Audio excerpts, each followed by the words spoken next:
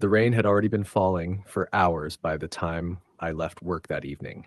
Steady sheets of it drumming against the pavement, blurring headlights, and reflecting neon signs in shallow rivers along the streets.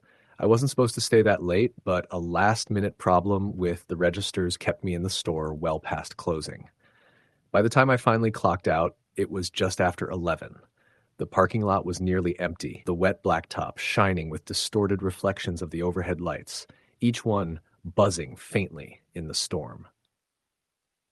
I pulled my hood up tight, shoved my hands deep into my pockets, and made my way across the lot to where my car sat alone in the back row. The rain came at me sideways, plastering my jeans to my legs by the time I reached the driver's side door. I climbed in quickly, slamming it shut, shaking the water off like a dog. The air smelled faintly of damp fabric and the lingering scent of the fast food I'd eaten the night before. The storm was heavier than the forecast had predicted. Water poured down the windshield in sheets, the wipers fighting hard to keep any kind of visibility. I sat there for a moment, engine running, the sound of rain loud against the roof of the car. I considered waiting it out, maybe listening to the radio for 10 or 15 minutes until it lightened up. But I was tired, the idea of my warm bed pulling at me harder than my common sense.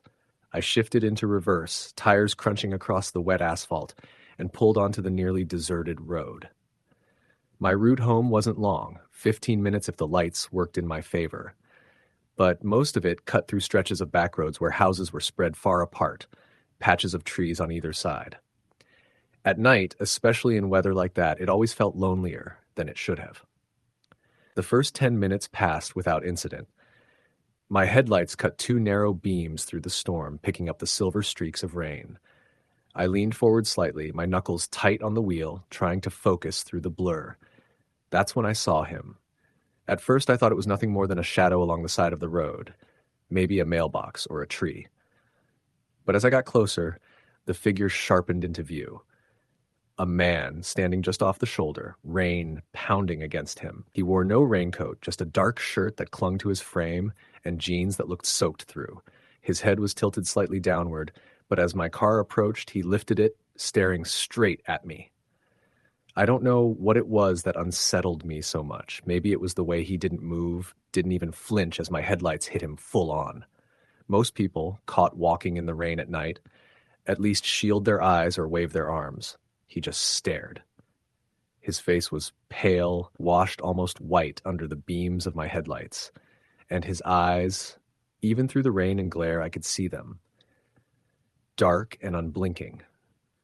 I passed him in seconds, but my stomach had already dropped. Something about that man was wrong. I couldn't put my finger on it, but every nerve in my body screamed at me as though I just brushed too close to something I wasn't supposed to see. I told myself not to look in the mirror, not to. But of course I did. He was still there, standing in the rain. But now it looked like he had turned slightly, his head following my car as it disappeared down the road. My hands tightened on the steering wheel, my pulse quickening. I turned the radio on just to drown out the silence in the car, though the static and muffled sound of a distant station did little to calm me. I told myself he was just some unlucky guy who'd gotten caught in the storm. Maybe his car broke down. Maybe he lived nearby. It was late, though, and that road was long. The rain grew worse as I drove, thunder rolling low across the sky, flashes of lightning illuminating the endless curtain of water. I leaned forward again, squinting at the blur of asphalt ahead of me. When the next shape appeared in the road, I nearly slammed on my brakes. It was him, the same man, standing further up ahead, this time right along the white line at the edge of the lane. His arms hung loosely at his sides, water dripping from his soaked hair. He didn't look surprised to see me. In fact, it felt the opposite, like he had been waiting. Panic shot through me. That wasn't possible. I had just passed him miles back. There was no way he could have gotten ahead of me, not without a car, and I hadn't seen one anywhere. My brain scrambled for explanations, but none of them made sense. I swerved slightly as I went past, my heart hammering, every instinct screaming at me to keep going, keep my eyes forward. The car fishtailed for a second on the slick road, and I had to fight the wheel to straighten it. I told myself not to look in the mirror again. Not to. But like before, I did. And he was closer this time. No longer standing still, he was now walking. Slowly, but with a strange steadiness, as though the rain and mud meant nothing. His head tilted slightly to one side, those same dark eyes fixed on me in the reflection. My chest tightened with panic. I rolled the windows up all the way, locked the doors even though I knew it wouldn't matter. My mind was racing, the hum of the tires loud beneath me, the wipers slapping frantically. I pressed harder on the gas. I wanted nothing more than to get off that road, to reach the safety of lights and houses. But the rain was so heavy I could barely go above 40 without losing sight of the road completely. Every curve felt like a hazard. Another mile passed, then another. I tried to convince myself I had imagined it, that I had been seeing things distorted through the rain. My nerves were shot, my exhaustion making me jumpy. I wanted so badly to believe that. Until I saw him again. This time, he wasn't on the shoulder. He was in the road, dead center, standing tall, water running in rivulets down his pale face. I slammed on the brakes, tires screaming, my heart leaping into my throat. The car skidded, fishtailing wildly before jerking to a stop just feet from where he stood. But when the car finally stopped, the road ahead was empty. I sat there shaking, breath coming fast, the sound of rain deafening in the sudden silence.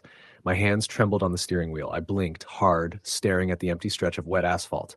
He wasn't there. He had never been there. Except I knew he had. And when I dared to look up into the rearview mirror, I saw him again.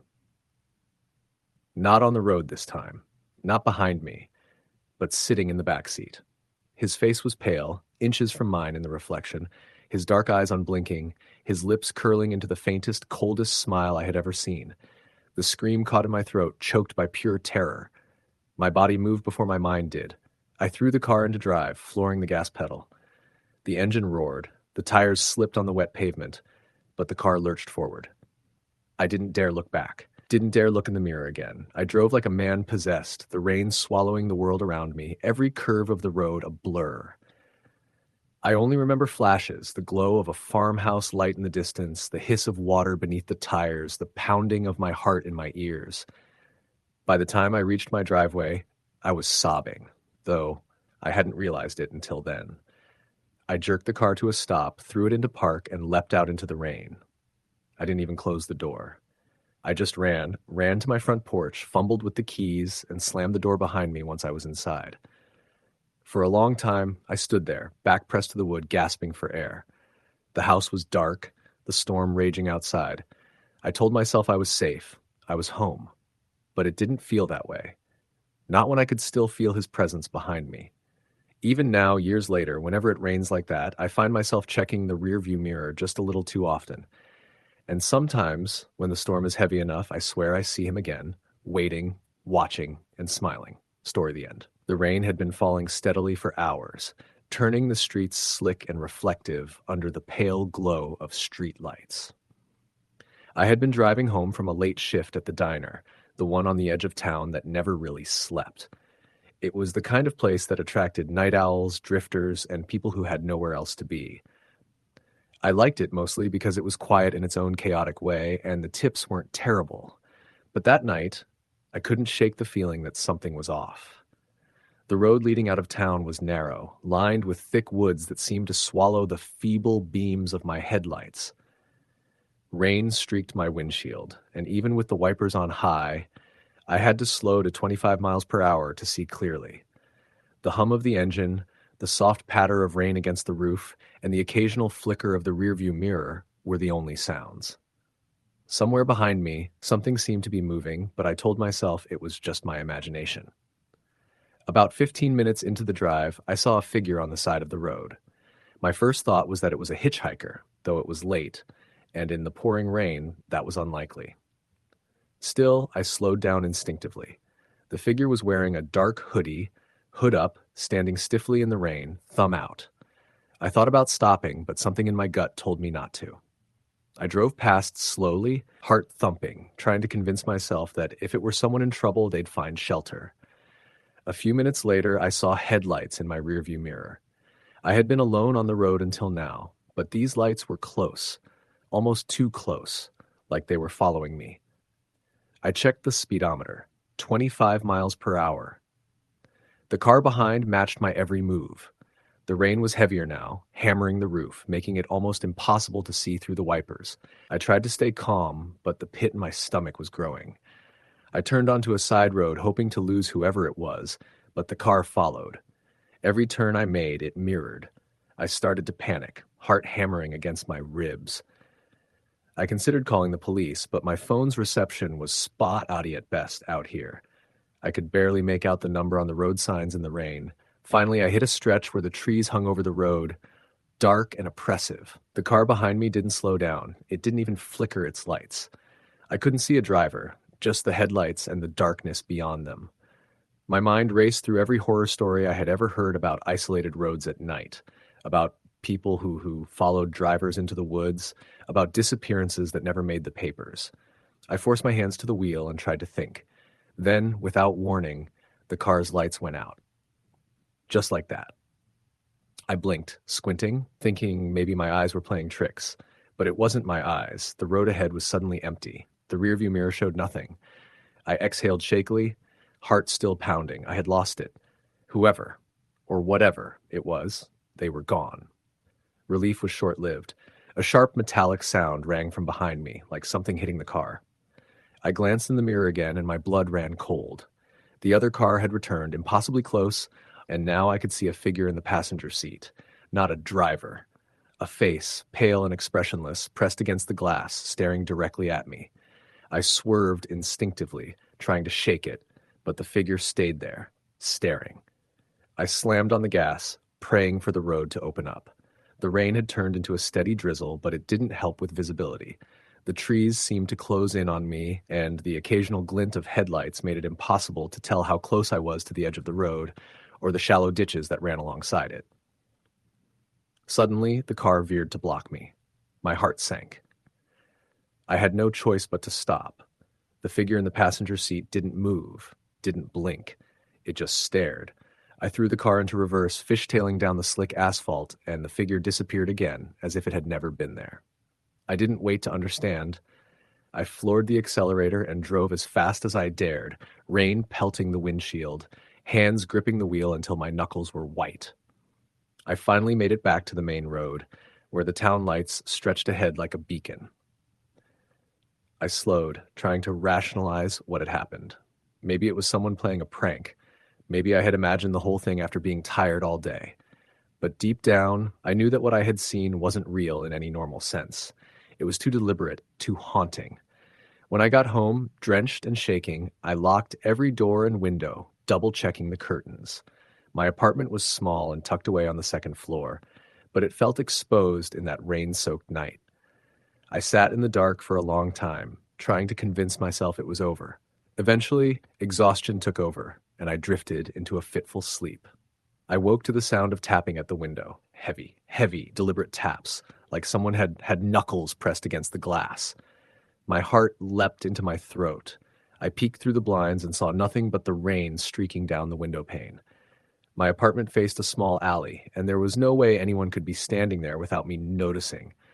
I told myself it was just a branch, or maybe the wind moving debris. The next morning, I went to work. Still jittery, I kept still replaying the night in my head. At the diner, my coworkers noticed my pale face and trembling hands. I told them I hadn't slept well. Nobody pressed further. It wasn't unusual for any of us to be spooked by the long nights and strange patrons. It wasn't until a few days later that I realized the rain had brought more than just wet streets. I started seeing the figure everywhere I went, though never fully. Sometimes in the corner of my eye, a shadow that moved against the rain-slicked glass of a storefront, or a reflection that didn't match mine. Once I caught a glimpse in the diner bathroom mirror, a pale face, blank and expressionless, just over my shoulder. But when I turned, no one was there.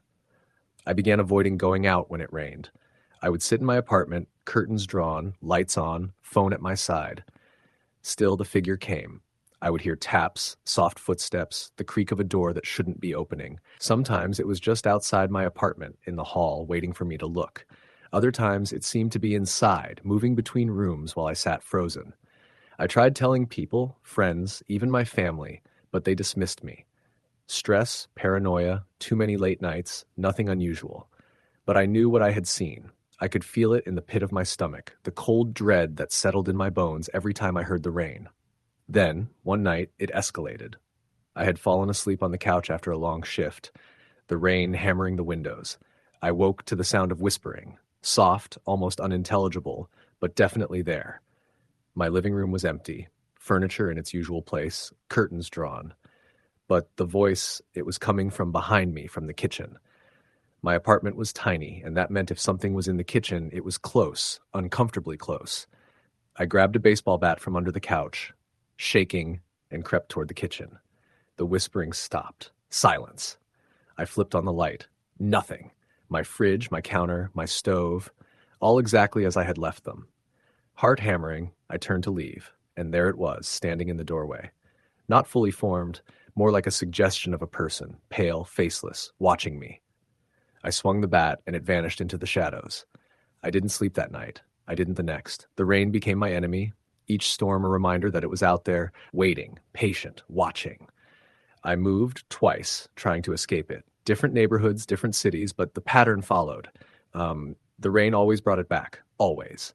Eventually, I stopped answering my phone, stopped going out after dark. The figure never spoke, never moved like a normal person.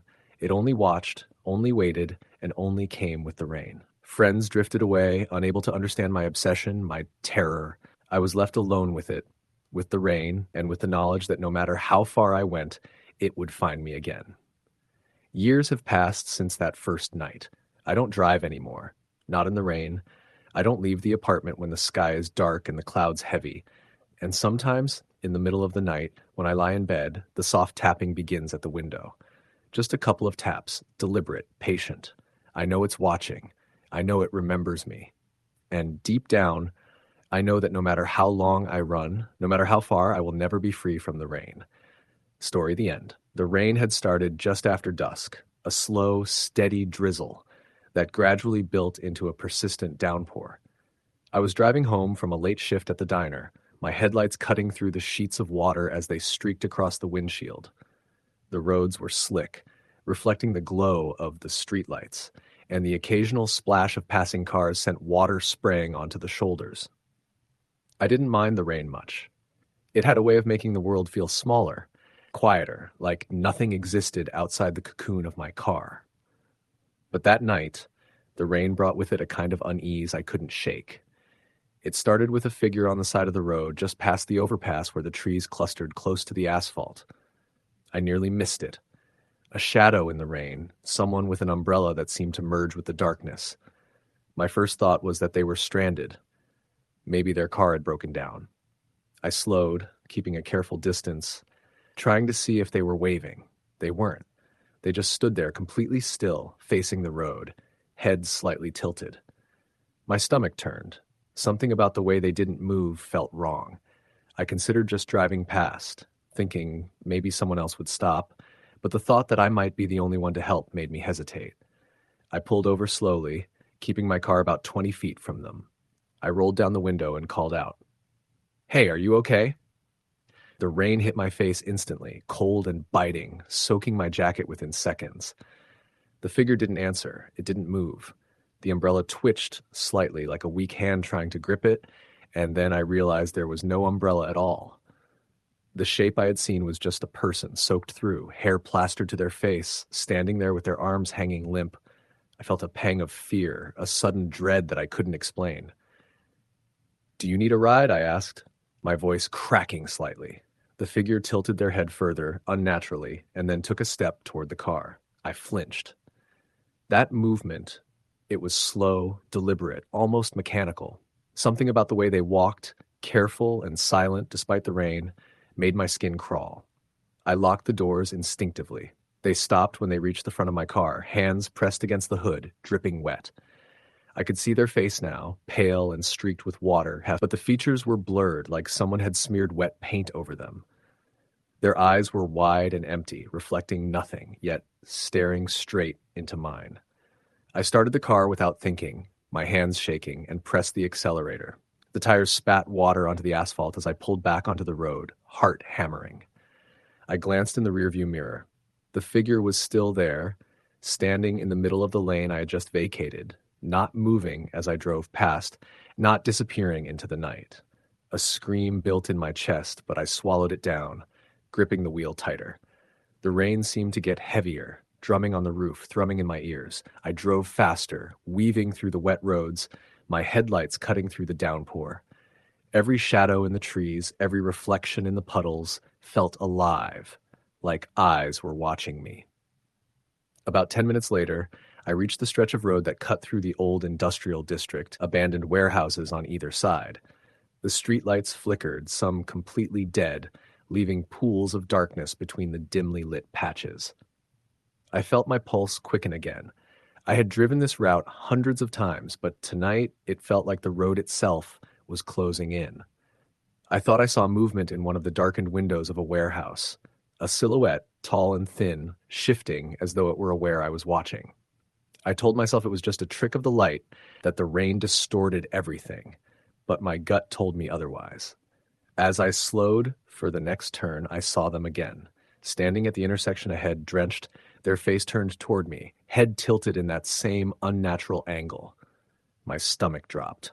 How had they gotten there so fast? The last stretch was at least half a mile. I considered turning around, but every instinct screamed to keep moving forward. I drove past them, hugging the far edge of the lane, but this time they started walking alongside the car, keeping pace with me, eyes fixed on mine. I slammed my hand on the horn, the sound blaring against the rain, but they didn't flinch. It was like they were part of the storm, a fixture of the rain itself.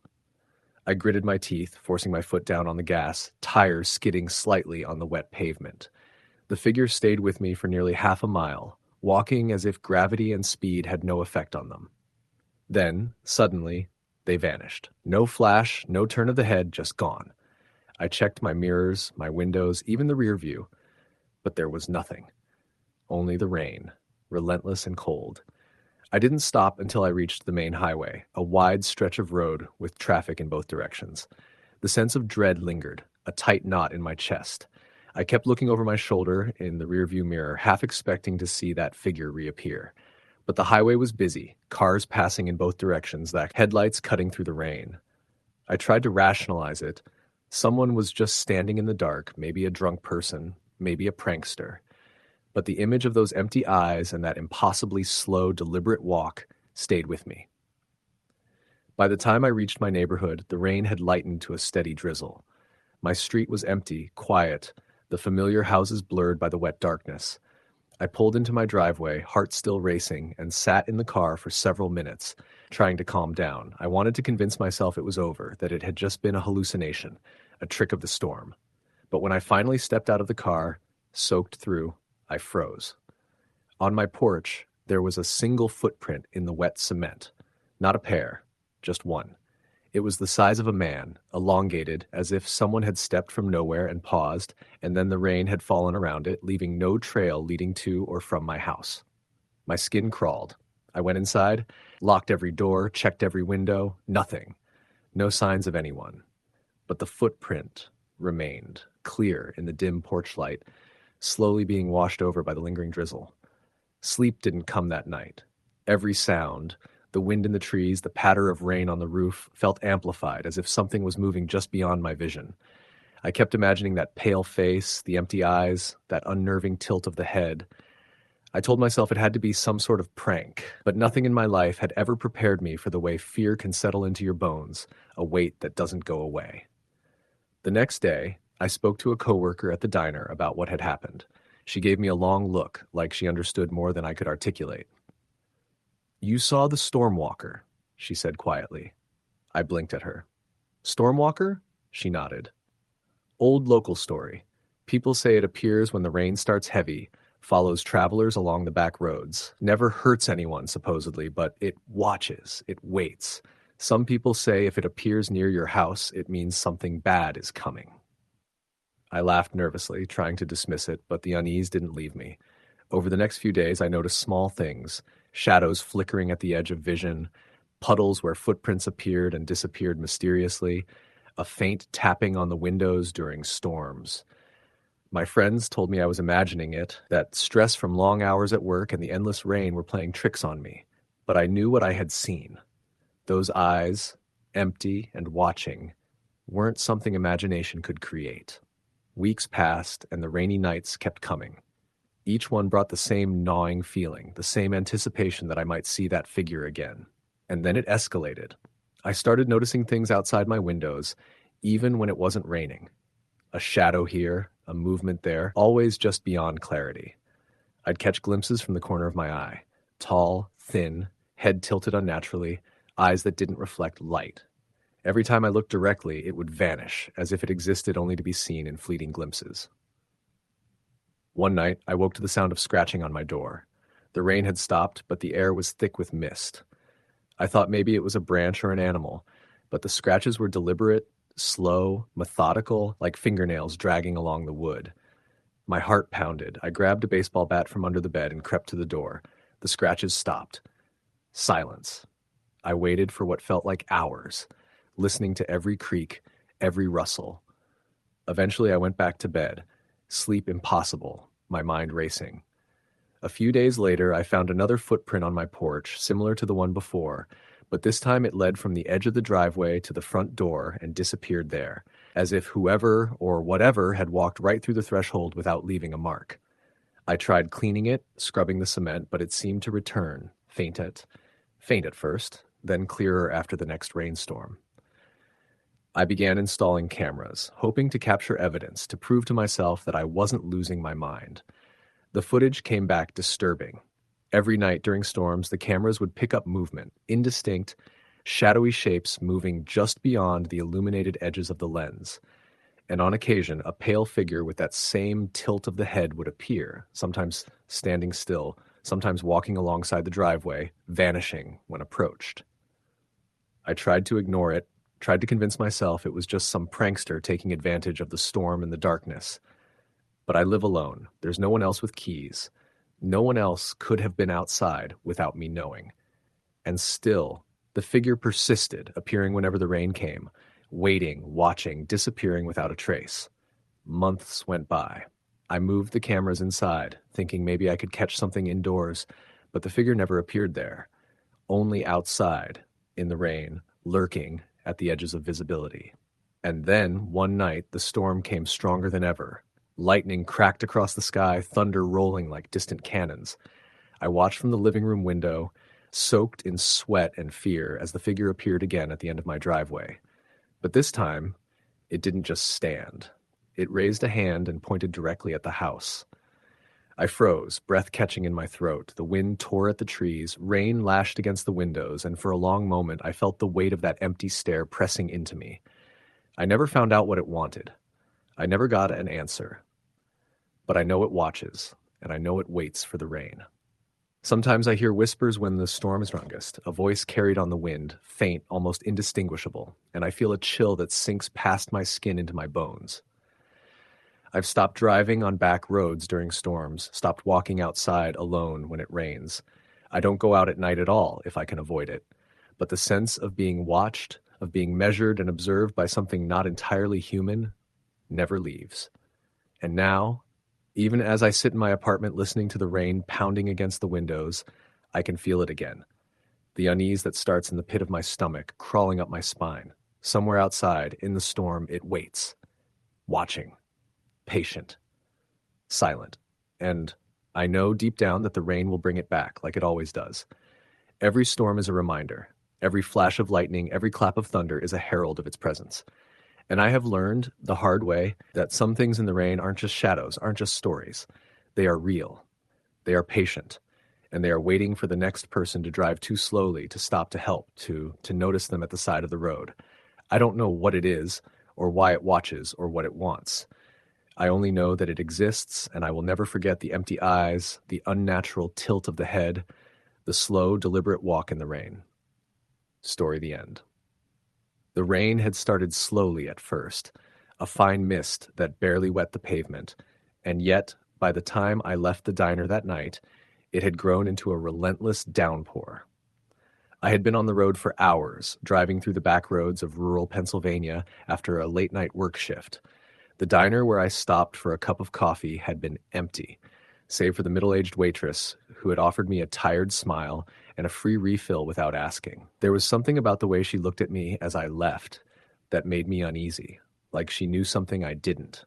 But I shook it off, blaming exhaustion and the eerie quiet of the surrounding woods. The highway I had been following had turned into a two-lane road, wet and winding, lined with trees that leaned over the asphalt like skeletal fingers. The headlights of my old sedan reflected off the slick surface, creating long, distorted shadows. I had been driving for what felt like hours when I realized the GPS on my phone had stopped updating. The little blue dot marking my location was frozen in the middle of nowhere. I glanced at the gas gauge, still half full, but a knot of anxiety began to tighten in my stomach. I had grown up in the country, but there's a difference between familiar roads and being completely lost in the dead of night, rain pouring down in sheets, visibility reduced to a few dozen feet. That's when I saw him. At first, I thought it was a hitchhiker, a figure standing at the edge of the road, drenched and motionless, thumb out. But as I slowed, I realized he wasn't moving toward the road or signaling for a ride. He was just staring at me, his head slightly tilted, face obscured by the hood of a soaked jacket. My instincts screamed at me not to stop, yet some foolish part of me felt obligated to at least slow down enough to make sure he was okay. I rolled the window down slightly, the sound of the rain nearly deafening. "Hey, you need help?" I called, my voice cracking from the cold and fear. The figure didn't answer. He didn't move. His stillness was unnatural, almost mechanical. And then, without warning, he stepped forward into the road, not toward the side, but directly into my path. I slammed on the brakes. The tires skidded, hydroplaning slightly, and I barely managed to avoid hitting him. My heart pounded so hard I thought it would burst out of my chest. I looked up from the wheel. The man was gone. There was no sound, no splash of mud or puddle disturbance, just an empty stretch of road, the rain hammering against my windshield like fists. Shaking, I reached for my phone to call 911, only to notice that the screen was completely black. No signal. No reception. Nothing. That's when I remembered the stories I'd heard growing up about the ghost hitchhikers in Pennsylvania. Tales my parents dismissed as campfire nonsense. But I had never felt the hair on my neck stand up like this. I forced myself to keep driving, telling myself it was just a man in dark clothes that he had run off into the woods. Rational thoughts were in short supply that night. Another half hour passed, or maybe an hour. It's hard to say when time seems to blur in fear and rain. The road began to narrow, trees crowding closer on both sides, branches scraping against the car like claws. That's when I saw it. An old farmhouse, half collapsed with a single dim light flickering in a window. Relief washed over me, a place to stop, to call for help, or at least dry off. I slowed and pulled up the gravel driveway, my tires crunching against stones and mud. The porch creaked under the weight of the rain and wind, but the door was ajar. I hesitated, debating whether to knock or just keep driving, but something inside me compelled me to step inside. It smelled of mildew, old wood, and something else. Iron, maybe, or decay. "Hello?" I called, my voice swallowed by the storm outside. No answer. The flickering light came from a single bulb dangling from the ceiling of what had once been a kitchen. The furniture was overturned, the cabinets broken, and dust thick enough to leave prints where no one had walked for decades. I stepped further in, my sneakers leaving wet marks on the warped floorboards. That's when I noticed the photographs on the walls, faded, black and white images of people I didn't recognize. They were staring at me, expressionless, faces obscured by shadows or damage to the photos, but their eyes, it felt like they were following me. A sudden crash upstairs made me jump. The sound of breaking wood, then a dragging noise. My breath came in quick gasps, my mind racing. Rationality fled. Someone was up there. Or something. I wanted to leave, but the door I had entered through was now stuck. I pulled, shoved, but it wouldn't budge. Panic began to rise. The dragging sound continued, slow, deliberate. I grabbed a kitchen chair, holding it like a weapon, and slowly made my way toward the staircase. Each step creaked under my weight, for each noise magnified in the silence of the house. The dragging stopped. Silence. Then a whisper. "Don't. Leave." The voice was thin, hoarse, almost like it had been screaming for decades, but had lost the strength. I froze, my eyes scanning the top of the stairs. The light flickered again, and I caught a glimpse of a figure standing at the landing. Pale, hunched, hair matted and wet, eyes black holes reflecting the bulb's dim glow. I screamed, stumbling backward as I went back, and the chair slipped from my hands. When I turned, the figure was gone, but I could hear it moving through the house, footsteps, slow and dragging, circling around me. My only thought was escape. I ran back to the door and tried again, and this time it gave way. I bolted into the rain, slipping and sliding across the mud, hearing the house groan behind me as if it were alive. I didn't stop running until I reached the road. The rain had eased slightly, a fine drizzle now. My car was still there, engine off, windshield wipers frozen in mid-motion. I jumped in, locked the doors, and drove without looking back. My mind refused to process what I had seen. The man on the road, the house, the whispers, none of it made sense, yet I knew it had been real. When I got home, soaked and shivering, I told my roommate about it. He laughed at first, thinking I had been imagining things. But then he asked, "Did you happen to see a farmhouse with a broken porch light?" My blood ran cold. "Yeah, why?" I asked. "That place burned down 20 years ago. Everyone inside died. They said it was arson, but no one was ever caught. Locals say the house still stands, though it's just a shell now. Folks who've gone near it at night, sometimes they don't come back." I didn't sleep that night. I kept hearing the whisper in my head, soft, insistent. "Don't leave." Every thunderclap made me flinch, imagining those black, hollow eyes staring through the dark. I tried to convince myself it was a dream, but I knew it wasn't. The rain had carried the house with it somehow, following me in my mind. Weeks passed. I avoided that area entirely, sticking to main roads, but the feeling never left. Occasionally, I'd see a figure at the edge of the woods or a shadow flicker in the corner of my vision. It always disappeared when I looked directly. My friends told me I was paranoid, that the stress of the long drive and rain had gotten to me, but I knew what I had seen. Months later, I found a news article about a couple who had gone missing near the same stretch of road. They had been driving home from a wedding, disappeared without a trace. The description matched the area I had been in, right down to the mile marker near where I had seen the man. I felt sick, realizing I had been lucky. Something about that night, about that house, had let me walk away. But I couldn't shake the feeling that I had been marked. Then, one evening, a heavy rain began to fall, just like that night. I was home, watching the storm through my living room window. That's when I saw him, or thought I did, standing at the edge of my driveway. Hooded, still, silent. My first instinct was disbelief. I told myself it was a neighbor, a trick of the shadows. But I remembered the warning. The rain carries them, gives them a way in. I didn't sleep that night, watching the road, watching the shadows shift under the streetlights. Every creak of the house, every gust of wind sounded like footsteps. I kept the doors locked, but the fear didn't ease. Weeks later, I decided I had to know more. I drove back toward the area, during the day this time, to see the house. My heart pounded, but I told myself it was just curiosity. What I found made me wish I had stayed home. The farmhouse wasn't there. Just a clearing, scorched earth, blackened remains, twisted metal and wood that didn't resemble a house anymore. No footprints, no sign that anyone had been there recently. And yet, I could swear I heard the faint sound of dragging across the ground, soft and deliberate, just beyond the tree line. I didn't wait to find out what it was. I left, driving faster than I ever had before, keeping the car between me and the woods. And yet, for weeks afterward, I could feel it. In the corner of my vision, in shadows, in the rustle of leaves during storms. That night on the road in the rain had changed something in me, something I couldn't explain. Something followed, something patient. I still drive that route sometimes, sticking to the main highways, but I always avoid that stretch of road. I've tried to convince myself it was an hallucination, a trick of the mind.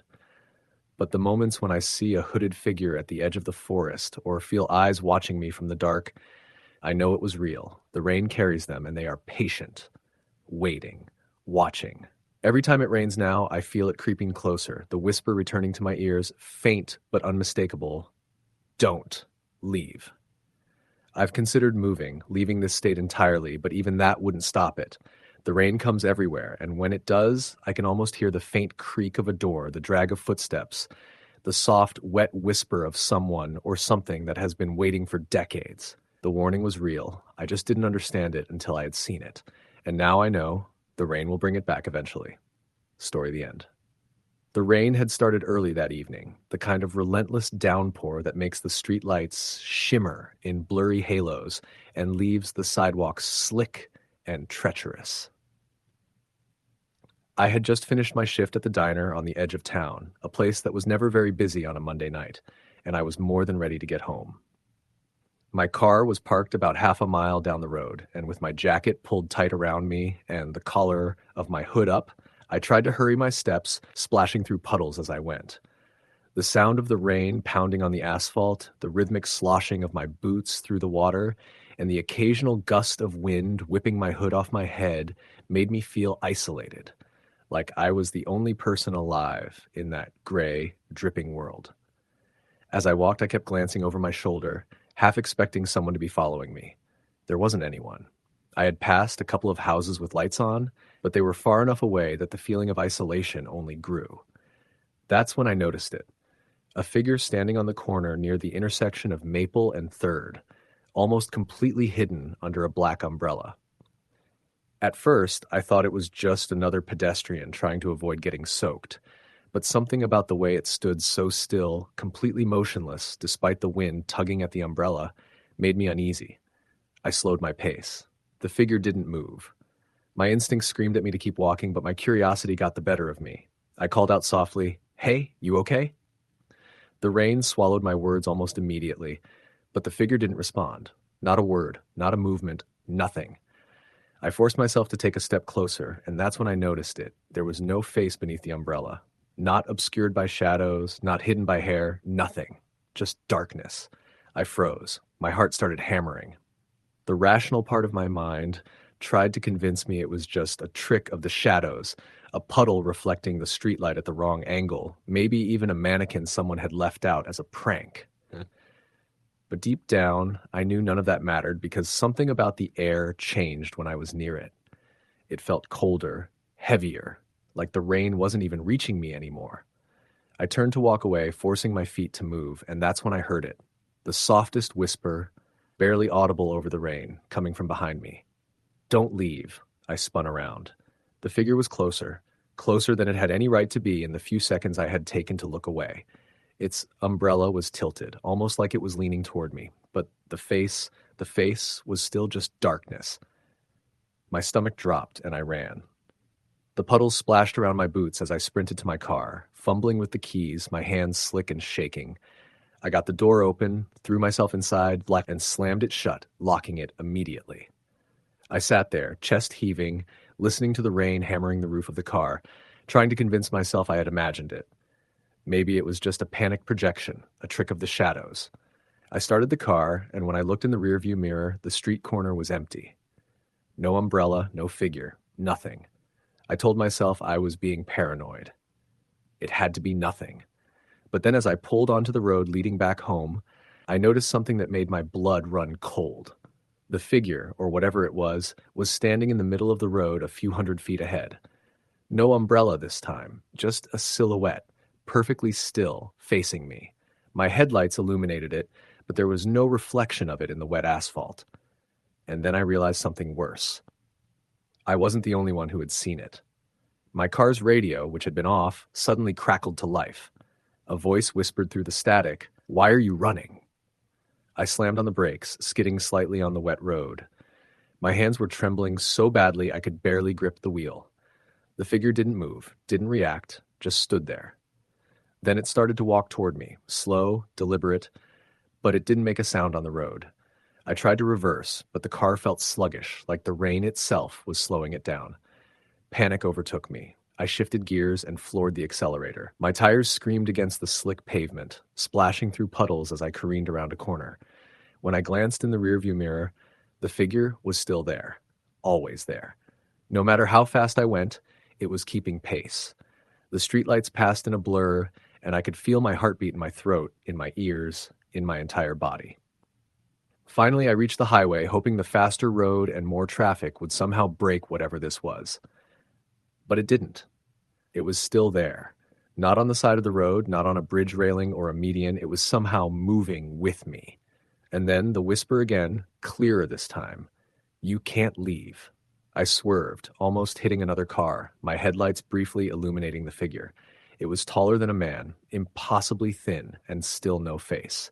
Just blackness beneath what looked like a soaked hood or some strange shadowed shape. I screamed, hitting the horn, screaming at the other cars to get out of the way, but no one seemed to notice. The world had narrowed down to just me, the rain, and the figure that refused to let me go. I reached for my phone, desperate, trying to call 911, but it wouldn't turn on. The screen remained black, as if the rain itself had killed the battery. The radio whispered again, louder this time. "Stop! Don't run!" My hands shook uncontrollably, and I nearly crashed into the guardrail. I could feel sweat mixing with the rain on my face, and my vision blurred from the combination of fear and the relentless sheets of water hitting the windshield. I remember taking an exit off the highway almost on instinct, driving into a residential neighborhood I barely recognized. Houses lined the streets, most of them dark and empty.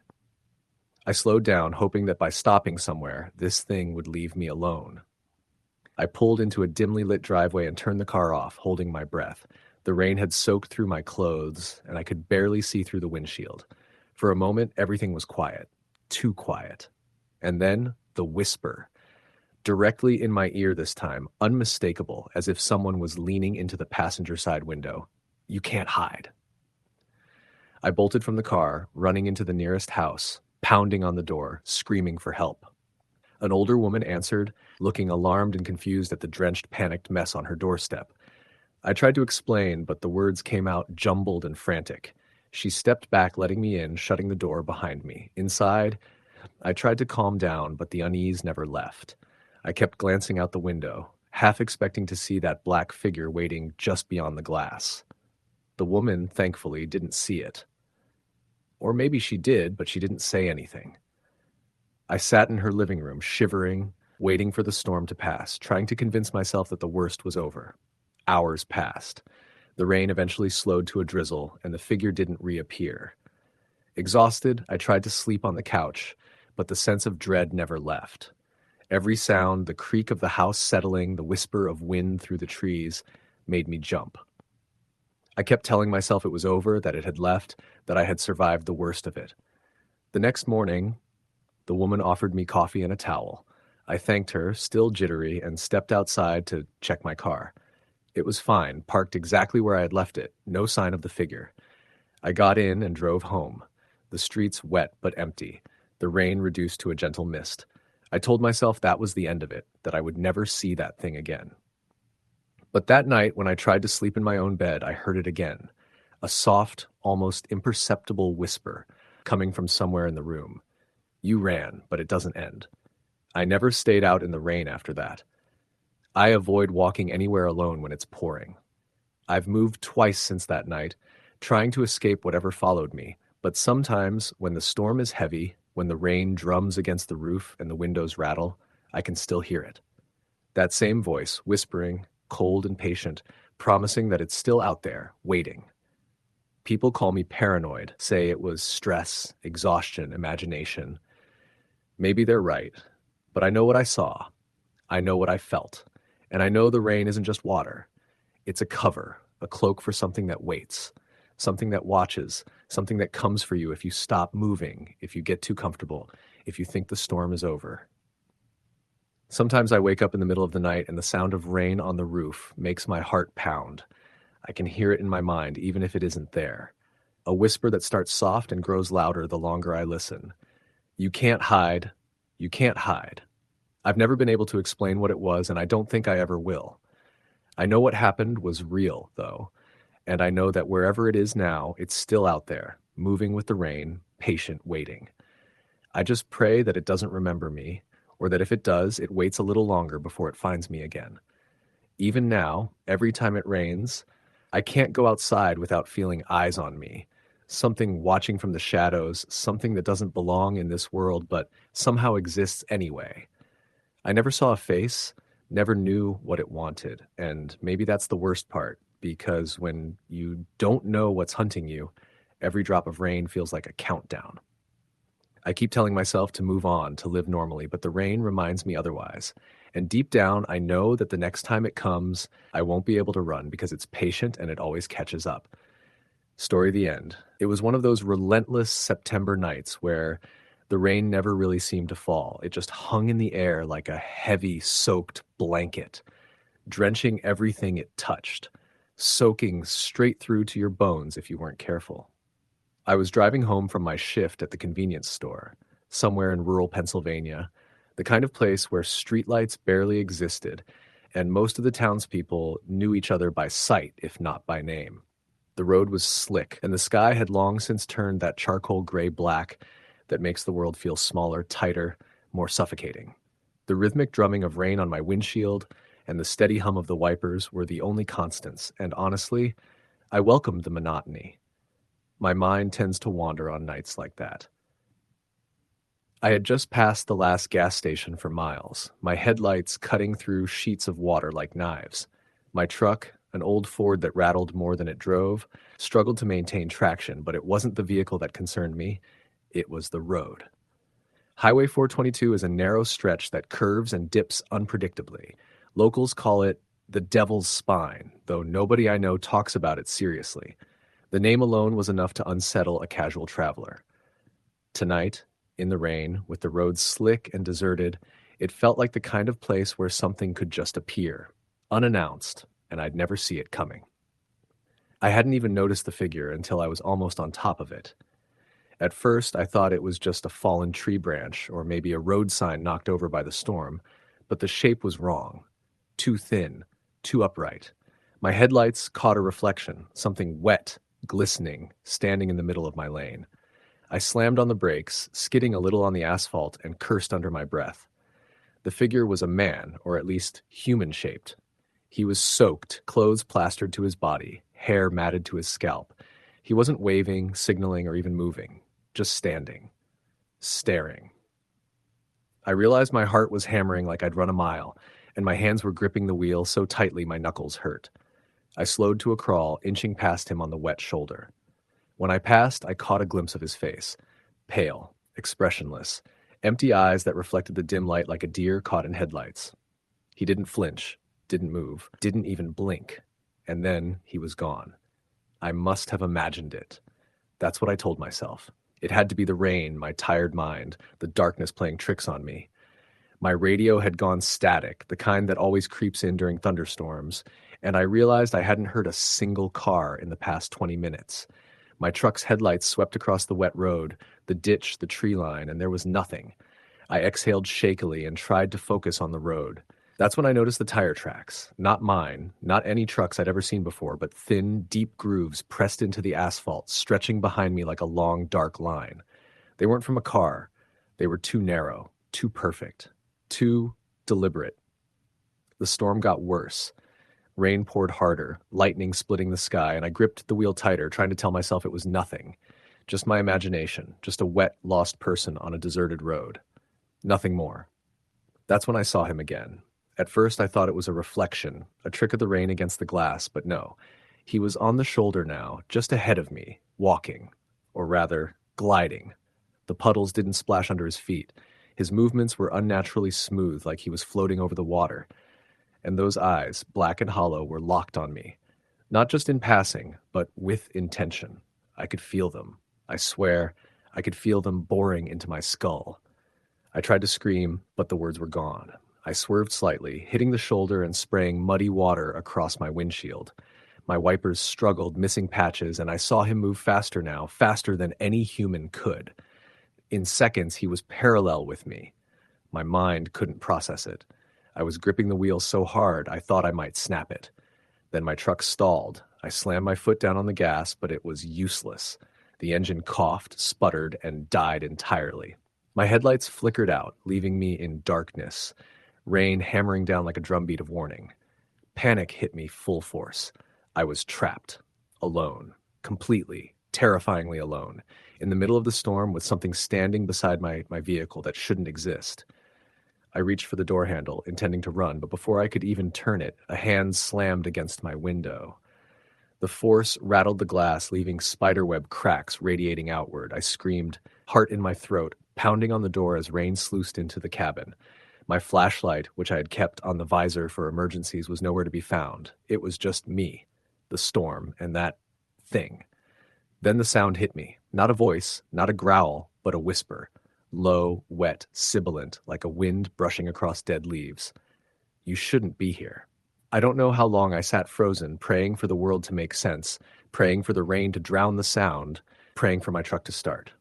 Then I heard it again, closer this time, coming from all around me. You shouldn't be here. You shouldn't be here. I slammed my foot against the ignition in desperation, and miraculously it roared to life. I didn't care about skidding off the road. I didn't care about hydroplaning into the ditch. I floored it, tires screaming, water spraying in every direction. My rearview mirror showed nothing at first, just streaks of rain. And then, just for a fraction of a second, I saw him, standing in the middle of the road behind me, watching me leave. And then he was gone. I didn't stop until I reached my apartment, soaked, shivering, and hyperventilating. My neighbor's lights were off, my street empty, and for a moment I thought I could breathe until I looked out my window and saw the tire tracks. They weren't on the road, they were on my lawn, leading from the edge of the street straight to my porch. Thin, deep, wet grooves pressed into the grass as if something had walked or floated directly to my door. And I live on the second floor. I called the police, but of course there was nothing they could do. Must have been kids messing around, the officer said over the phone. Storm plays tricks on the mind, especially at night. I didn't tell them about the eyes, the whisper, or the way my truck had stalled in the middle of Highway 422 with no cause. They'd think I was crazy. Maybe I was. That night, I couldn't sleep. I sat by the window watching the rain. Every shadow looked like a shape moving toward me. Every reflection on the wet street looked like eyes. I didn't hear anything, but I felt it. The weight of him, the knowledge that he was still out there, waiting, watching. Over the next week, I noticed other things, small, subtle things. The scratch on my passenger side mirror that I'm certain hadn't been there before. The faint, wet footprints leading from my driveway to my back door, even though nobody else lives with me. And the sound at night, whispering, soft, coming from the trees outside. Sometimes it says my name. Sometimes it just repeats, "You shouldn't be here. You shouldn't be here." I tried to drive again, but the thought of that road, that figure, made my hands shake, my stomach knot up. Every time I pass Highway 422, I feel it in my chest, that cold, pressing weight, as if the rain itself is alive and watching. Weeks later, a story made the local news. Some guy had gone missing on Highway 42 during a storm just like that one. His truck found on the side of the road, empty. No footprints, no struggle, just gone. I don't know if it was him or if it was someone else, but it didn't matter. I knew what I saw. I knew what I felt. And I knew if I ever go back out on that road in the rain, I won't be lucky the next time. Sometimes I think I imagine it. Maybe it's just fear. Maybe I'm haunted by the storm itself. But I haven't been able to shake the feeling that he knows where I live, that he waits in the rain, that he waits for nights just like that one. I can still hear it sometimes when the wind blows right or when the rain taps against my window, just so. The whisper, soft and sibilant, just beyond comprehension. You shouldn't be here. You shouldn't be here. And I know, deep down, that if I ever step out into that rain again, I'll see him. Not just standing by the road, not just floating through the puddles, but moving toward me. Faster than I can run, silent, unstoppable, watching. I avoid the storm now, I avoid the road, I avoid the night, but the rain never stops. And sometimes in the quiet moments, I swear I can hear footsteps on my porch, wet and deliberate, like the storm itself has taken shape, come alive. And I know with every ounce of certainty that it's only a matter of time before the rain claims me too. Story the end. The rain had started in the late afternoon, soft at first, then steady. By dusk it had turned into a downpour, so heavy it blurred the world into streaks of gray and silver. I had been driving back roads through rural Kentucky, trying to shave time off my trip. The GPS had lost its signal miles back, and I had been relying on paper directions I'd scribbled down earlier. The winding roads cut through thick woods, the kind that swallowed the light even on a clear day, and with the rain pounding down now, the world beyond my headlights might as well not have existed. I hadn't seen another car for nearly an hour. The sound of the rain against the roof and windshield had grown deafening, like a constant barrage of stones. Every curve in the road made my nerves tighten because the visibility was so bad I barely had time to react. My eyes were burning from the strain of staring forward, my shoulders tight. I kept telling myself I just needed to find a gas station, a diner, anything with lights and people before the storm got worse. That was when I noticed something odd, a glow in the trees to the right. At first, I thought it was lightning, but it didn't flicker. It held steady, a pale yellow light deep among the dark trunks. It reminded me of a lantern, swaying faintly. I slowed the car instinctively, squinting through the sheets of rain. For a moment, I thought I saw a figure moving there, half obscured by the trees. I blinked, and the light was gone. Just darkness and endless rain. I shook my head, tried to laugh it off. My brain was playing tricks. Between the storm, the isolation, and my exhaustion, it wasn't surprising. I told myself to focus on the road. Not 10 minutes later, though, the rain seemed to shift. The sound on the roof became uneven, like footsteps pacing across it. My grip on the wheel tightened until my fingers cramped. I turned the music up, low static-filled country tunes from some far-off station, just to drown out the sound. But it didn't work. The footsteps, or whatever they were, seemed louder, closer.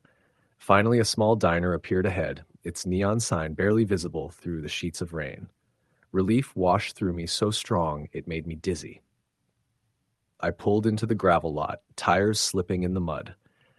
The diner was a squat, single-story building with maybe half a dozen cars parked out front.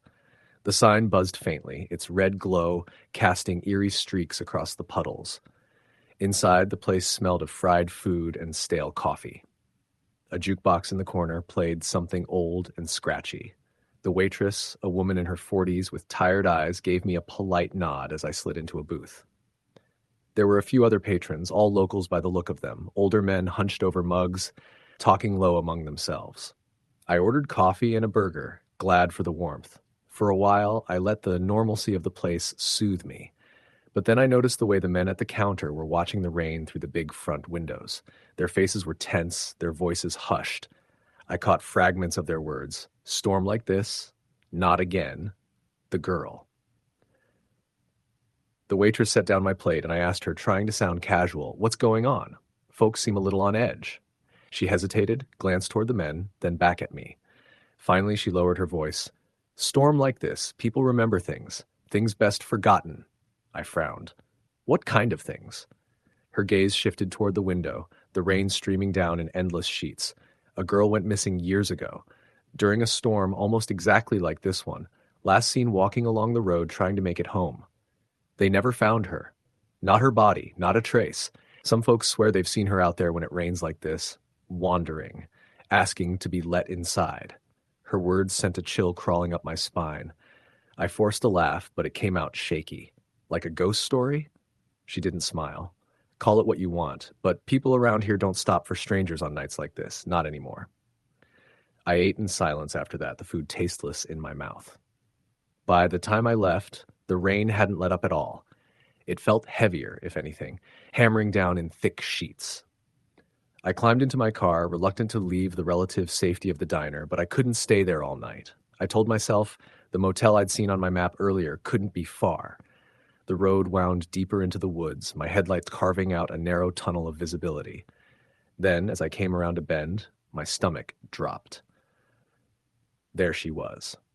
A girl, standing on the shoulder, drenched, her pale dress plastered to her body, her long hair hanging like dark ropes across her face.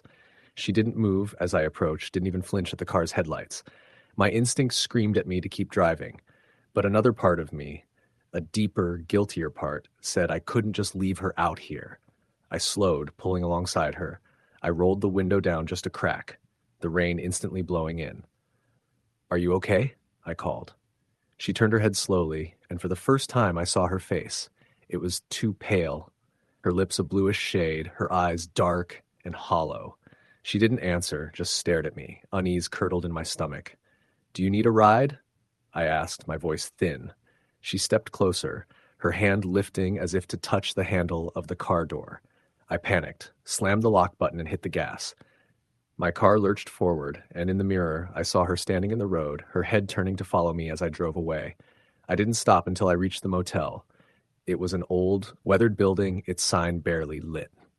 I grabbed a room key from the disinterested clerk and rushed through the downpour to my door. Inside, the room smelled faintly of mildew, but it was dry. Safe.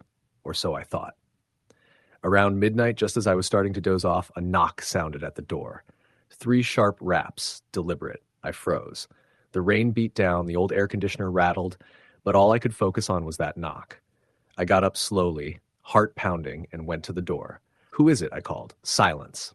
Then faintly, a girl's voice. "Please, let me in. I'm so cold." My skin prickled with goosebumps. It was her, the girl from the road.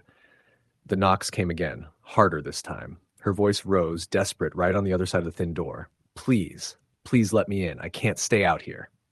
I backed away, shaking, eyes locked on the door. I thought about calling the front desk, but my phone had no service and the room phone was dead. The knocking grew frantic, the voice pleading, sobbing. Then, just as suddenly, it stopped. The silence pressed in, broken only by the rain. I stayed awake until dawn, staring at that door. When the first gray light seeped into the room, I finally opened it. The walkway outside was empty, but there were wet footprints leading right up to my door, small and bare, disappearing into nothing. I checked out without a word. The clerk didn't even look up from his newspaper. On the road again, the rain finally easing, I told myself I had imagined it. Stress, exhaustion, the waitress's story in my head, but deep down, I knew better. And I knew I'd never forget the sound of that girl's voice outside my door, begging to be let in. Story, the end. It had been raining all day. Not the gentle, steady kind of rain that soothes, but the kind that pounds relentlessly, turning streets into slick rivers and washing every familiar sight into something unrecognizable.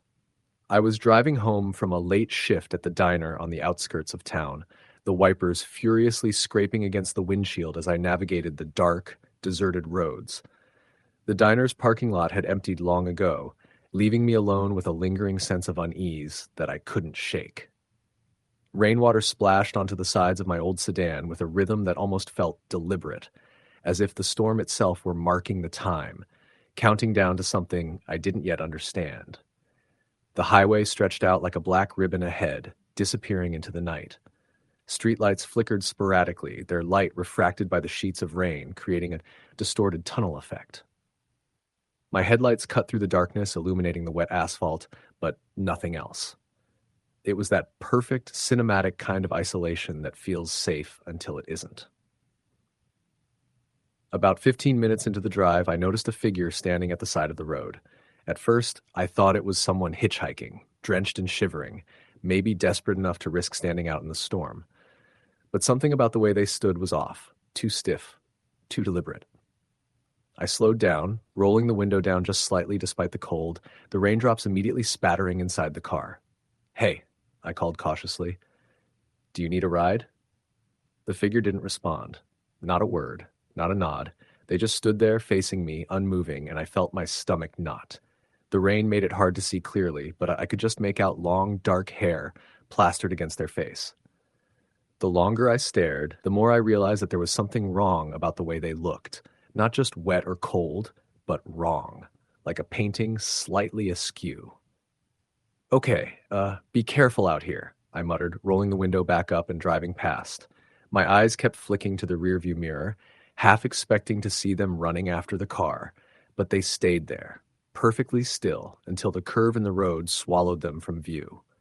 I tried to shake it off, telling myself it was just a person standing in the rain. Nothing more. But the uneasy feeling didn't leave. It grew heavier with every mile, pressing down through the seat and into my chest.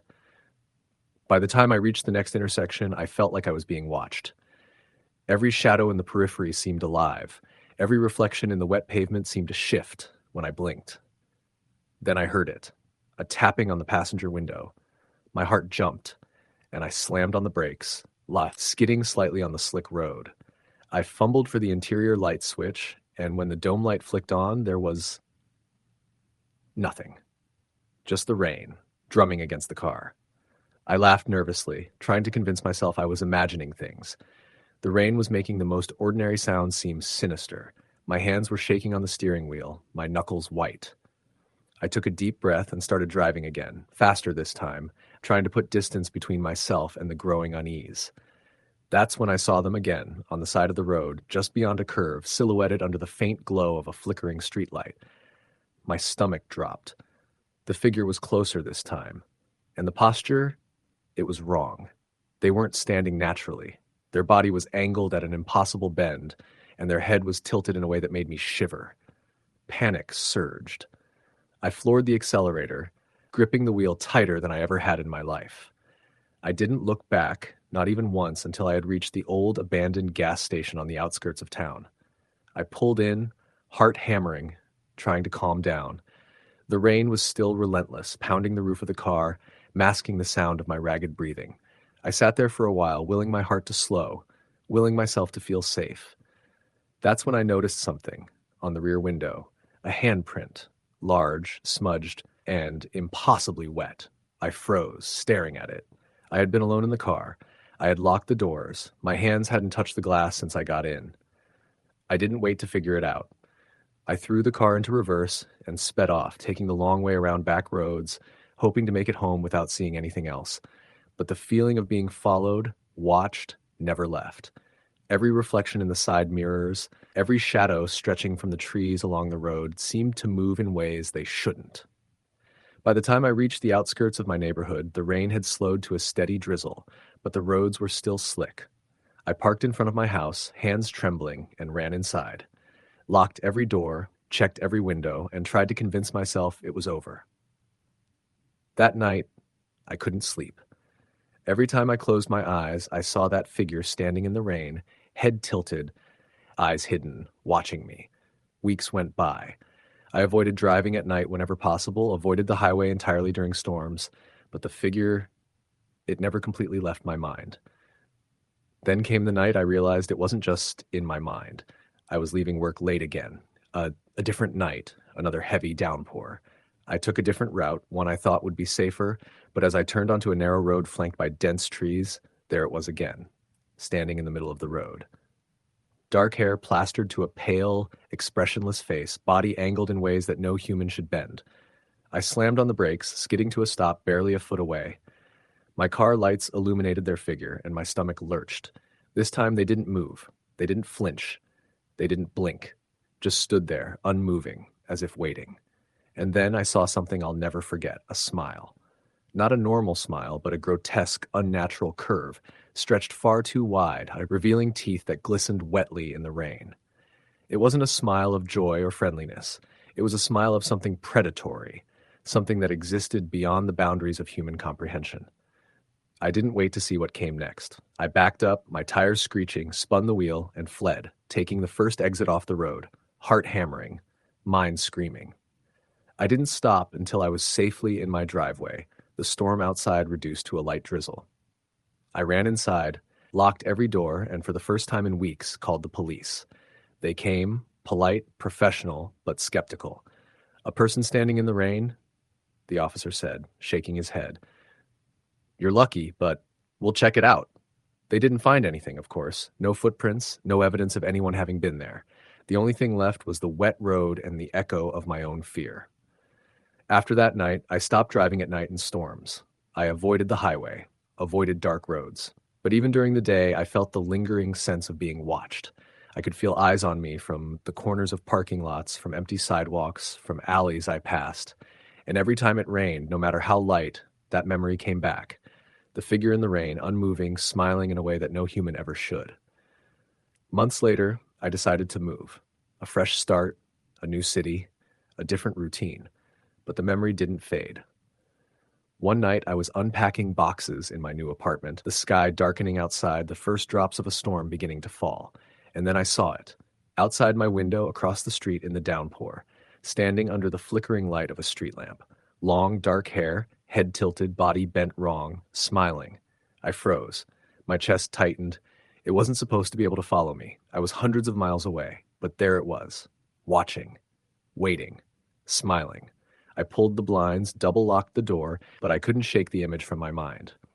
The rain fell harder, tapping on the windows like the relentless counting of some unseen clock. And in the distance, under a street lamp, I could swear I saw the figure take a step forward. Story the end. The rain started in the late afternoon, gray clouds rolling over the small town of Asheville, Pennsylvania, soaking the streets in a steady, relentless drizzle. I had been working the late shift at the 24-hour gas station on the edge of town, a place that always seemed empty at night. By the time my shift ended, the rain had turned into a steady downpour, drumming on the roof of my car as I pulled onto the nearly deserted roads. The drive home should have taken 20 minutes, but with the slick streets and water pooling in potholes, I knew it would take longer. I kept my headlights low, both to see better and to avoid blinding anyone else. The rain blurred everything, turning streetlights into halos, the road into a silver ribbon stretching endlessly ahead. It started as a faint sense of being watched. I glanced at the rearview mirror, expecting nothing, but then I thought I saw movement behind me, something pale slipping between the shadows of trees lining the road. I shook my head. It had to be a trick of the light, a reflection in the wet asphalt. I took a curve too quickly, tires skidding slightly, and the feeling intensified. Every few seconds, I would catch glimpses of something in the trees, just beyond the reach of my headlights. A shadow, perhaps, a trick of the rain. But then I saw it fully, stepping out from the tree line, and my stomach dropped. It wasn't running. It didn't move fast. It just stood there, unnaturally tall and thin, face obscured by the hood of a soaked jacket. I slammed on the brakes, but the figure didn't flinch, didn't move. I gunned the engine and swerved, hoping to pass it, but when I looked back, it had disappeared. I told myself I imagined it, that exhaustion and the rain were playing tricks on me. I continued home, but the uneasy feeling wouldn't leave. Every turn I made, I felt like it was there, always just out of reach, always watching. By the time I pulled into my driveway, I was soaked through, teeth chattering, hands gripping the wheel like a lifeline. I ran inside, locking the doors behind me, breathing heavily. The rain tapped insistently against the windows, a rhythm that seemed alive. I didn't sleep that night. Every sound, the wind, the rain, even the creaking of the old wooden floors, made me jump. Around 2 a.m, I heard it, light tapping on the front window. My heart leapt into my throat. I grabbed a baseball bat from the closet and crept toward the window, peering through the blinds. Nothing. I could see the wet street, empty, silent except for the rain. Days passed, and I began noticing things. Shadows flitting at the edges of my vision, the sound of footsteps where there shouldn't be any, strange reflections in windows when I was alone. Once, while walking to the corner store in light drizzle, I thought I saw it standing at the edge of the parking lot, watching me, unmoving, almost blending into the trees behind it. I ran. I tried to convince myself I was imagining it, that the stress of late-night shifts and bad weather had warped my mind, but deep down I knew it was real, and every time it rained, it returned. One evening, during a particularly heavy downpour, I was driving home again, taking the main road to avoid the back streets.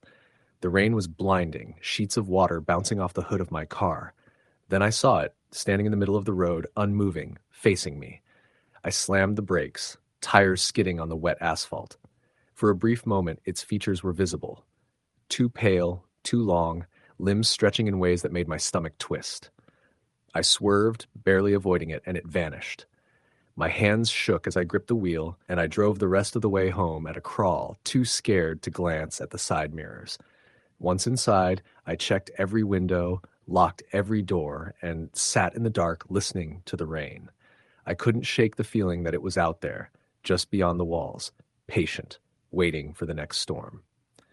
Over the next few months, I tried to leave Asheville. I moved to a neighboring town thinking distance would protect me. For a while, it seemed to work. Days went by without incident, and I almost began to believe I had escaped. But one evening, a storm rolled in, light at first, then heavy.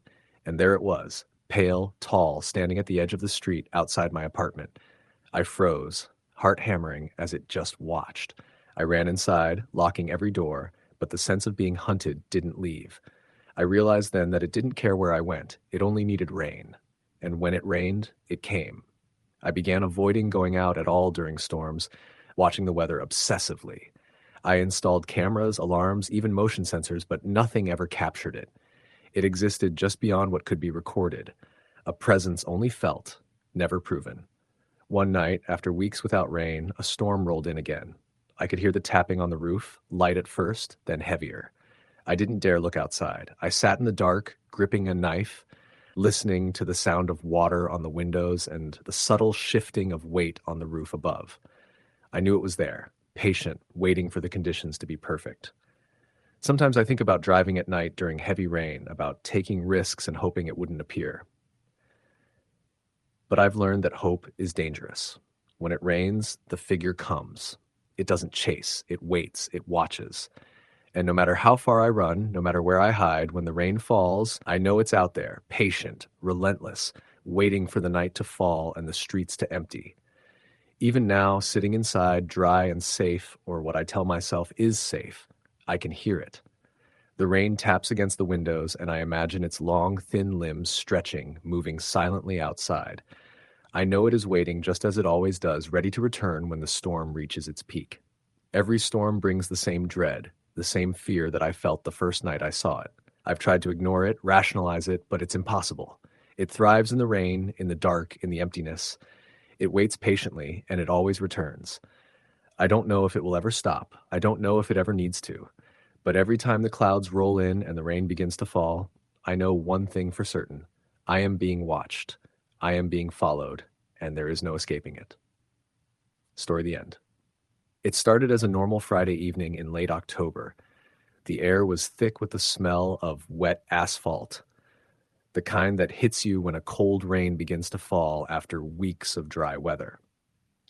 I had just finished a 12-hour shift at the factory on the outskirts of Detroit. My car, an old Ford Taurus that had seen better days, was parked at the edge of the lot, droplets of rain pooling on the windshield. By the time I got inside, soaked through despite my hooded sweatshirt, I had one thought on my mind: get home, dry off, and pass out.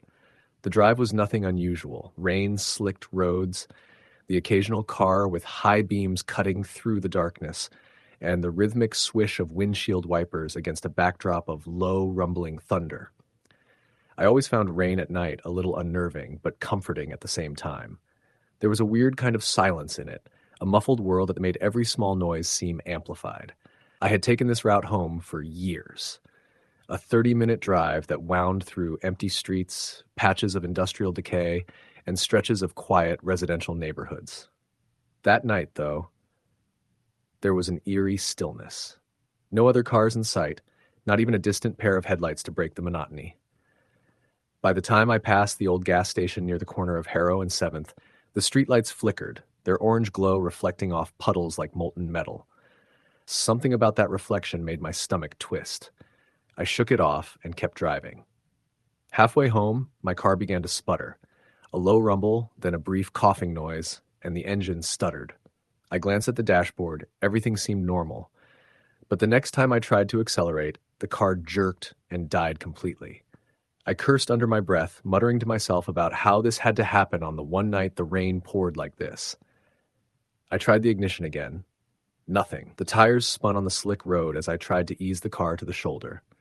Pulling over, I leaned back, letting out a frustrated sigh. The rain was coming down harder now, pounding the roof, drumming on the metal like fists. My phone had maybe 10% battery, and I realized I had left my charger at home. Great. No way to call a tow. No way to call anyone. I considered walking to the gas station. Maybe there was someone inside who could help. The thought of leaving my car on this empty stretch of road felt stupid, but staying put felt even worse. I grabbed my coat and stepped into the rain. The cold hit me instantly, soaking me through in seconds. Water ran down my neck into my sweatshirt, and I shivered violently as I started walking. The gas station wasn't far, maybe a quarter mile, but in the darkness, in this rain, it felt like a mile. Streetlights flickered overhead, casting brief flashes of illumination, and I kept telling myself it was just the rain playing tricks on my eyes. That's when I noticed something strange. Across the street, in the faint glow of a dim streetlight, a figure was standing under a tree. Tall, completely still, drenched in the rain, facing my direction. I froze, the rational part of my brain telling me it was probably just someone waiting for a bus, or maybe a homeless man. But there was something wrong about it. Too tall, too rigid. My gut twisted, and I debated whether I should cross the street to avoid it. The figure didn't move. I kept walking, faster now, head down, trying not to make eye contact. I felt its gaze, though, piercing me, even in the rain. It was like something out of a nightmare. The way it stood there, drenched but unmoving, watching. My heartbeat accelerated, and I could feel the cold sweat under my jacket despite the rain soaking me. I forced myself to keep walking. When I got closer to the gas station, I realized it was closed. The lights were off, the glass windows fogged over, the door locked tight. I pounded on it, yelling through the rain, but no one came. The figure across the street had moved. Not closer, but to my left, stepping onto the street. And I swear it wasn't walking, it was gliding, moving without a single ripple in the puddles under its feet. I froze. Every instinct screamed at me to run, but my feet felt like cement. The sound of rain filled my ears, but I could hear its movement now. Slow, deliberate, and getting closer. I tried to tell myself I was imagining it, that the exhaustion from work and the cold rain were messing with me, but I could see it clearly now. Tall, lanky, with some sort of dark coat or cloak, and a face I couldn't quite make out, shadowed and indistinct. Panic set in. I ran. My shoes squelched in the puddles, water splashing around my ankles. My mind raced as I tried to figure out what to do. Across the street, there was a small alley between two buildings. I darted into it, thinking maybe I could find a back door or another route. The alley was narrow, walls rising high on either side, and water pooled in uneven depths. The sound of my footsteps was deafening, echoing off the walls. And then I heard it. Behind me, slow, deliberate footsteps, not splashing like mine, just moving. I didn't look back. I reached the end of the alley and realized it opened onto another street, emptier than the first. I could see my car, parked under a flickering streetlight in the distance.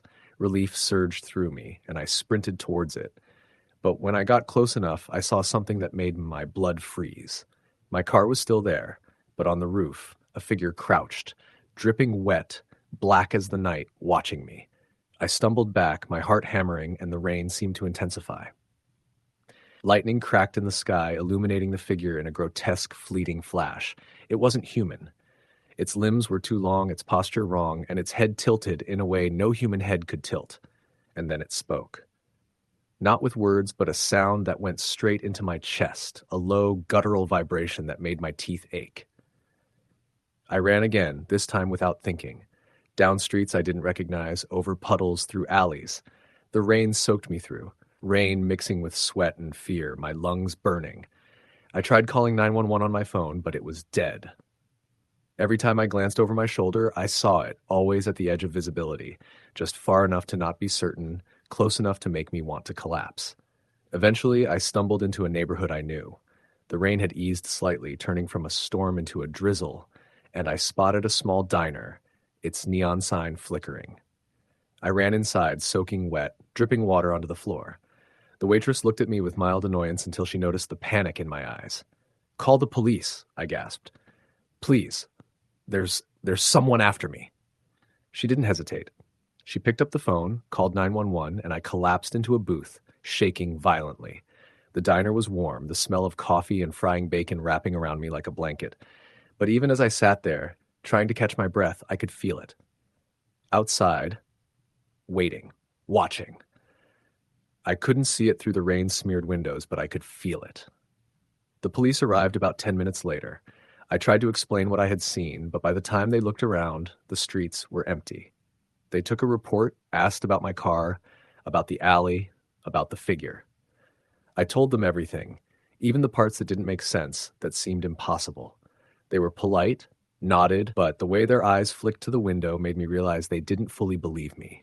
Or maybe they believed it too much. The next morning, I returned to my car, which had mysteriously started on its own overnight. No sign of damage, no footprints, no sign of anything out of the ordinary. But inside, on the passenger seat, was a small puddle of water and a single black feather. I don't know what it was. I don't know why it chose me, or if it was still out there. I haven't taken that route home since. Every time it rains at night, I feel that same gut-churning fear. I avoid streets with flickering lights, alleys, empty gas stations. I don't run anymore. I drive and I watch, always watch. And sometimes when the rain is heavy enough, I swear I see something tall and black gliding across the road behind me, waiting. Months later, I read a local news story about a man who went missing on the outskirts of Detroit. Witnesses reported seeing him on the road during a storm, walking alone, and then Nothing. No car, no sign, just vanished. The descriptions were vague, but the details sent a chill through me. Same street, same kind of storm. I couldn't stop thinking about the figure, the way it moved, the sound it made. Friends told me it was stress, paranoia, maybe even exhaustion. But I know what I saw, and I know what followed me that night. I still dream about it sometimes, the rain, the darkness, and the way those black eyes seem to look straight into my soul. And every time it rains at night, I feel that presence again, just outside, waiting for me to lower my guard. Even now, years later, I keep my headlights on high beams when driving through empty streets during storms. I carry a flashlight, a knife, and my phone fully charged. I never walk alone at night in the rain, and I never ever take that route home again, because I know it's still out there, watching, waiting, and it only takes one misstep for it to decide it's my turn again. Some nights, when the rain is relentless and the thunder rattles the windows, I sit by my front porch, flashlight in hand, staring out at the darkness beyond the streetlights. And I know it can't be tamed, can't be reasoned with. It's patient, it waits. And the thing about rain is it masks everything. Every sound, every movement, every approach. You think you're safe, and then it's already too late. I've never told anyone this story fully. Friends know bits and pieces, how my car died in the rain, how I ran through the streets like a madman. But no one knows the truth. No one knows what that thing looked like, or how it moved, or what that sound was that went straight through me. Maybe it was human once. Maybe not. I don't care. I just know it exists, and I know that rain at night is when it hunts. Last month, during another heavy storm, I drove past the gas station near Harrow and 7th. The streetlights flickered, reflecting in the puddles. I slowed down, heart pounding, and there, across the street under that same tree, I saw it again. Tall, black, waiting, watching. Its head tilted at that impossible angle. I didn't stop. I didn't blink. I just drove past, gripping the wheel so hard my knuckles turned white. It never followed. Not that time. But I know it remembers. I know it waits. And one day, I'll make a mistake. One day I'll be tired, distracted, or maybe too foolish to notice, and when that day comes, the rain will be the last thing I ever feel. Story the end.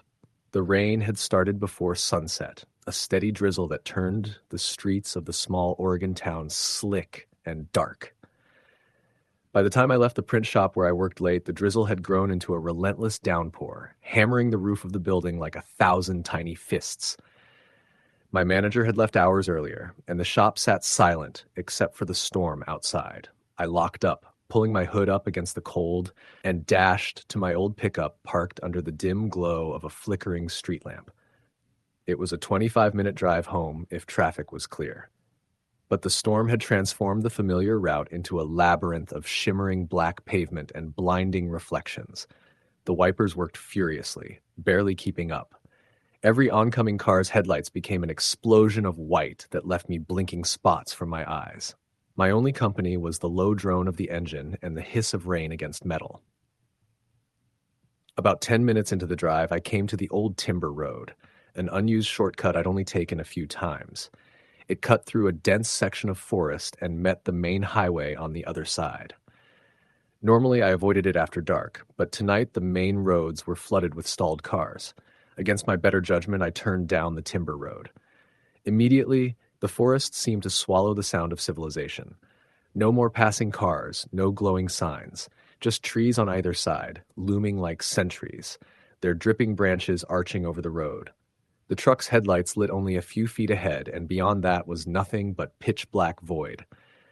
That's when I saw the first sign of something wrong. A person walking along the side of the road. No umbrella, no raincoat. Just walking, slowly in the torrential rain. The headlights caught them for only a second. A tall, thin shape, hair plastered to a pale face, arms hanging at their sides, but the image burned itself into my brain. I slowed instinctively. Out here, miles from the nearest gas station, it wasn't unusual to see stranded hikers or the occasional unlucky motorist. But as I drew closer, something about the person made my skin crawl. They weren't shivering. They weren't even hunched against the rain. They walked upright, stiff, their head tilted slightly to one side as if listening for something only they could hear. I rolled down my window just enough to call out, "Hey, you okay?" No response. The figure didn't even glance at me. They just kept walking, slow and steady, until the trees swallowed them again. I hesitated for a moment, then rolled the window up and kept driving. The unease followed me like a shadow. A few minutes later, I glanced in the rearview mirror and felt my stomach drop. In the red glow of my taillights, the figure was behind me now, closer than they should have been. Walking straight down the middle of the road, my pulse spiked. There was no way they could have covered that much ground so fast. I pressed the accelerator, telling myself I was being paranoid, but I couldn't stop checking the mirror. For a while, there was nothing but rain and trees. Then another glance, and the figure was closer again. I turned off the radio to listen. Through the roar of rain and engine noise, I thought I heard something faint, like the soft scrape of wet feet on pavement, but it made no sense. The truck windows were up. I was moving at nearly 40 miles per hour. There should have been no sound except the storm. Then came the knock, a single sharp tap on the passenger window. I swerved, heart leaping into my throat, eyes darting to the seat beside me. Empty. Just my duffel bag. Another knock. Louder. I floored it, gripping the wheel so tightly my knuckles went white. The truck shuddered over the slick road as I sped through the forest. My eyes flicked between the windshield and the mirrors, but there was nothing there. Nothing but the rain. When I finally burst out onto the main highway, I let out a breath I hadn't realized I'd been holding. The streetlights and the faint glow of distant buildings felt like salvation. I told myself I'd been imagining it, that the storm and the isolation had played tricks on my senses. Then I saw it. On the inside of the windshield, faint but unmistakable, was a wet handprint. I pulled over, shaking, my breath coming in ragged gasps. The handprint was long, almost too long, with fingers that seemed to taper to sharp points. It was smeared slightly, as if whoever or whatever had left it had dragged their hand just before pulling away. I didn't clean it. I didn't even touch it. I just drove home, every muscle locked in a vice of fear. For weeks after that night, nothing happened. No figures on the road, no knocks on the windows. But every time it rained, my nerves would tighten. I found myself glancing at shadows, at mirrors, at the reflections in puddles. Then one evening, leaving the shop late again, the sky already heavy with rain, I saw it. Not on the timber road this time, but in the alley behind the print shop. A figure, tall and thin, head tilted, watching me from the shadows. I froze at the back door, my keys trembling in my hand. The figure didn't move, didn't blink, didn't breathe. It just stood there as the rain poured down. When I blinked, it was gone. I drove home with the windows locked, every nerve on edge. As I pulled into my driveway, the rain began to come down harder. In the glow of my porch light, something caught my eye. On my front door's glass pane, smeared into the condensation, was a handprint. Long fingers tapering to sharp points, dragged downward as though someone had been trying to get in. That night I slept with every light on. But even then I could swear I heard it. A soft, deliberate knock on the window, barely audible over the rain. Months later, I moved out of state, trying to outrun it. But last week, during another heavy storm, I was unpacking boxes in my new place. I glanced out the window, and under the streetlight across the road stood the same figure, head tilted, watching me through the rain. Story the end. It had been raining all day in the outskirts of Dayton, Ohio. The kind of rain that didn't just fall, but seeped into everything, saturating the air, soaking through clothes, and muffling every sound. I was driving home from a late shift at the manufacturing plant, the highway slick and empty except for the occasional truck kicking up water behind me. My headlights barely cut through the sheets of rain, and the windshield wipers could only do so much. I was tired, soaked, and on edge, but I just wanted to get home to my small apartment and collapse into bed. About 30 minutes into the drive, I noticed something on the shoulder ahead. A figure, standing motionless in the rain, looking completely drenched but oddly calm. At first, I thought it was a hitchhiker, but something about the way they stood completely still unnerved me. I slowed down, instinct telling me to avoid stopping, but my mind played tricks. Maybe it was someone in real trouble. As I got closer, I could see the figure was a woman, her clothes sticking to her, hair plastered to her face. She didn't wave or make any motion to indicate I should stop. I passed her, and the instant I did, a chill ran down my spine. In my rearview mirror, I saw her start walking in the same direction I was going. I shrugged it off, assuming she'd head to a nearby neighborhood, but the feeling of being watched wouldn't leave. My speedometer read 65, yet, no matter how fast I drove, it felt like she was keeping pace, her figure looming in my mirrors. I took the next exit, hoping to lose her, but as I turned, I saw her again on the other side of the road, crossing behind a set of trees. My heart started pounding. I tried calling my friend Jake, but my phone was dead. Of course. The rain had drowned out any chance of a signal. I was on a back road now, the kind with barely any lights and fields stretching on either side. That's when I saw the first abandoned house, its windows dark and boarded, the kind you only see when the road curves through rural areas. I noticed her figure again, standing by the corner of the house, looking at me. I swear, she wasn't moving, but I could feel her gaze burn through me. Panicking, I turned onto a gravel driveway leading to a small gas station. The rain had slowed slightly, but visibility was still terrible. I parked under the dim light and sat there for a few moments, trying to calm down. I peeked through my rearview mirror and saw her, still standing, still watching. That's when she moved, not walking, not running. She glided, almost hovering over the wet asphalt. I couldn't explain it. Every instinct screamed at me to drive, but my car doors seemed glued shut. Finally, shaking, I turned the key, the engine sputtering and then roaring to life. I floored it, tires screeching on the wet ground, and didn't stop until I was back on the highway. I tried to rationalize it, telling myself it was just a trick of the rain and darkness. Maybe a shadow. Maybe my brain, tired from the long shift, imagining things. But I couldn't shake the image of her face, pale, expressionless, with black eyes that didn't blink. When I finally reached my apartment, I locked every door, ran the bath, and tried to shake the feeling. Sleep didn't come easily, every sound outside my window making me jump. Around 3 a.m., I heard it, a tapping on my window. Slow, deliberate. My apartment was on the 3rd floor. No one could have reached it without being seen. I froze, straining to listen.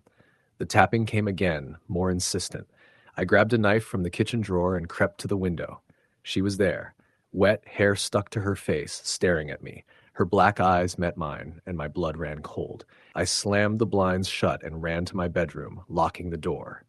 I stayed there until the sun came up, sitting on the floor, knife in hand, listening to the rain drip off the roof. When I finally mustered the courage to look outside, there was no sign of her, not even footprints in the rain-soaked ground. The next day, I drove to the police station, half expecting them to laugh at me.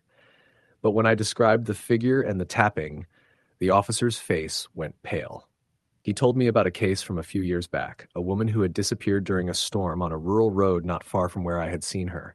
They never found her, and locals swore her spirit haunted the roads on rainy nights. He didn't tell me that to scare me. He warned me. They called her the Drifter, and the description matched perfectly. Wet, emotionless, black eyes following travelers. I wanted to dismiss it as coincidence, urban legend, or stress-induced hallucination. But the memory of her gliding across the road and then tapping on my window, perfectly silent except for the rain, kept me awake for nights. Weeks went by. I avoided driving after dark, avoided that back road entirely, and kept my apartment locked. Yet on some nights, I still hear the rain hitting my windows differently, almost deliberately, and I swear I see a shadow lingering just beyond my blinds. One night, I decided to confront it. I drove toward the area where I first saw her, a storm rolling in like the one months ago. I didn't know why I did it, maybe to prove to myself I wasn't crazy. The road was empty, the rain blinding, headlights barely illuminating the asphalt. I slowed down, scanning the edges. Then I saw her at the curve, standing perfectly still. Heart hammering, I stopped, gripping the wheel. She didn't move toward the car or away, just stood, staring. I rolled down the window, shouting over the rain, asking if she needed help. No answer. Then she started moving fast, faster than a person should, and then she was gone, just like that. I looked around, panicked, and noticed wet footprints leading into a ditch. They stopped abruptly, as if she vanished mid-step. I drove back, not looking back. The rain continued to fall, relentless and punishing. That night, I didn't sleep. Months later, I moved out of Ohio, hoping a change in location would help. But the feeling followed me. Sometimes when it rains, I see her in the distance, standing motionless, staring. And sometimes I hear tapping on my window. I've tried to tell myself it's coincidence, but I can't. People say spirits are drawn to certain areas or certain people. I don't know why she's drawn to me. But every time it rains, I remember the first night, the empty highway, the sound of tires on wet asphalt, and her standing there, watching. A few weeks ago, I was at a diner in Pennsylvania during a heavy rainstorm. I had just finished my meal and stepped outside when I saw her again, standing across the parking lot, soaked, hair plastered to her face, black eyes fixed on me. I froze. She didn't move, just stared, and I could feel the same chill from that first night in Ohio creeping up my spine. I don't know what she wants or why she follows me. I've tried to ignore her, but ignoring hasn't worked. She doesn't seem like she's going anywhere. The rain is always worse when she appears, and I've learned to dread storms. I keep my windows locked, doors bolted, and my car parked in the garage whenever possible. But sometimes late at night, I hear that tapping again. Soft at first, then more insistent. And I know she's there, watching, waiting. I called the police once when I saw her near my apartment. They came, looked around, found nothing. No footprints, no evidence of anyone being there. Just the rain. Friends tell me to move again, to change my routine, but I feel like it's pointless. She's not confined to one area. She follows me, or at least she has the ability to appear anywhere the rain falls. A few days ago during a storm, I was sitting in my living room, staring out the window at the sheets of rain, trying to keep my mind occupied. Then I heard it. Tapping. Slow, deliberate, like someone was tracing their fingers across the glass. My blood ran cold. I didn't move, didn't breathe.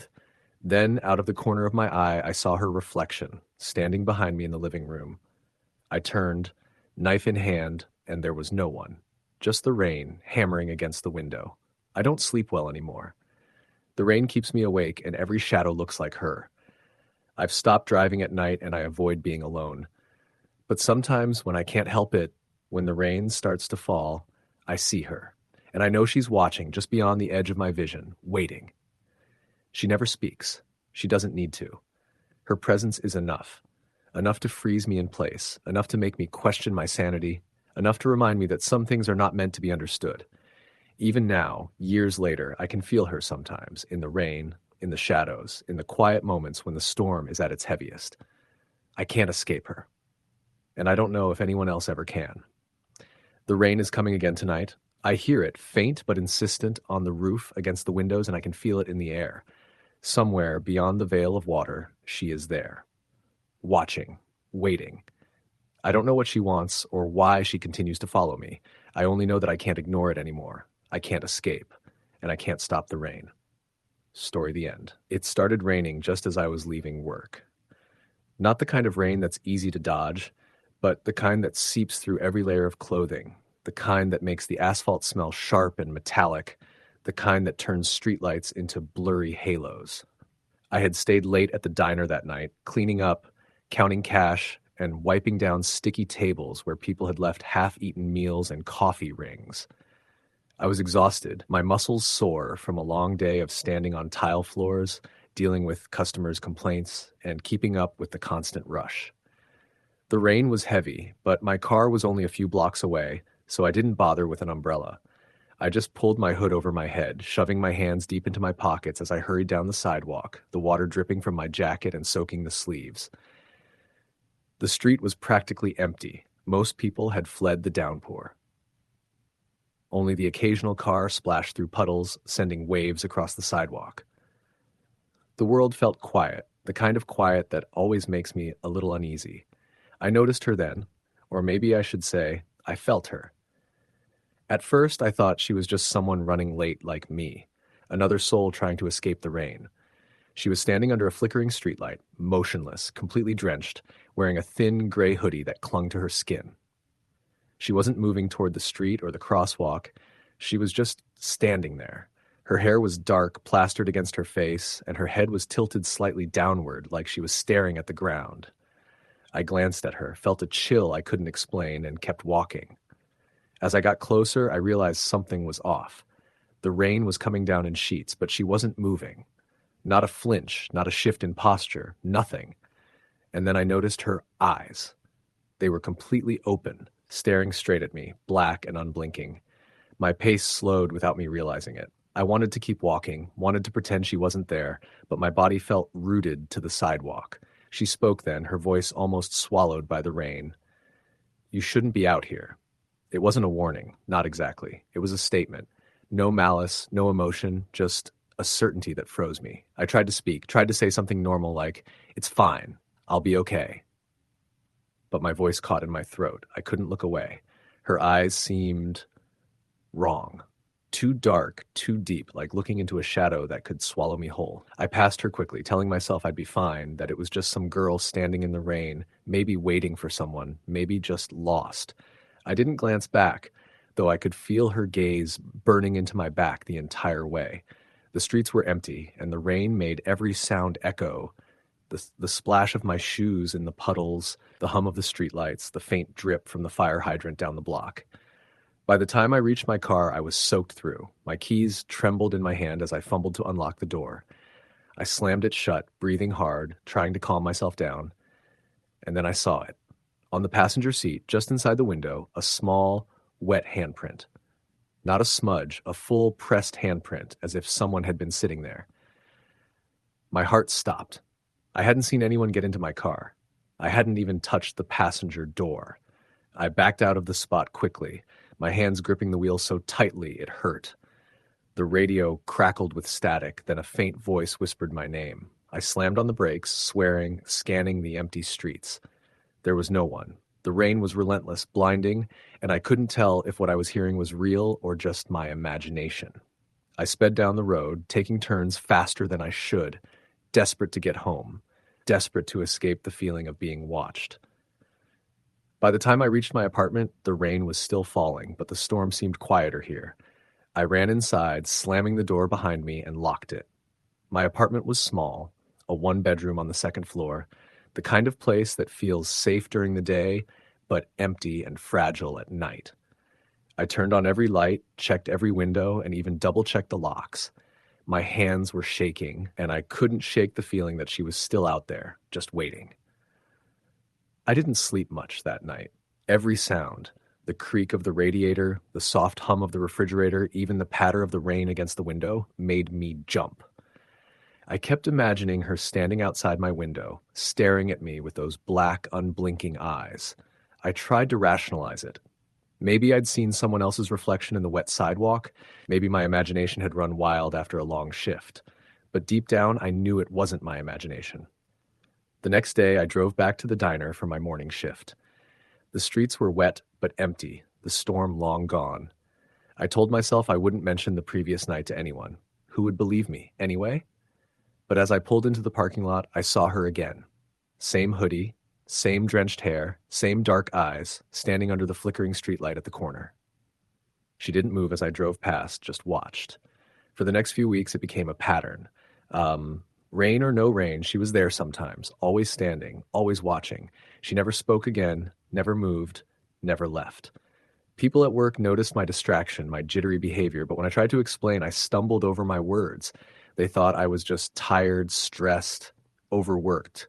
Maybe I was, but it didn't explain the feeling that someone was always out there, somewhere, waiting. One night, about a month later, the storm hit hard. Thunder shook the windows, lightning lit up the dark streets, and I knew I couldn't drive home in that. I stayed late at the diner, hoping the storm would pass, but it only got worse. By the time I decided to leave, the rain was a constant hammer on the asphalt. I ran to my car, soaked to the bone, heart racing. And there she was again, under the same streetlight, staring. This time I stopped. Something compelled me to stop. I didn't want to, didn't understand why, but I couldn't drive past her. My hands shook as I rolled down the window. Who are you? I asked, voice barely audible over the storm. She didn't answer immediately. Then, in a voice that was soft but cold, she said, "You can't hide from me." The words cut through me like ice. My stomach churned. My blood ran cold. "What do you want from me?" I asked, though the answer terrified me. She tilted her head slightly, and the rain ran down her face, making her features hard to see. "You're next," she whispered. Then she turned and walked into the middle of the street, disappearing into the downpour. I screamed and slammed the car in reverse, spinning out of the parking lot, my vision blurred by the rain and tears. I didn't stop driving until I reached my apartment. I parked, heart hammering, and ran inside. I checked every door, every window, every corner of the apartment. Nothing. Just silence. And the rain still falling against the glass, relentless like her presence was in the sound itself. For weeks, I tried to avoid going out at night, tried to stay inside, tried to tell myself I was imagining it. But one night, the inevitable happened. I had to go to the grocery store. The rain was light that evening, just a drizzle, but I felt the weight of eyes on me as I walked to my car. And there she was, waiting at the corner of the parking lot, watching, silent. I froze, my keys slipping from my hand. She didn't move when I ran past her, didn't speak. But when I reached my car and looked in the rearview mirror, I saw her in the back seat. Her eyes, those dark, unblinking eyes, staring at me. I swear, she hadn't opened the door, hadn't moved an inch from where she was standing, but there she was. I left my car, ran, left the groceries behind. I didn't stop running until I reached my apartment. I've slept with the lights on ever since, locked every door, checked every window, but it doesn't matter. Sometimes, in the quiet of the night when the rain starts again, I can feel her, watching, waiting, and I know, without a doubt, that the next time I see her, it won't be under a streetlight. It will be closer, too close. I've tried to tell people, tried to explain, but no one believes me. They say it's stress, paranoia, my imagination. But I know what I saw. I know the handprint on the seat of my car. I know the voice in the radio. I know the feeling of being watched even when no one is there. And I know when it rains, she's out there, somewhere, waiting for the next person who isn't ready. I've started keeping a journal, recording every sighting, every rainstorm, every time I feel that cold stare. Sometimes it's small, just a glimpse out the window, a shadow that doesn't belong. Other times it's close, almost touchable, like the night she whispered, "You're next." I don't know if it's following me or if it just waits for everyone, but I know it will come again. And next time, I don't know if I'll be able to run. I've tried to move, tried to leave the city, but she always finds me. Every new apartment, every new job, she shows up. Not always in the rain, not always at night, but always watching. It's as if she knows me better than I know myself, knows every street I take, every place I go. The first night in a new place, I can feel her outside the window, breathing in the cold air, waiting for me to see her. I've read stories online, stories about shadows that follow people, about strangers who appear in the rain, about entities that watch and wait. Some people call them spirits, others demons, others just coincidences. But I know what I know. I've lived it. I've felt it. The rain carries her. The rain makes her real. And no matter how fast I drive, no matter how far I run, she's always there, a silent predator in the storm, waiting for the moment I let my guard down. It's been years since the first sighting, and I can't remember a night without rain that didn't terrify me. I sleep lightly, I check the locks, I keep my phone close, but it's never enough. The sound of water on asphalt, the smell of wet concrete, the flash of streetlights and puddles, they all remind me of her. And I know when it rains, I am never truly alone. Sometimes I wonder if it's punishment, if I did something in the past that drew her attention. Other times I think it's random, like she's just a predator looking for prey, and I was unlucky enough to be the first to notice her. But whatever the reason, the truth is clear. The rain brings her. It always brings her, and she will never stop. I've started avoiding streets with streetlights that flicker, alleys, empty parking lots, the sound of running water. I tell myself it helps, that it makes me safer, but I know it's only a matter of time. The rain will come again, and when it does, she will be there, waiting, watching, always watching, and I will be afraid. Story the end. It started as one of those heavy, relentless rains that draped the city in gray and made the streets look like rivers. I had just finished a late shift at the diner where I worked, the kind of place that smelled permanently of burnt coffee and grease. By the time I stepped outside, the rain had turned from a drizzle into a steady downpour. My umbrella was useless, broken weeks ago, and I'd been putting off buying a new one. I pulled my hoodie over my head, I zipped it up all the way, and started walking. The streets were nearly empty, the occasional car splashing through puddles, the only sound breaking the hiss of rain. I hated walking home in the rain. It always felt like the world was quieter in the wrong way, like it was holding its breath. My apartment wasn't far, just a few blocks down past the train tracks and that stretch of abandoned warehouses. Usually, I didn't mind the walk. It was quick and I liked the quiet after work. But that night, the wind picked up, driving the rain into my face, and the streetlights flickered like they couldn't decide whether they wanted to work. I pulled my hoodie tighter and kept my head down, hoping to make it home without catching a cold or slipping in a puddle.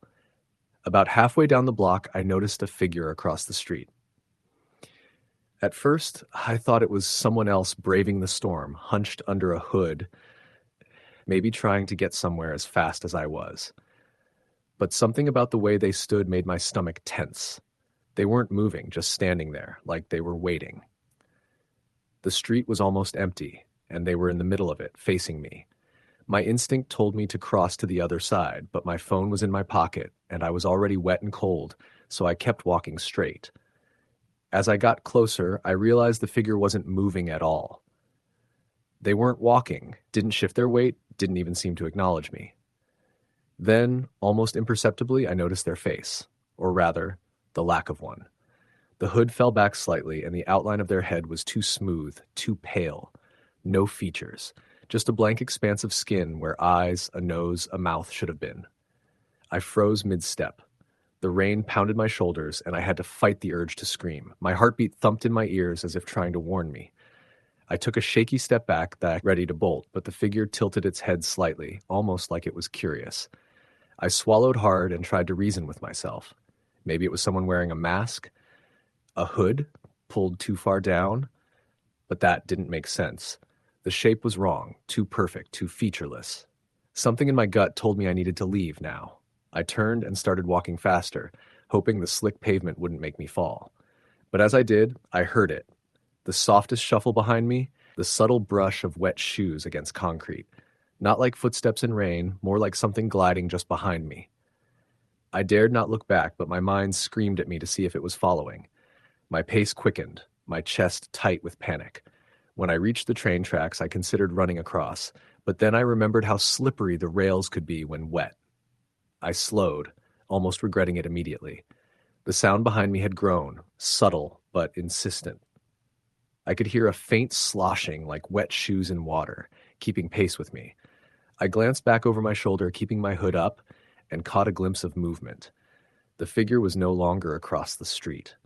It was closer, on the sidewalk behind me, moving perfectly in sync with my steps. My pulse jumped into my throat. I didn't think.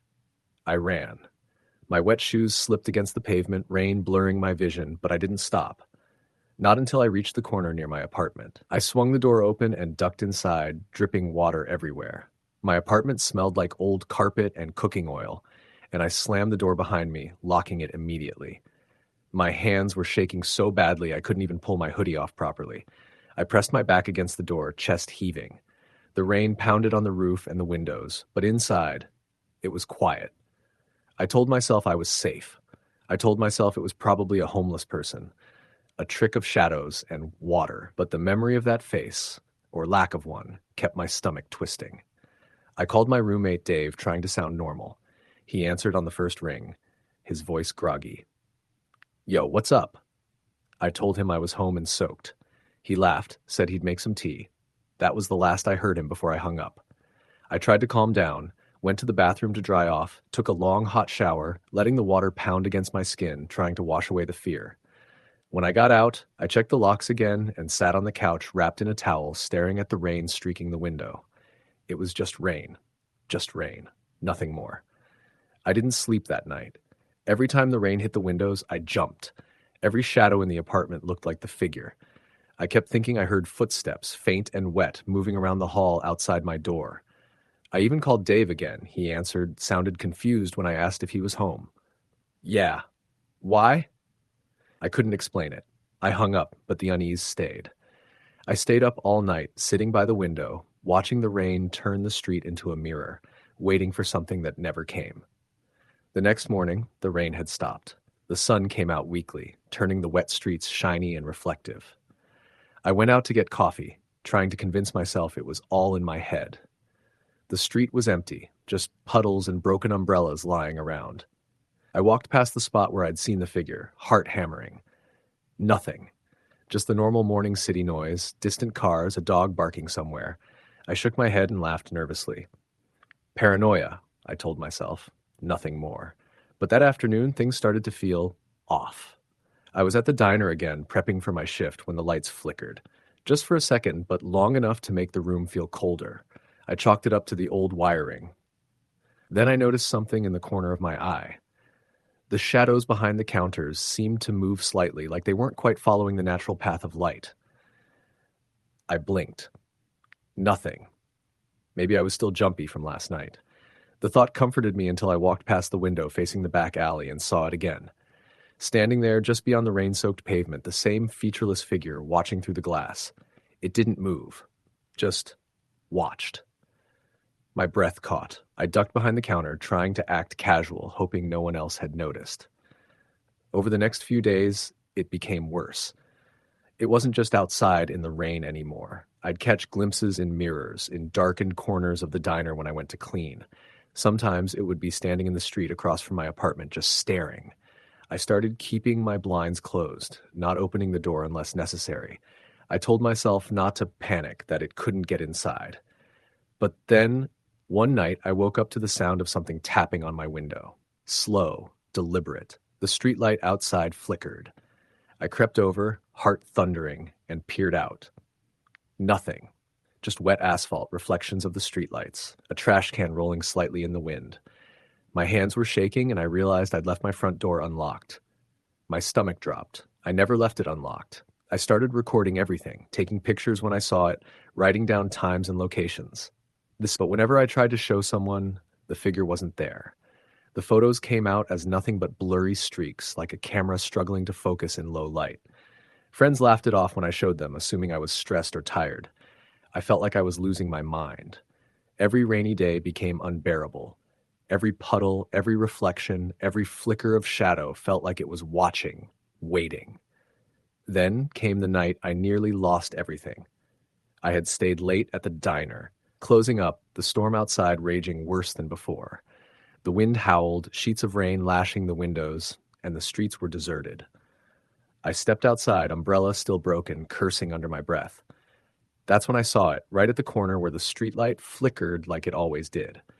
It was closer than before, and this time it wasn't featureless. Its face, it was wrong. Wrong in a way I couldn't describe. Too human, but stretched and blurred like a bad photograph come to life. It tilted its head and took a step toward me. I bolted. Not walked, not jogged. Ran. Puddles splashed over my shoes, rain soaking through my hoodie, adrenaline burning every muscle. I didn't look back. I didn't stop until I reached the apartment and slammed the door, locking it, checking it twice. After that night, I stopped going out in the rain. I called in sick to work, avoided the streets, and stayed inside as much as possible. But the rain kept coming. Every time it rained, I felt it, watching, waiting. I started hearing things inside the apartment, scratching at the walls, soft shuffling near my bedroom door, whispers too faint to catch. I slept with a baseball bat, a knife, anything I could grab. Every reflection in a window made my heart stop. I couldn't tell if I was losing my mind or if it was real. And yet, every rainy night, I could sense it. Outside, waiting, silent, patient. I finally decided to leave the city. Maybe it was some twisted trick of the streets, some warped coincidence. I packed what I could and rented a car to drive to my sister's place in the suburbs. That night as I drove, the rain came down in sheets, blurring my windshield. I kept the wipers at full speed, eyes darting, and then I saw it. Standing in the middle of the highway, faceless or at least featureless again. I slammed the brakes, swerving, nearly hitting the guardrail. When I looked back in the rearview mirror, it was gone. But the chill didn't leave me. I realized then with absolute certainty that no matter where I went, it followed. The rain was the signal, the time it could appear. And it was patient, eternally patient. Months have passed. I live with my sister now in a town with little rain. I haven't seen it since. But sometimes when I hear the soft patter of rain on the roof, I freeze. Every shadow in my peripheral vision sets my heart racing. I check the locks 3 times before going to bed. I don't walk at night anymore. I don't go out in storms, and I can't help but feel it, somewhere out there, waiting. Silent. Watching. Knowing I can't escape it entirely, and I don't know if I ever will. Story the end. The rain had been falling steadily for hours, drumming against the roof of my old apartment like a relentless warning. I lived on the outskirts of Portland, Oregon, in a neighborhood that had seen better days. The houses were old, their paint peeling and sidewalks cracked, but it was affordable, and after moving from New York for work, I couldn't afford anything fancier. That night, I had stayed late at the office, finalizing a client report. It was already close to midnight when I finally left, the streets slick and shining under the dim glow of streetlights, reflecting the occasional headlights of cars passing by, the smell of wet asphalt mixed with pine from the nearby trees, sharp and lingering. I shivered, pulling my jacket tighter around me, and regretted not bringing an umbrella. I walked faster, wanting to get home before the rain soaked me completely. My building was just a block away, a two-story brick structure with a fire escape that had seen better days. I fumbled with my keys, finally getting the front door open, and stepped inside, dripping onto the worn carpet. The building was quiet, eerily quiet. Usually I could hear the faint hum of a television or the muffled laughter of neighbors, but tonight the hallways were empty. I thought nothing of it, assuming everyone had gone out or stayed in with their families. My apartment, a small one-bedroom on the second floor, was dark, the only light coming from the street lamps outside through the blinds. I set my wet jacket on the coat rack, peeled off my shoes, and sank onto the couch, finally letting myself breathe. The storm outside was relentless. The rain pounded against the windows, and the wind made the old building creak and groan. I turned on the TV, hoping the noise would drown out the storm, but the signal was fuzzy, crackling with static. I groaned, reaching for the remote, but the power flickered, and then the TV died completely.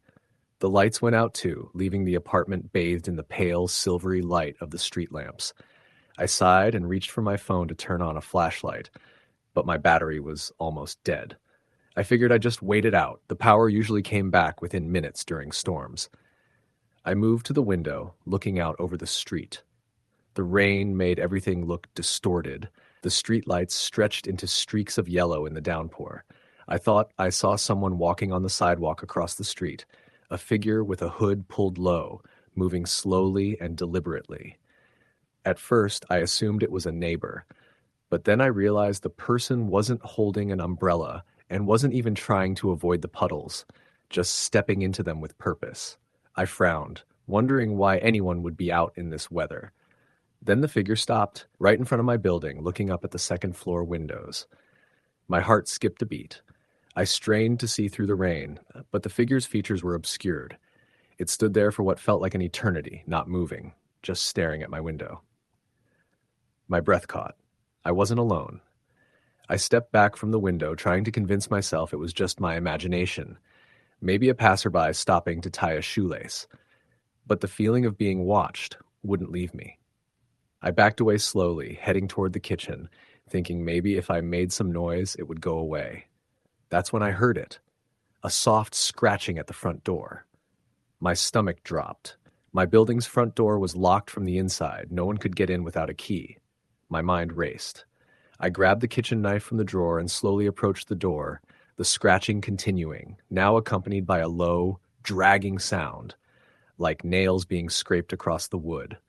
I peered through the peephole, but the rain was blurring everything. The hallway outside the building was empty. I opened the door just a crack and shined my phone's flashlight down the steps. Nothing. The rain washed away any footprints. I exhaled, trying to calm myself. Maybe it had been a branch blown against the door by the wind. I laughed nervously, telling myself I was being paranoid. But the sound didn't stop. It was moving, closer now, inside the building. I froze, listening. Footsteps, slow, deliberate footsteps on the floorboards outside my apartment. I wasn't imagining it. Whoever, or whatever, was there. They were inside the building. My hands trembled as I backed away, trying to think. I grabbed my phone and dialed 911, whispering to the dispatcher as I explained the situation. They told me to stay on the line and remain quiet. I moved to the bedroom, closed the door, and locked it, pressing my back against it. The footsteps continued, moving past my door, pausing, then retreating toward the stairwell. I held my breath, heart hammering, listening. Minutes passed. The rain outside seemed to grow louder, as if mocking my fear. I could hear water dripping from the ceiling, the old pipes groaning under the pressure. Then silence. Total silence. I stayed in the bedroom, clutching my phone, until I heard the sirens outside. The dispatcher had assured me help was on the way, and soon I heard voices in the hallway calling out. Police arrived moments later, flashlights cutting through the darkness. They searched the building, but found nothing. No one was there. No sign of forced entry. They suggested I might have imagined it, maybe the stress of work and the storm playing tricks on me. I wanted to believe them, but I knew what I had heard. I didn't sleep that night. I sat in the living room, listening to the rain, jumpy at every creak of the building. When morning came, I went outside looking for any sign of the figure, but there was nothing, just the wet pavement and the scattered leaves. I told my neighbors about what had happened, but no one else had seen or heard anything. I considered moving out immediately, but I needed to work and couldn't afford it. The next week was uneventful until the second night.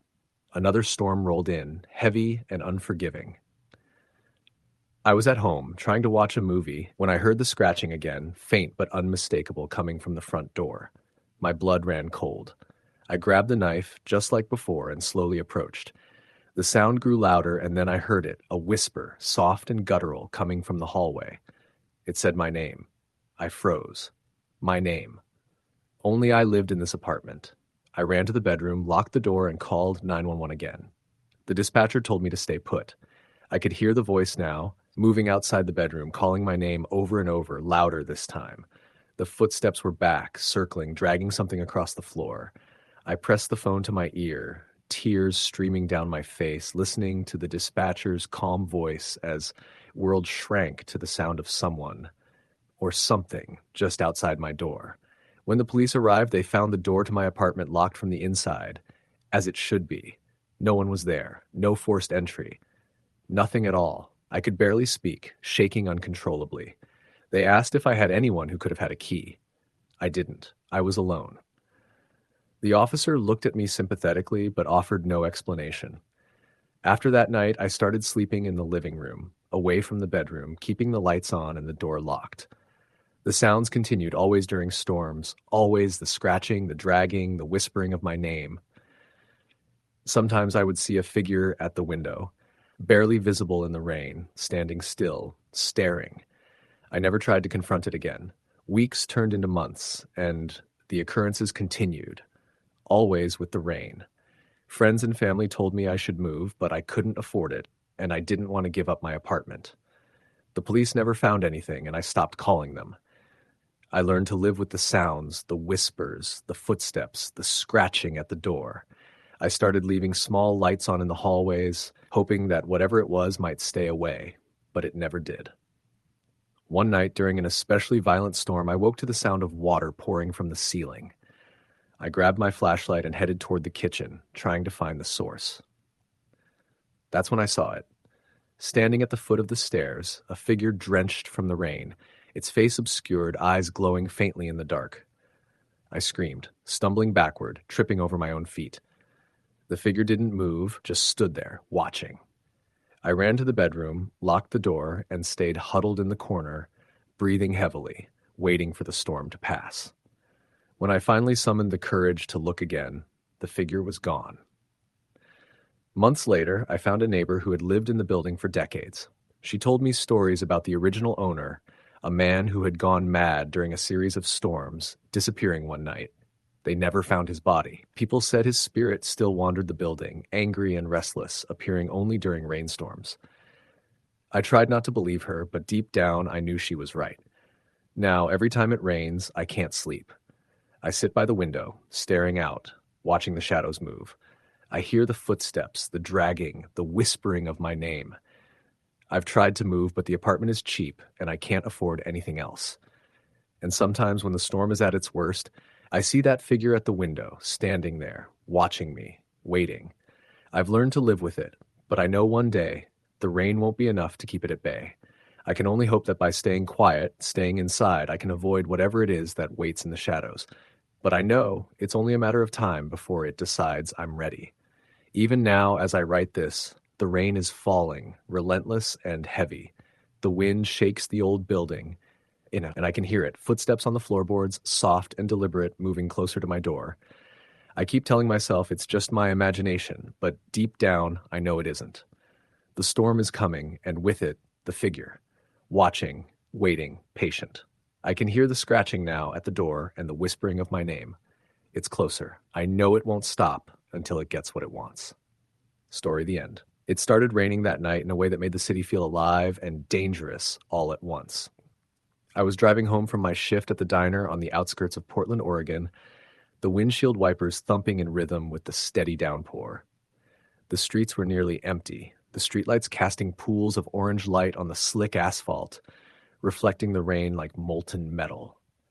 I was tired, soaked to the bone under my thin raincoat, and just wanted to get home, dry off, and crawl into bed.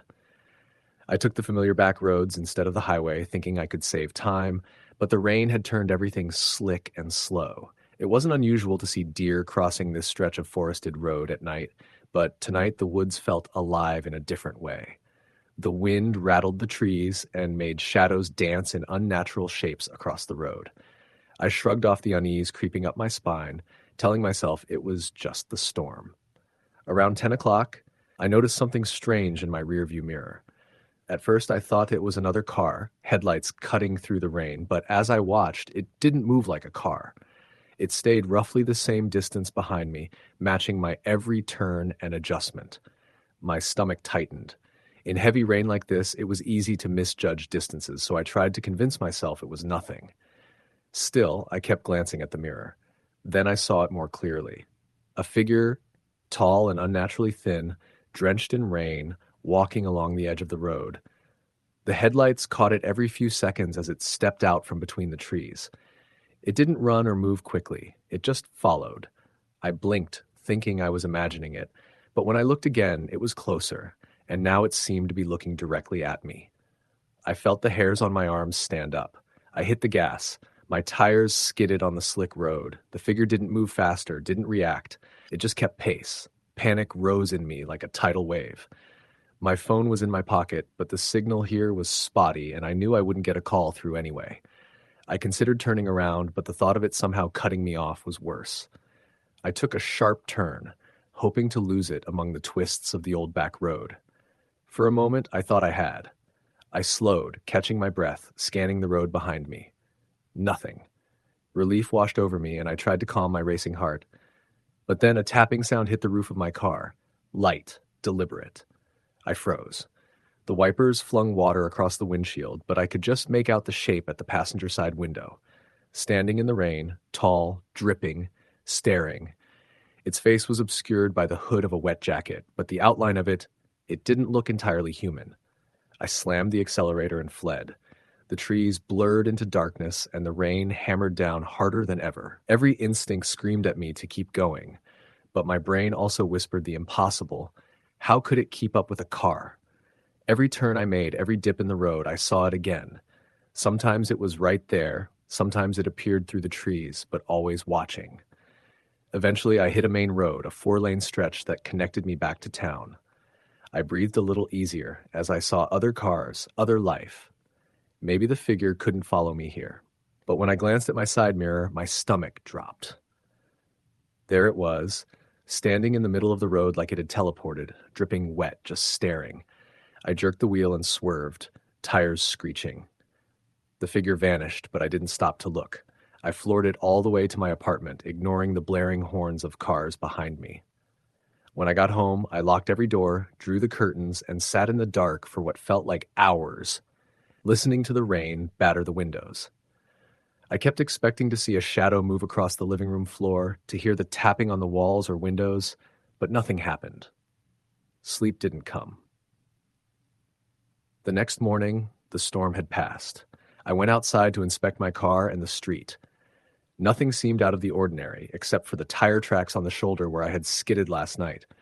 They were deeper than I remembered, jagged, almost as if something had been pressed into the mud. And in the middle of the tracks there were footprints, human-shaped but elongated, unnaturally thin, leading into the trees and disappearing.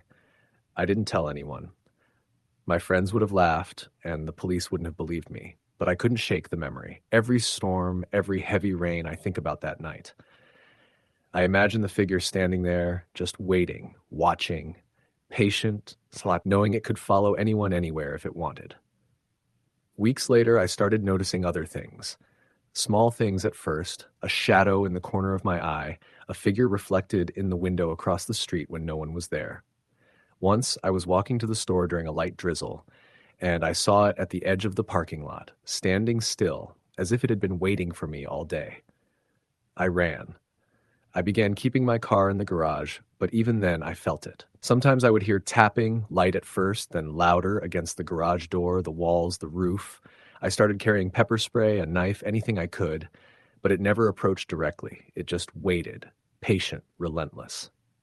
One night, during another heavy downpour, I was driving home again, taking the same back road. I thought I was prepared, alert, ready to react if I saw it. But this time, I noticed the rain made the air thick, almost solid. I could see the way it clung to the trees, making them bend and twist. Then I saw a figure in the road ahead, pale in the light of my headlights, tall, impossibly thin. I swerved, braked, and it was gone. I parked the car at the end of my driveway and ran inside, heart hammering, soaked again. I locked the doors and checked every window. Then I heard it, light footsteps across the roof. My breath caught. I grabbed a hammer, creeping to the back door, trying to decide whether to call 911. But by the time I reached the back, nothing was there. The rain continued, oblivious, masking the sound of its departure. I started leaving lights on, sometimes even running water to make noise, hoping it would go away. But it didn't. Every storm, every rain, I would see it, in glimpses at first, then clearer. Sometimes it felt like it was just standing somewhere, watching. But other times I caught movement, a stretch of long limbs moving with unnatural grace, staying just out of reach. Months passed, and I began to realize it wasn't just random. It appeared when it rained the hardest, when the streets were empty and slick, when visibility was low. It thrived in that kind of night. I couldn't drive anywhere after dark without fearing it would appear, and walking was even worse. Every storm became a test of survival. One particularly bad night, I was returning from a late shift, drenched, exhausted, trying to take the main road to avoid the back streets. The rain was blinding, the wipers barely keeping up. That's when I saw it ahead, standing in the lane, staring directly at me. I slammed the brakes, tires locking, skidding in the water. It didn't move, didn't react. I tried to swerve, and for a second I saw its face. Pale, featureless almost, but the eyes that felt like they could look straight through you. I accelerated and took the first exit I could find, weaving through side streets, barely able to see. When I finally reached my apartment, drenched and shaking, I realized the rain had stopped. But the memory stayed. The figure had been closer than ever before. It was no longer just a watcher from afar. It had stepped into my path deliberately, testing me, threatening me. After that night, I started noticing things even during the day, shadows flitting at the edges of my vision, movements that didn't match anything, a sense of being followed. But it was never close, never direct. Only during storms, only when the rain came, did it make its presence known fully. And then it was always there, somewhere outside, waiting. I tried moving once, thinking distance would help. I packed my things, left Portland, and drove south. For weeks, there was nothing. I thought I had escaped it, that maybe it was tied to that stretch of road or the forest. But then it rained in the new town. Not as hard, just enough to coat the streets. I looked out my window that night, and there it was, on the far edge of the street, standing, motionless, staring. I realized then that it didn't care about distance. It didn't care about place. It only needed rain. It only needed the right conditions to appear. And when it did, there was no stopping it, no outrunning it. The fear settled into my bones like ice. I began checking the weather obsessively, hoping for dry days, dreading storms, but every downpour reminded me that it was always out there, waiting. Sometimes I hear it in the attic, scratching lightly like it's testing the walls. Sometimes it's outside my window, just a shadow, long limbs stretching in ways that shouldn't be possible.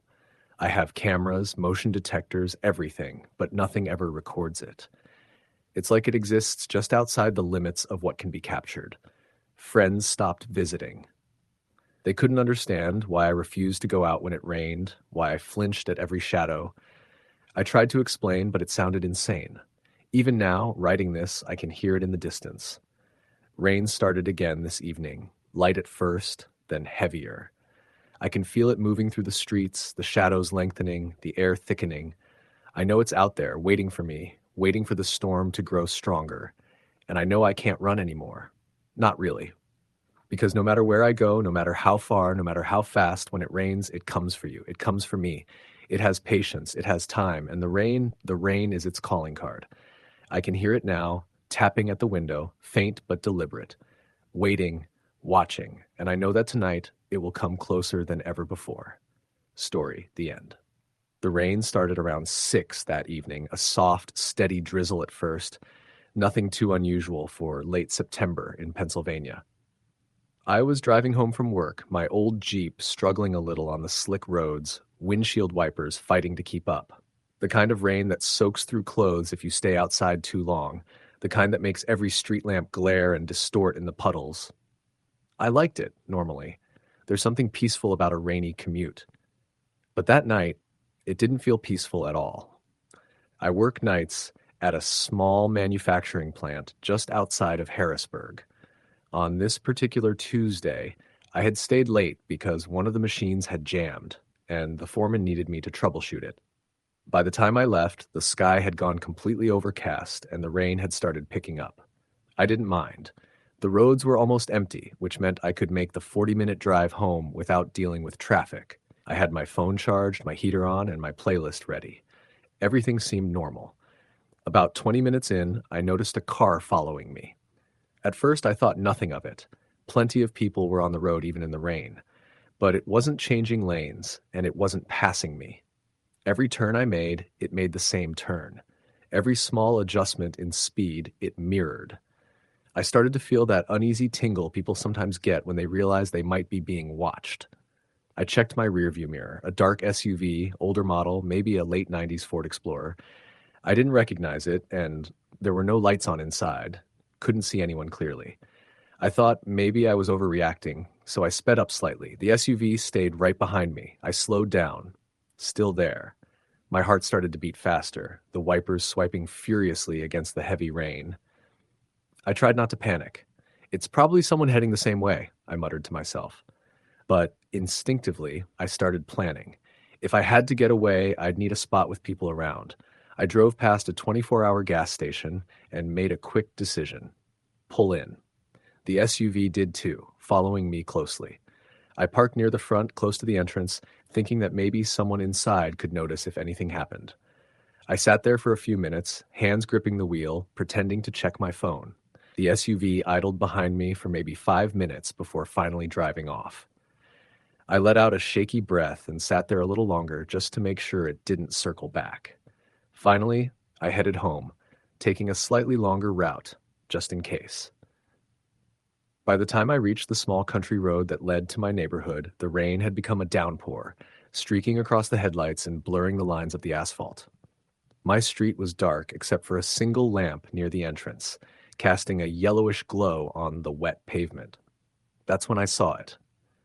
A figure standing at the edge of my driveway. It wasn't just a person in a raincoat.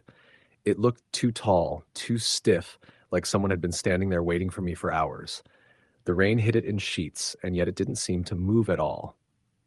I slowed down, the Jeep's tires crunching against the wet gravel, and my first instinct was to turn around, maybe drive back to the main road. But I couldn't take my eyes off it.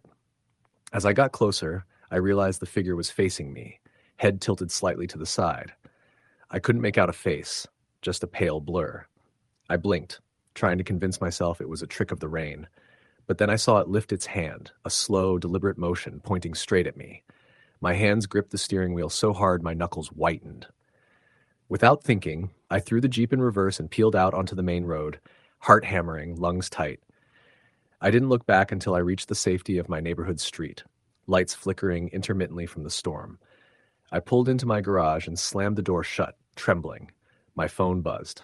A text from an unknown number. Nice Jeep. I sat frozen for a long time, staring at my phone. I didn't reply. I didn't even unlock it again. I just waited for morning. The next day, I called into work and tried to tell my buddy what had happened. He laughed at first. Probably just a drunk weirdo, he said. Don't overthink it. But something in the way I described the figure made him stop laughing. You sure it wasn't a neighbor? He asked cautiously. I told him no one lived close enough for that, and there weren't any cameras on my street, not in that area anyway. The strange feeling didn't go away. I kept seeing the SUV parked near the gas station when I drove by at night. Always empty. Always there. And at home, I started noticing little things. The front gate would be slightly open when I was certain I'd locked it, small muddy footprints on the porch, even after I cleaned it, and once a single wet handprint on my bedroom window. I live alone. A week later, it rained again. Heavy. I was walking from my car into the apartment, keys in hand, when I saw a figure at the end of the driveway. My heart skipped. Same posture, same stiff movement. I froze, and then it moved. Not running, not walking, just gliding closer. I fumbled with my keys, finally managing to unlock the door and slam it behind me. That night, I couldn't sleep. The sound of rain against the window was no longer comforting. It was a warning. Around 3 a.m., I heard it, scratching, at the front door. Slow, deliberate scratches. I grabbed my baseball bat from under the bed, crept to the window. Nothing outside. But I could feel it. I could sense someone just beyond the glass. My phone buzzed again. Unknown number. Come out and play. I called the police. They came, checked the property, found nothing. Probably some kids messing around, the officer said, but his voice didn't convince me. He left, and I stayed awake until sunrise, watching the street, watching the rain. Things escalated after that. Every night it rained. I'd hear footsteps outside, sometimes tapping on windows, sometimes soft knocking on doors. I started leaving lights on, cameras rolling, even started sleeping in the living room with a baseball bat on my chest. I wasn't imagining it.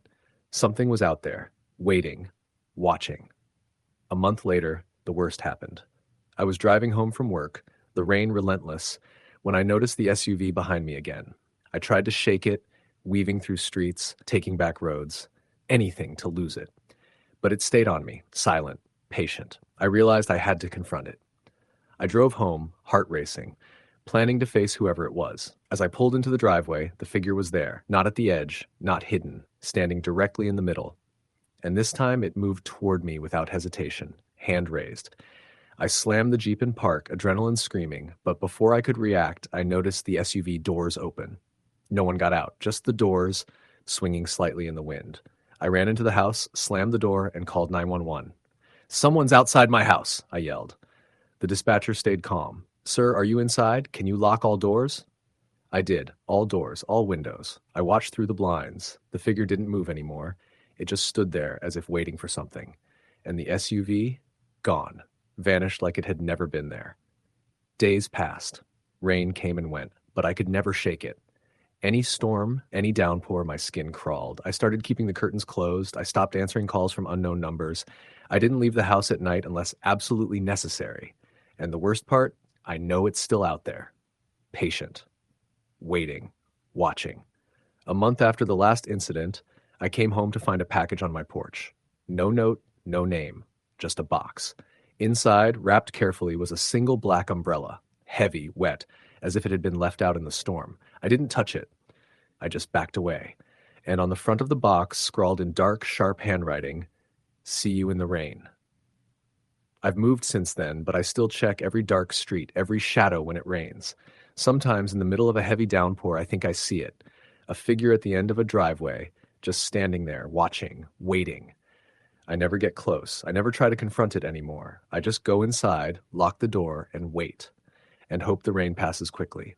Even now, years later, whenever I hear the first patter of rain against my window, my heart starts to race. I see a shadow, tall, still, and I feel the same icy fear I felt the first night I saw it. It's patient. It never forgets. And I know without a doubt that one day the rain will bring it back. Story the end. The rain had been falling since sunset, turning the streets into dark rivers and making every shadow stretch long and strange. I was driving back from a late shift at a diner off the interstate, exhausted and just wanting to get home. The sky was low and heavy, clouds like bruises pressing down, and the storm felt endless. The wipers beat a frantic rhythm on my windshield, but still the water blurred everything. I had driven this route 100 times, but that night it felt different, like the road itself was leading me somewhere unfamiliar. It was close to 1 in the morning when I saw the man walking along the shoulder. He was tall, his coat soaked and clinging to him, his head down. At first, I thought he was just another stranded driver or someone caught in the storm, but then I noticed something off. He wasn't just walking. He was limping slightly, dragging one foot, and even from a distance, his posture looked wrong, almost broken. I slowed the car, rolling down the window just enough to call out, "Hey, you okay?" He didn't answer at first, just stopped and slowly turned his head toward me. His face was pale, washed out by the headlights, his eyes dark and wide. "Please," he said finally, his voice barely audible over the rain. "I need to get out of here. They're coming." My gut told me to drive on. Everything about him screamed danger, but the storm was brutal, and something about the way he said, "They're coming," made me hesitate. Against my better judgment, I unlocked the door. "Get in," I said. He climbed in, dripping water onto the seat. The smell hit me immediately, wet clothes and something else, something like rust or old coins. "Blood," my brain whispered. I tried not to breathe too deeply. "Where are you headed?" I asked, keeping my eyes on the road. "Just drive," he muttered. His voice was strange, clipped light, like every word cost him effort. "Please, just drive." I pulled back onto the road, my headlights cutting through the sheets of rain. We rode in silence for a few miles. He kept glancing out the back window, his hands trembling in his lap. "You okay back there?" I asked, trying to keep my voice steady. "They're following," he said. "They don't like the light. Keep going." A chill went through me. "Who's following?" He didn't answer, just stared into the rain-streaked darkness outside. The wipers squealed across the glass, and I found myself glancing in the rearview mirror more than the road ahead. At first, there was nothing. Then, in the far distance, two dim shapes on the road behind us, moving faster than they should have been. I blinked, telling myself it was the rain playing tricks. But when I looked again, they were closer. Tall, thin figures, their outlines blurred like heat rising off pavement. "Is that them?" I whispered. "Don't look at them," he hissed. "They notice when you look. Just drive." I gripped the steering wheel tighter, my pulse pounding. The road narrowed ahead, trees crowding close. The rain fell harder, drumming against the roof, and the figures behind us seemed to multiply. Every time the headlights flickered, I saw more of them at the edges of the road. Dozens of shapes, tall and still, heads tilted at unnatural angles. I wanted to ask who they were, what they wanted, but something told me not to. My passenger sat rigid, his lips moving soundlessly like he was praying. Finally, we came to a turnoff, a dirt road leading into the woods. "Here," he said suddenly. "Turn here." I didn't want to, but his voice was urgent, panicked. I turned. The tires slipped in the mud, the headlights catching on wet tree trunks. The rain seemed louder here, hammering the roof like fists. The road ended at a clearing. In the center stood an old cabin, its windows dark, its roof sagging. He opened the door and stepped out without a word, moving toward the cabin. "Wait," I called. "Where are we?" He didn't answer. He reached the porch, turned back toward me, and for the first time I saw his face clearly in the beam of my headlights. His skin was grayish, mottled, and his eyes were pitch black, like two holes punched into his skull. He smiled, a slow, unnatural stretching of lips over teeth too sharp, too many. I froze, heart slamming against my ribs. He lifted one finger to his lips. "Shh," he whispered. "They're almost here." Then he slipped inside the cabin, and the door shut softly behind him. I sat there, staring, rain hammering the windshield. When I looked in the rearview mirror, the figures were at the edge of the clearing now, dozens of them, standing perfectly still. Their faces were featureless, but I could feel them looking at me. I threw the car into reverse, tires spinning in the mud, and somehow managed to get back onto the main road. I didn't stop until I saw the neon glow of a gas station miles away. When I got out, my knees were shaking so hard I could barely stand. The attendant gave me a strange look when I stumbled inside. "You okay?" he asked. I nodded weakly, glancing back at my car. The passenger seat was dry, no footprints, no smell, no trace that anyone had been there. I called the sheriff's office later, trying to explain what had happened, but my story sounded insane, even to me. They said nobody lived in that cabin, not for decades. They said the road I described didn't exist anymore.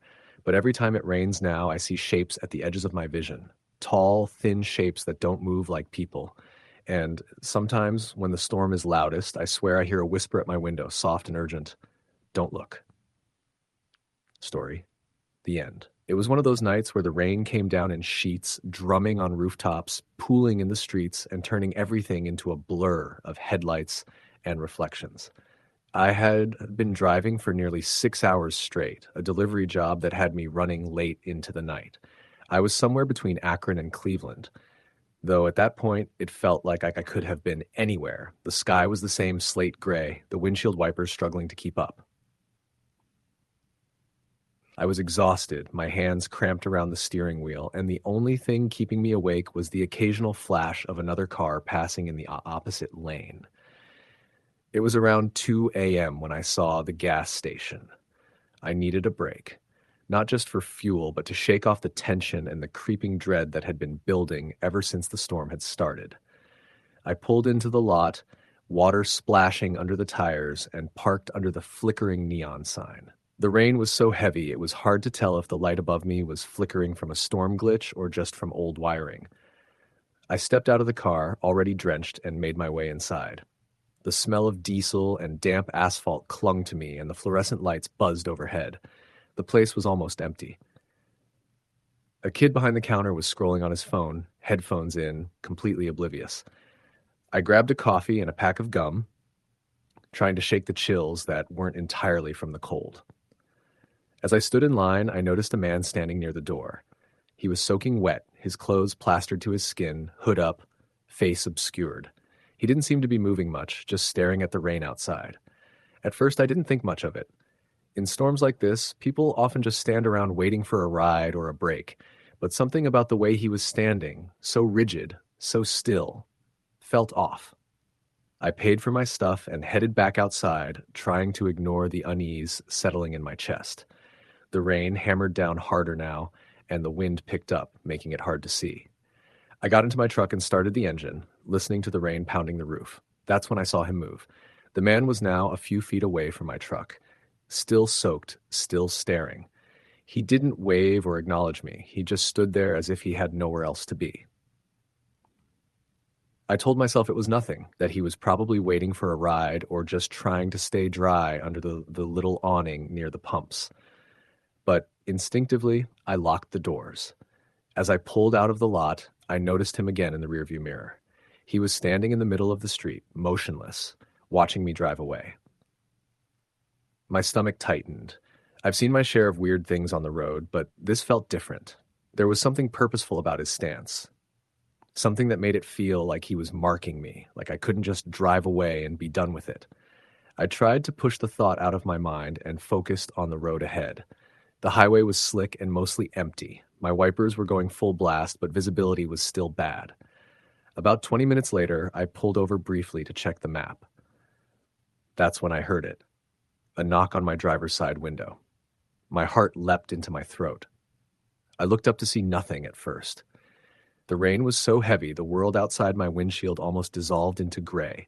Then I saw him, the same man standing there with a wet baseball cap now instead of a hood, staring at me with eyes that seemed wrong, too wide, too blank. I locked the doors again, fumbling with the keys. He just raised one finger to his lips, shushing me, though there was no sound over the storm. My chest was hammering. I started the truck and floored it, sloshing through the rain, trying not to glance at the rearview mirror. But I couldn't help it. And there he was again, somehow keeping pace with me, running in the rain with a speed that made no sense. My headlights cut through the darkness, illuminating him for just a moment before he disappeared into the downpour. I told myself I was hallucinating. Maybe I was tired. Maybe it was the stress of the long drive and the storm. But then my phone buzzed. A text from an unknown number. Don't stop. My hands tightened on the wheel. I glanced at the GPS. I was about 20 miles from the next exit, the only place with a diner or gas. I had to get there. I pressed the accelerator harder, but the rain made it impossible to go much faster than 50. Every shadow in the storm seemed to twitch and flicker, and every time I looked in the mirror, I felt like I saw him, closer and closer. By the time I reached the exit, I was shaking, soaked, and my heart felt like it was going to burst. I pulled into the parking lot of a 24-hour diner, lights glowing warmly against the gray storm. I ran inside, dripping onto the floor, and tried to calm myself. The diner was empty except for an older couple at the counter. I ordered a coffee and a sandwich, my hands still trembling. I glanced out the window, half expecting to see him standing there. There was no one. No footprints. No figure. Nothing. Just rain pouring into the asphalt like a river. I tried to convince myself it was over. Maybe it had just been my imagination, a combination of fatigue and the storm. I sat there for a while, sipping coffee, listening to the rain hammering the roof. Eventually, I told myself I had to keep moving. I had a deadline for deliveries, and if I waited too long, I'd be screwed. Back on the road, the storm hadn't let up. Wipers flailing, I drove in silence. The highway was a ribbon of reflective asphalt, broken only by the occasional headlight or the glimmer of a guardrail. Hours passed. Or maybe it was only minutes. Time felt suspended in that stormy void. I was tense, hyper-aware of every movement outside the truck, every shadow, every puddle that could hide something. Then I saw it. A figure on the side of the road. I swerved instinctively, heart in my throat. He was standing there, drenched again, right by a curve I had to take. But this time he didn't just stand. He raised his arms slowly, deliberately, like he was waiting for me to react. I slammed on the brakes. My truck hydroplaned for a second, skidding toward the ditch, and I gripped the wheel so hard my knuckles went white. When I finally stopped, I looked again. He was gone.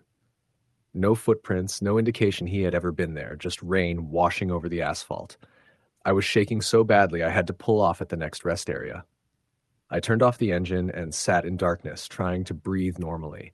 I tried calling someone, anyone, but my phone kept saying no signal. It was like the storm had swallowed everything whole. And then I heard it, slow, deliberate tapping on the roof of my truck.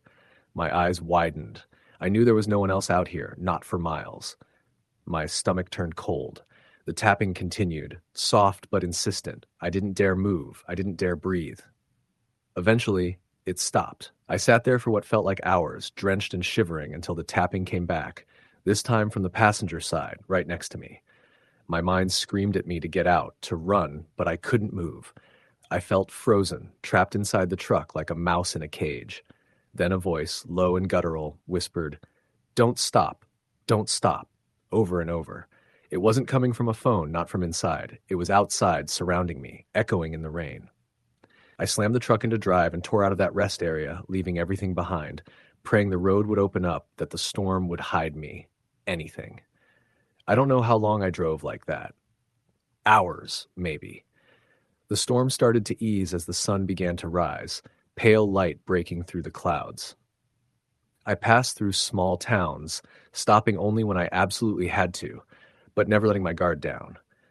Every time I looked in the mirror, I half expected him to be there, chasing, waiting, always just outside my vision. When I finally made it back to the city, drenched, exhausted, and trembling, I parked in my garage and collapsed in my apartment.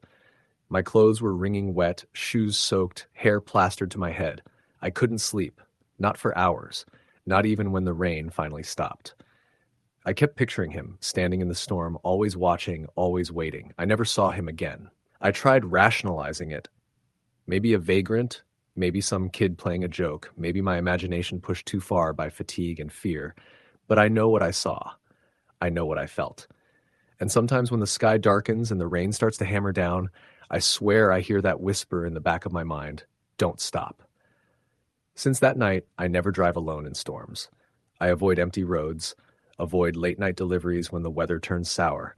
I can't explain it, and I don't want to. Some things aren't meant to be understood, they're just meant to be survived. I've told a few friends about it, but most think I'm exaggerating, telling a story to scare them. But I know the truth, and that truth has changed the way I see the rain, the roads, and the darkness that follows. Every thunderclap, every flash of lightning, every drop of rain against the windshield brings me back to that night, and I can't shake the feeling that if I stop moving, he'll be there again. Waiting, watching, patient, and maybe next time, he won't just be outside.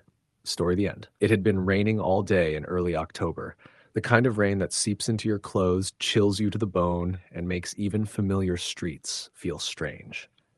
I had just finished a 12-hour shift at the gas station on the outskirts of my small hometown in Pennsylvania. The fluorescent lights overhead flickered slightly, making the place feel even emptier than usual. Most nights were quiet, but this one had been dead silent, save for the occasional car passing by. its tires hissing through puddles. I didn't mind the quiet. After weeks of dealing with rude customers and drunk drivers, the silence was almost comforting. Almost. By the time I locked up, the rain was coming down harder, pelting the asphalt in sheets that shimmered under the streetlights. I pulled my hood tighter over my head and jogged to my old blue sedan.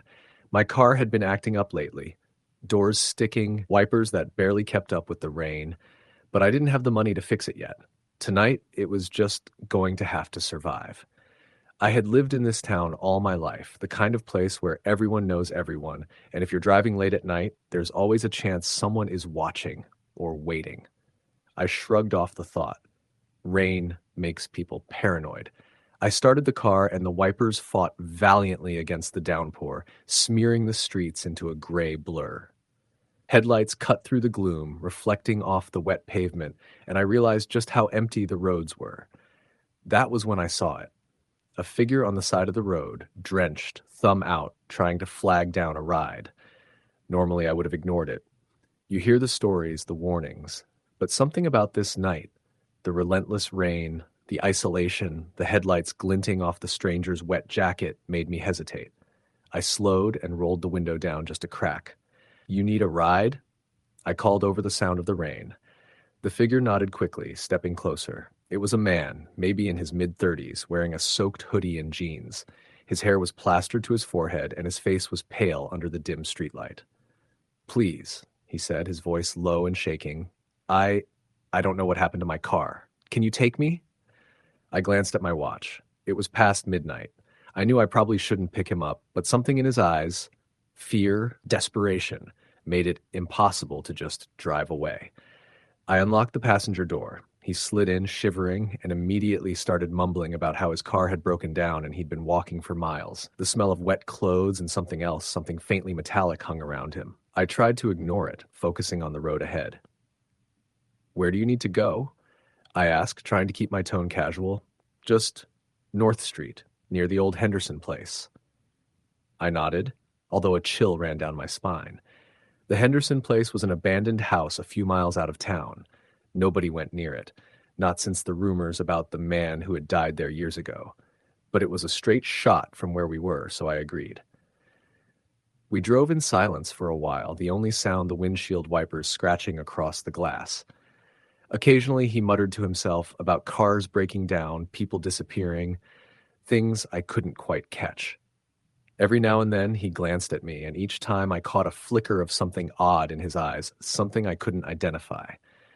As we approached a particularly dark stretch of road, I noticed movement in the rearview mirror.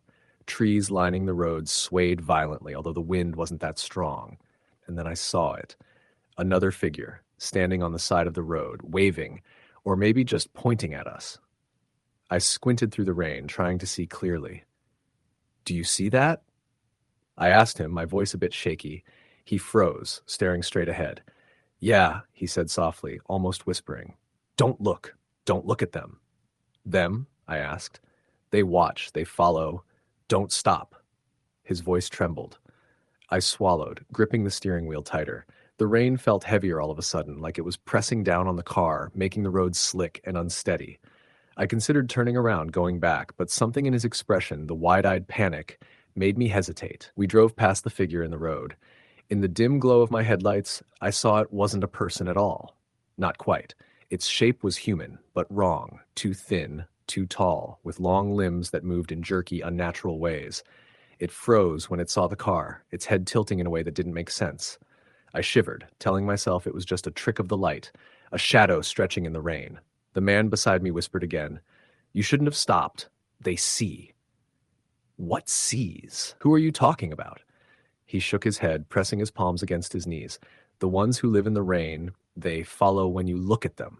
Keep driving, please." I wanted to tell him he was crazy, that it was just a storm, just my imagination. But the hair on my arms stood on end, and I noticed how the raindrops seemed to be falling slower, almost suspended, as if the air itself had thickened. We finally reached North Street, the road littered with fallen branches and debris from the storm.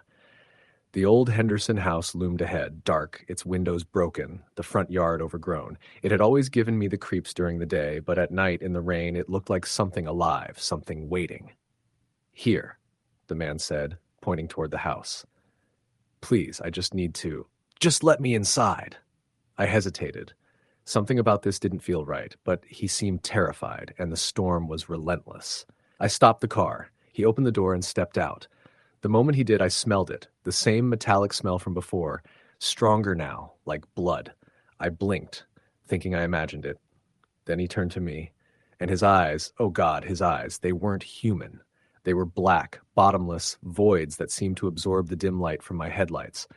I slammed the door shut. "What the hell?" I started, but before I could finish, he smiled. Not a human smile. It stretched too wide, teeth too sharp, impossibly white against the darkness. And then he was gone, just like that, swallowed by the rain, leaving no trace on the muddy ground. I sat there, frozen, rain pounding the roof of my car, listening. At first, nothing. Then faintly I heard footsteps around the car, slow, deliberate, echoing in the empty night. I grabbed the keys, locked the doors, and started the car, heart hammering. The road back to town was even worse. Every shadow seemed to move, every puddle reflected things that weren't there a second before. And I kept seeing figures, tall, thin, black-eyed, standing by the side of the road, watching, waiting. Each time I tried to look away, my eyes would catch something moving just at the edge of the headlights. When I finally made it back to the main road, the rain slowed. The streetlights flickered weakly, illuminating normal, empty streets again. My chest was tight, my hands trembling on the wheel. I glanced at the passenger seat. Empty. No sign he had ever been there. No puddle from his wet clothes, no trace of the smell. I drove home in silence, not daring to look at the rearview mirror. The next morning, I called the Henderson place out of curiosity. I wanted to know if anyone lived there, or if anyone had reported seeing someone that night. The woman on the phone laughed when I described what I saw. "Nobody's lived there for years," she said. That place has a reputation. People say things happen there, especially on rainy nights. You must have had quite a night." I hung up, my hands still shaking. I told myself it was over, just a coincidence, just stress and rain playing tricks on me. But that night, when I lay in bed listening to the rain pounding against the roof, I heard it. A soft tapping at the window, like fingernails against glass. Slow, deliberate. I froze. It stopped. Then, a whisper, barely audible over the rain. "Don't look." I didn't sleep. And for weeks after, every time it rained, I swore I saw figures standing in the distance, just at the edge of visibility, watching.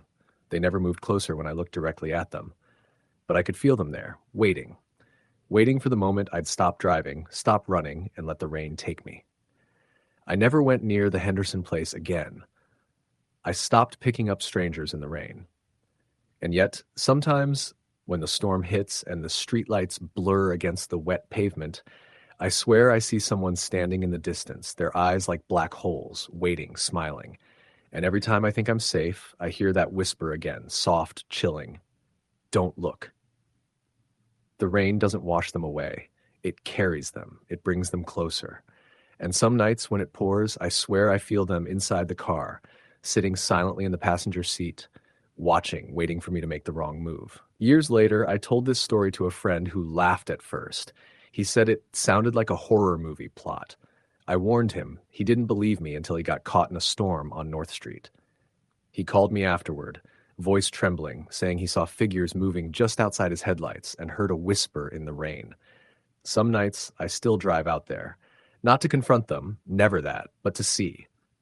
To remind myself that what happened wasn't a dream. That night, in the rain, wasn't just some freak coincidence. There's something out there, waiting, watching, and it doesn't like being ignored. Sometimes I feel like they follow me even now in my small town on rainy nights, and I've learned the hard way. Never pick up strangers in the rain. Never slow down when something moves at the edge of your headlights. And never, ever look into those eyes, because if you do, the rain never stops. Even now, typing this, I can hear it tapping on my window outside, soft, insistent, waiting for me to look, and I know one day I might not be able to resist. Story the end.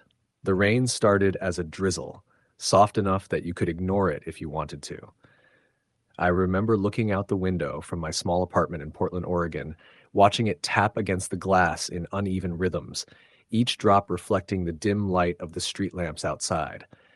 It was one of those nights where the world feels compressed, like everything is smaller, closer, and just a little more dangerous than usual. The street below was almost empty, cars passing occasionally, their headlights slicing through the mist, making everything look blurry and unreal. I was alone that night. My roommates were out visiting family, and I had agreed to cover the night shift at the office the next day. I didn't mind being alone. In fact, I liked it. But there was something about rain that night that felt wrong, almost like it had a purpose beyond wetting the streets. I remember leaving the apartment around 9. The wind had picked up, rattling the windows and pushing the rain sideways. I had my hood up, a backpack slung over one shoulder, and I could feel the water soaking through my jeans before I even made it to the street. The bus stop was 3 blocks away, and every step I took seemed louder than it should have been, echoing against the empty buildings. That's when I noticed it. Footsteps behind me. Slow, deliberate, keeping pace. I told myself it was another pedestrian, probably just trying to get out of the rain like me, but the street was empty. No one should have been there. I sped up, my sneakers splashing in the puddles, and the footsteps matched me. Faster. I glanced over my shoulder, trying to see through the blur of rain and darkness, and all I could make out was a shadow. A tall figure, maybe 6'2", hunched slightly, moving unnaturally fluid.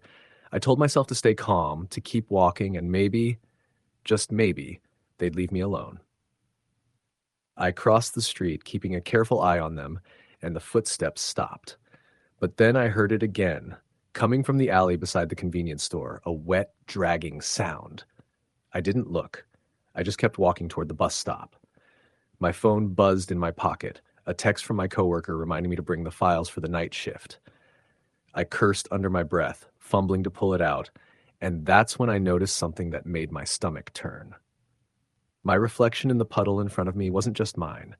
For a brief, horrifying second, I saw the figure's face staring back at me, pale and expressionless, with wet hair plastered to its skin and eyes that looked too dark, too empty. I jumped back, splashing into another puddle, and when I looked again, the puddle was empty. No figure, nothing, just me. I ran the last block to the bus stop, shivering from both the cold and fear. The bus was late, of course, which meant I had time to think about what I had just seen. Rationally, I knew it could have been my imagination. Rain and darkness do funny things. But the sound of those footsteps, the reflection in the water, it felt too real. I was still trying to convince myself it was nothing when I heard it again. This time, it wasn't behind me. It was in front of me, coming from the corner of the street. I froze, heart hammering, and the shadow stepped into the dim streetlight. I got a full look now. A man, or maybe not fully a man, with skin that seemed too pale, almost gray, and long, wet strands of hair hanging from his face. He didn't move like a normal person, and the rain didn't drip off him the way it should have. His eyes were fixed on me, and I swear I felt them pierce right through my chest. I ran. The bus arrived just as I reached the stop, and I leaped aboard without even checking the route. The warmth of the bus felt unreal, like I'd crossed into another world. I took a seat at the back, trying to catch my breath, my hands still shaking. I kept my eyes on the doors, half expecting him to appear there, but nothing happened. The bus rolled on, the street lights casting long, shifting shadows, but I didn't see him again. When I got off near the office, the rain had lightened to a drizzle, but the streets still glistened with water. I walked faster, telling myself I was just jumpy, that it had been my mind playing tricks. The office was empty, the fluorescent lights humming softly above me. I set my bag down, started organizing the files, and tried to shake off the fear. Then I heard it. A soft tapping at the window. I froze, my heart hammering, and walked slowly to the glass. Nothing, just the rain. I exhaled, shaking my head, trying to convince myself that I was imagining things. I turned back to the files, but the tapping came again, this time on the door. Slow, deliberate. I wasn't alone. I grabbed a chair, holding it like a weapon, and inched toward the door. The tapping stopped. I waited, every muscle in my body tense, listening to the rain outside. Then I heard it again, but closer this time, right outside the door. The handle rattled slightly, as if someone were testing it. I pressed my back against the wall, trying not to breathe too loudly. "Hello," I called, my voice barely a whisper. No answer. Just the rain. I made a decision. I had to get out. I grabbed my bag, my keys, and my phone, and I ran. Out of the office, into the alley, into the rain. I didn't look back. My apartment was 3 blocks away, but it felt like a lifetime. My mind raced with every possible scenario, every urban legend about stalkers and killers in the rain. And then I saw him again, standing under a flickering street lamp. Watching. I didn't stop. I ran straight past him, my hoodie pulled up, my eyes forward, and somehow he didn't move. He just watched as I passed. I made it to my apartment, locked the door behind me, and collapsed against it, drenched and shaking. I called my roommate just to hear a familiar voice, and she laughed, thinking I was overreacting. But I knew what I had seen. I knew the shape, the eyes, the way he moved. The rest of the night was a blur. I didn't sleep. I kept the lights on, checked the locks a dozen times, and every time I looked out the window, I thought I saw him standing across the street, motionless, always watching. Weeks went by. I told a few friends, but no one believed me. People suggested stress, exhaustion, too many late-night horror movies. But it wasn't stress, it wasn't exhaustion, and it wasn't a movie. I know what I saw. One night, about a month later, the rain started again. I was walking home from the grocery store, umbrella in hand, when I felt that same presence behind me. My stomach dropped. I didn't want to look, but something forced me to glance over my shoulder. He was there. Same eyes, same wet hair, same unnatural posture. And this time, I could see his lips moving, whispering something I couldn't hear over the rain. I ran, faster than I ever had, and made it inside my building. I slammed the door, locked it, and pressed my back against it, panting. Then I heard it, a soft knock right above me on the floor of my apartment. I live alone. The knocking continued, slow and deliberate, in rhythm with the rain outside. I grabbed a knife from the kitchen, though I knew it wouldn't help. I sat in the corner, listening to the rain, listening to the knock, and waited until morning. The next day, I called the building manager. "Have there been any reports of strange people?" I asked. He laughed. "We get break-ins sometimes, but nothing serious. Are you okay?" I didn't answer. That night, I left a small camera by the window, just a precaution. I had no idea what I would catch. The rain came down hard, streaking the glass, and I waited in the living room watching the monitor. Hours passed. Nothing. And then, just before dawn, the feed went static. A figure appeared, standing directly in front of the window, just inches away from the camera. Eyes black, face pale, wet hair plastered to skin, and then it was gone. The static cleared, and the feed showed only my empty apartment. I haven't slept properly since. The rain still terrifies me. Every time I hear it, I remember the eyes, the reflection in the puddle, the tapping at the window, the knock on the floor. I moved apartments twice after that, but it never mattered. The rain follows, the shadows follow, and I've learned to recognize the sound of the footsteps before they appear. Sometimes when the rain is heavy and the streets are empty, I hear a voice whisper my name. Soft, deliberate, almost inviting, and I know it's him. I've tried everything, lights on, cameras, friends over, doors double locked, but nothing stops it. Every rainy night, every puddle, every reflection, there he is, watching, waiting. I don't go out when it rains anymore. I don't answer the door when someone knocks during a storm, and I never, ever look at my reflection in the water, because when you do, sometimes, just sometimes, it looks back. I know he's still out there. I know he's waiting. And I know that one day, the rain will bring him back to me. Story the end. It started with the rain. Not just a drizzle or the kind of rain that makes the air smell fresh and clean, but a steady, relentless downpour that turned the streets into rivers and the streetlights into blurred, ghostly halos. I had left work later than usual that night, thanks to a last-minute project that my boss insisted had to be done tonight. No excuses. Normally, I didn't mind the extra hours, but the storm was already heavy by the time I stepped out of the office building, and the walk to my car felt longer than usual, as though the rain was slowing me down, pressing against my skin, making it hard to move. I remember the parking lot was mostly empty.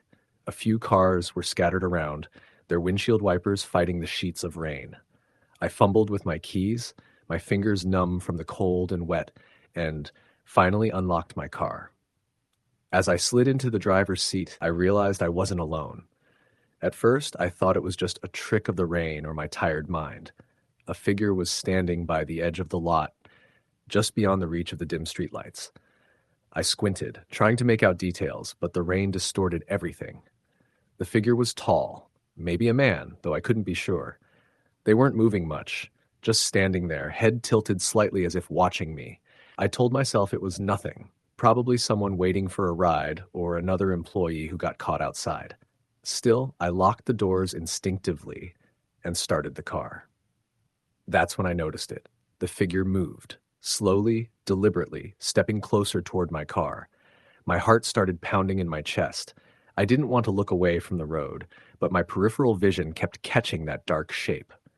I drove off cautiously, taking the exit that led me back to the main street, hoping that whoever or whatever it was would stay behind. But as I turned the corner, headlights reflecting in puddles, I could swear I saw the figure standing at the edge of the lot, watching me leave. The drive home should have been routine, familiar, but the rain made everything surreal. Streets I knew like the back of my hand seemed different, darker, more ominous. Puddles hid potholes, and every reflective surface showed something I couldn't quite recognize. It felt like the city had transformed into a kind of nightmare landscape. Each turn and intersection, a stage for something unseen. That's when I noticed headlights following me. Not far behind, just enough to make me uneasy. At first, I tried to rationalize it. Maybe another car, maybe someone else caught in the storm. But the closer I got to home, the closer they seemed to come. It was like they were matching my speed, staying just behind me without ever overtaking. By the time I reached the street my apartment building was on, I was tense enough that my hands ached from gripping the steering wheel. The lights behind me didn't turn. They just stayed there, keeping pace, persistent. I parked hastily, practically throwing my car into the spot, and jumped out. My keys felt slippery in my hands as I fumbled to unlock the door. I glanced back once and froze. The headlights had stopped at the end of the street, 200 feet away or so, but the shape behind the wheel was unmistakably watching me. I slammed the door and bolted inside, trying to convince myself that I had imagined it, that exhaustion and anxiety were turning shadows into threats. I spent that night awake, listening to the rain hammer against the windows, every creak of the building making my stomach twist into knots. Sleep was impossible. I kept picturing that figure in the parking lot, those headlights following me, the faint outline of someone or something tracking my every move. By morning, the rain had stopped, but the unease didn't leave me. I convinced myself it was over, that the night had just been an accident of timing, a coincidence. It wasn't. The next night, the storm came back. I had barely stepped out of the elevator when I felt it. Eyes on me. I told myself I was being paranoid, again, but my apartment complex was usually quiet at this hour. Most people stayed home, especially in bad weather. I walked toward my apartment door, and just as I was about to put the key in, I heard it, a faint tapping, like fingernails on metal. I spun around, heart racing, but there was nothing. Just the dark hallway, drenched in shadows cast by the flickering fluorescent lights. The tapping came again, closer this time. It wasn't loud, but it had a rhythm, deliberate and impossible to ignore. I fumbled with my keys, hands trembling, and finally got the door open. Inside, I locked it behind me, pressing my back against it as I listened. The tapping didn't come again that night, but I knew it hadn't gone anywhere. It was waiting.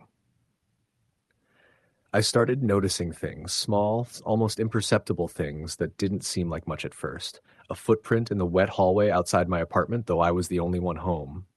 A shadow flitting past my window when I looked outside, even though there were no cars on the street and no other buildings that could cast it. I tried to dismiss it, tried to chalk it up to anxiety, but my gut told me otherwise. Something had been following me since that night in the parking lot, and it wasn't going away.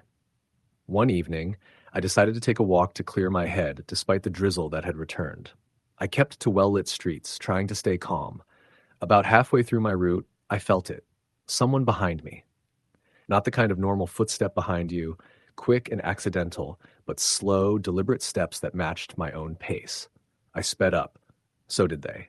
I turned sharply into a side street, still there.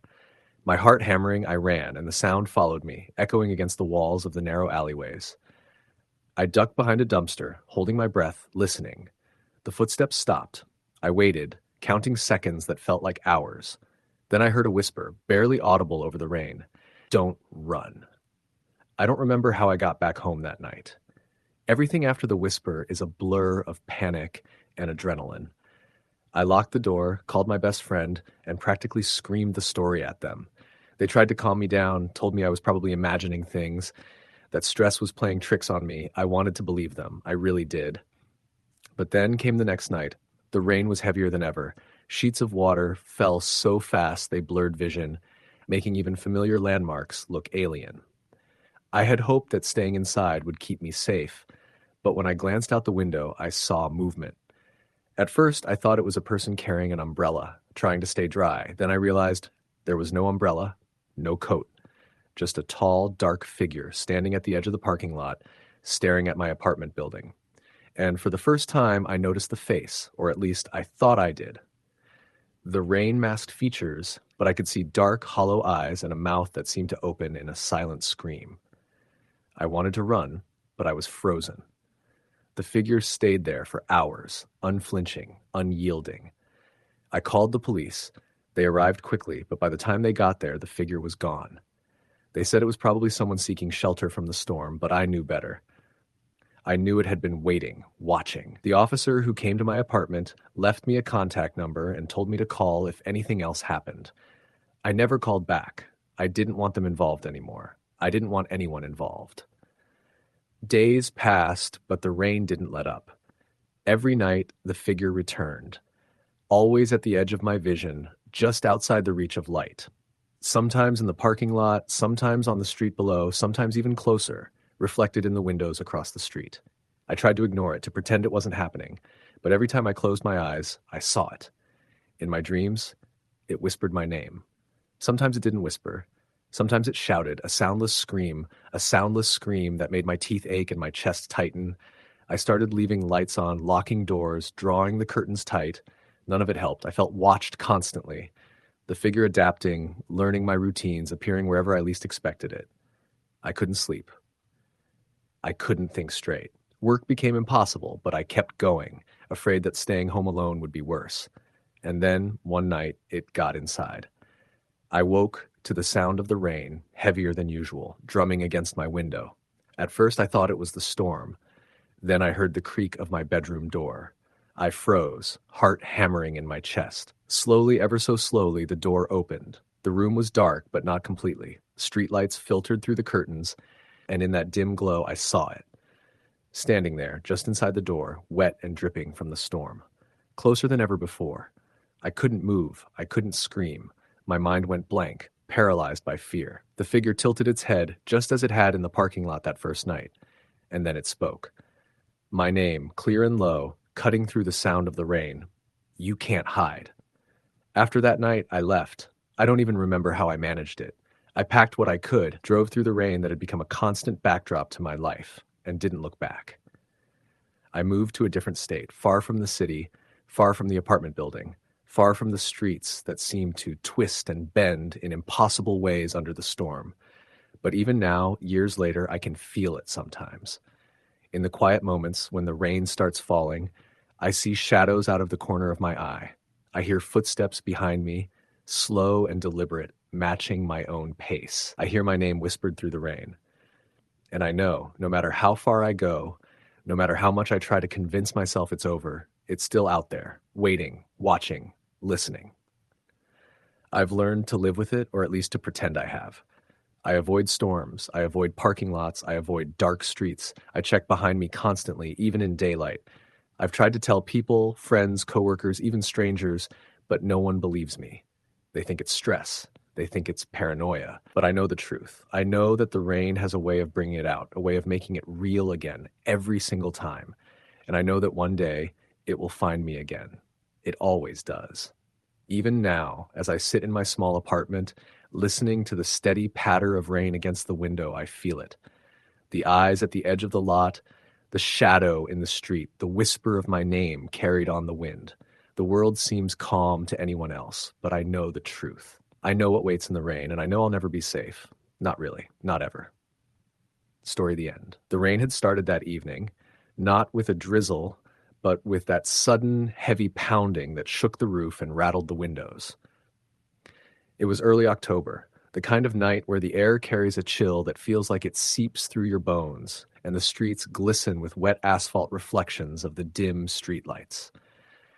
I had been working late at the convenience store on the edge of town, the one tucked along a stretch of Route 45 where the traffic thins out after dark, leaving the area feeling isolated. I was used to the solitude. The job itself wasn't much, restocking shelves, keeping the place clean, ringing up the occasional late-night customer, but the nights could get long, especially when the storm rolled in. That night, I remember thinking I should have taken an umbrella, but I hadn't. I was tired, a little impatient, and just wanted to get home. The roads would be slick. I knew that much, but it had never been more than an inconvenience before. By the time my shift ended, the storm had turned into a full downpour. The rain came down in sheets, drumming on the metal roof like a relentless percussion. I grabbed my jacket, tugged it tight around my body, and stepped out into the wet. My car was parked a few dozen feet away, its windows fogged over and windshield wipers sluggishly battling the rain. I unlocked the doors and climbed in, the heater kicking on, fog rising from the floor mats. I sat for a moment, listening to the sound of rain hammering down, my thoughts wandering in that uneasy, sleepy way you get when your body wants to rest, but your mind won't let go. I turned the key, the engine sputtering to life, and pulled onto the road. The world outside was a blur of neon reflections from the stop signs and traffic lights, the white lines of the asphalt glistening like wet threads. Visibility was poor, and the occasional gust of wind made the car sway slightly. I thought I saw someone at the side of the road once, but when I blinked, there was no one there. Just a shadow that vanished into the darkness. About 20 minutes into the drive, I started feeling the unease that sometimes comes out of nowhere on nights like that. I passed the old gas station, the one that had been abandoned for years, boarded windows dark and silent, but I could have sworn I saw a figure standing just inside the window, watching me. I blinked, tightened my grip on the wheel, and told myself it was just a trick of the light, my tired brain playing games with me. I'd been driving for hours without another car passing by, the isolation pressing in. Then I saw the first set of lights in the distance. Headlights, dim but visible through the rain. A truck, probably, coming the other way. I felt a small relief, something alive, some other human presence, and I slowed slightly as it passed, the driver giving me a polite nod. But then, just as I was about to breathe easier, I noticed movement in the rearview mirror. At first, it was subtle, a flicker that I thought was a reflection of the streetlights. But it stayed there. It didn't leave. I blinked again, but the shadow remained. It seemed too big, too solid, moving in ways that didn't make sense. I glanced to my left, but the road was empty. Nothing. And yet, in the mirror, the figure stayed. Dark, looming, keeping pace with my car. My chest started to tighten, and I tried not to panic. Maybe it was a trick of the rain, water droplets catching the light in just the wrong way. I told myself it had to be. Minutes passed. The storm intensified. Rain pelted the windshield so hard I had to slow to 35 miles an hour just to see, and the figure stayed. I tried to turn on the radio, anything to break the silence, but all I got was static, crackling, and spitting in an unnatural way, like it was alive.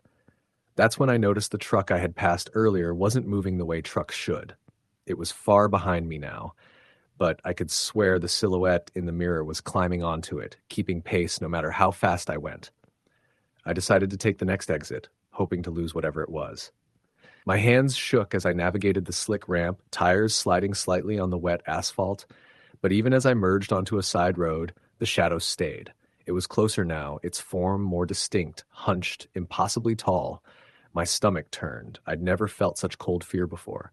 I tried to speed up, weaving slightly to see if I could catch a glimpse of what it was, but the rain distorted everything. Shadows became shapes, shapes became movement. Movement became something alive. I spotted a small gas station ahead, lights bright and warm against the storm, a beacon in the night. I forced my car to the side, pulled in, and parked under the awning, shaking. I sat there for a few minutes, trying to calm down, telling myself it was just exhaustion, that I was imagining things. When I finally gathered enough courage to look outside, the rain was relentless, but there was no figure, no shadow, nothing, just the storm. I exhaled slowly, feeling ridiculous for panicking. That's when I noticed the truck parked across the lot. No driver, just the truck, idling slightly as if waiting for something or someone. My heart raced. I tried to ignore it, told myself it was just coincidence, just someone seeking shelter from the storm. But then I saw the reflection again in the wet pavement near the fuel pumps. A figure taller than any human should be, hunched, staring at me. Its face was obscured, but there was something wrong with the proportions, too long, too thin. Its movements were jerky, unnatural. I locked the doors, my hands trembling, and considered calling 911. But my phone had no signal, the storm having knocked out the nearby towers. I was trapped in the lot with that thing watching me, rain cascading down in sheets, washing the world in gray and black. I didn't move for what felt like hours, just staring at it, praying it would vanish. Finally, it did. 1 second it was there, the next it was gone. No sound, no trace, nothing in the reflection, nothing in the rain. I tried to convince myself it had been my imagination, that exhaustion and storm-induced stress had conjured something impossible. My hands were raw from gripping the steering wheel, my breath ragged, heart hammering like a drum. I finally left the station, driving slowly, cautiously, always checking the mirrors, always watching. The storm continued for miles, the night stretching out like an endless corridor. And then, on the bridge over Pine Creek, I saw it again. At first, I thought it was the reflection of the streetlights on the wet railing. But then I realized the figure was moving, pacing along the bridge in perfect unison with my car, its head tilted in a way that made my stomach knot. I tried to speed up, to leave it behind, but the figure didn't fall back. It stayed. Closer now, almost synchronized with the car, as if it could step on the water itself. Panic overtook me. I took the next turn off the main road into a narrow, twisting street lined with trees. Rain lashed the windshield, the wipers barely keeping up. My eyes darted constantly to the mirrors. And there it was, following. Every turn, every swerve, always keeping pace. I didn't know where I was anymore. The streets all looked the same, soaked in dark, shadows dancing under the streetlights. I thought about stopping, letting it pass, but something inside me screamed not to, as if stopping would make it worse. I drove blindly, heart in my throat, until I reached the familiar turn to my apartment complex. Relief washed over me, faint but enough to give me hope. I turned in, speeding to the gate. That's when I saw it, standing under the streetlight near my entrance. The rain soaked it completely, but it didn't move, didn't blink. Its proportions were wrong, like something not meant to exist in this world. I slammed the car into park, doors locked, and just sat there, trembling, staring through the rain-soaked glass. It didn't advance. It didn't retreat. It simply waited, hunched, silent, impossibly tall. I waited there for what felt like an eternity. The storm slowly abated, the rain lightening to a drizzle. When I finally summoned the courage to unlock the door and run inside, I glanced back once. The figure was gone. No footprints, no puddle ripples, nothing. Just the wet asphalt and the dim street lights. I never told anyone. People would think I was exaggerating or imagining things. I tried to go back to work a few nights later, but the memory of that night lingered in my mind, vivid and inescapable. Every time it rained, I felt the same dread creeping up my spine, the same sense of being watched. And though I never saw it again, I knew, deep down, that it was still out there somewhere, moving silently, waiting for the right storm.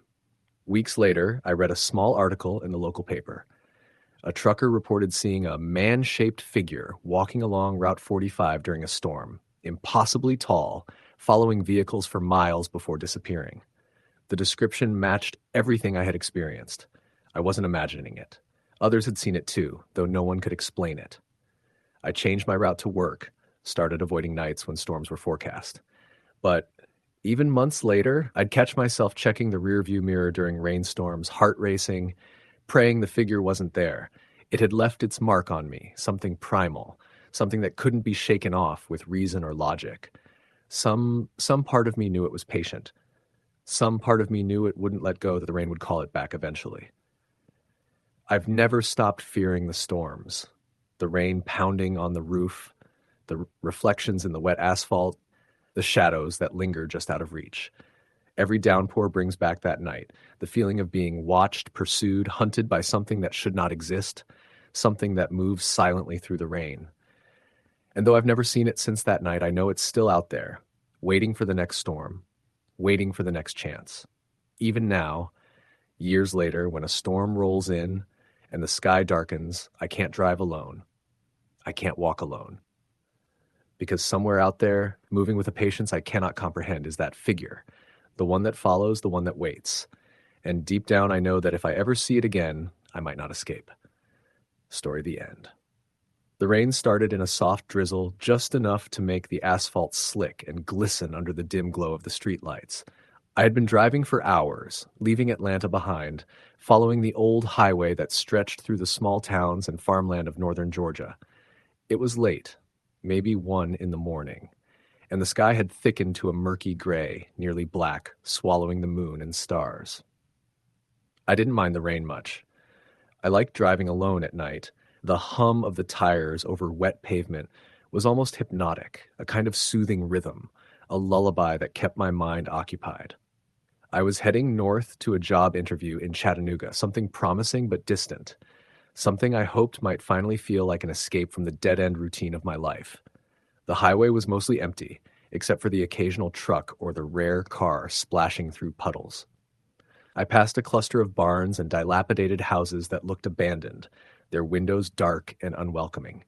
My windshield wipers beat a steady rhythm, and every so often lightning forked across the sky, illuminating the countryside in stark, ghostly white. I wasn't paying much attention, just letting the long drive wash over me until I saw a figure at the side of the road. It was a man, or at least I thought it was at first. He was standing in the rain, completely still, and he was soaking wet, his clothes plastered to his body.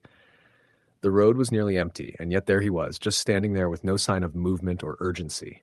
He wasn't waving, wasn't asking for help, he was just there.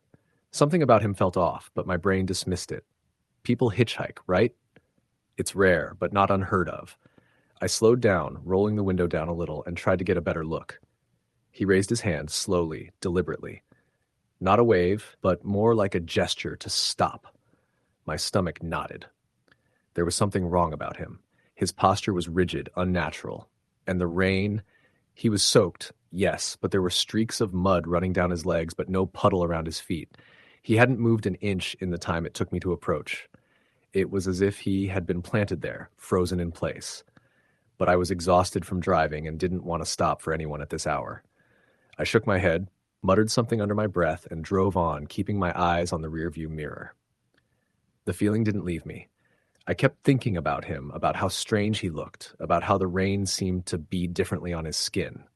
I chalked it up to fatigue. Maybe my mind was playing tricks, conjuring shapes in the darkness. Maybe I was just too tense from the long drive and the storm. I tried to shake it off.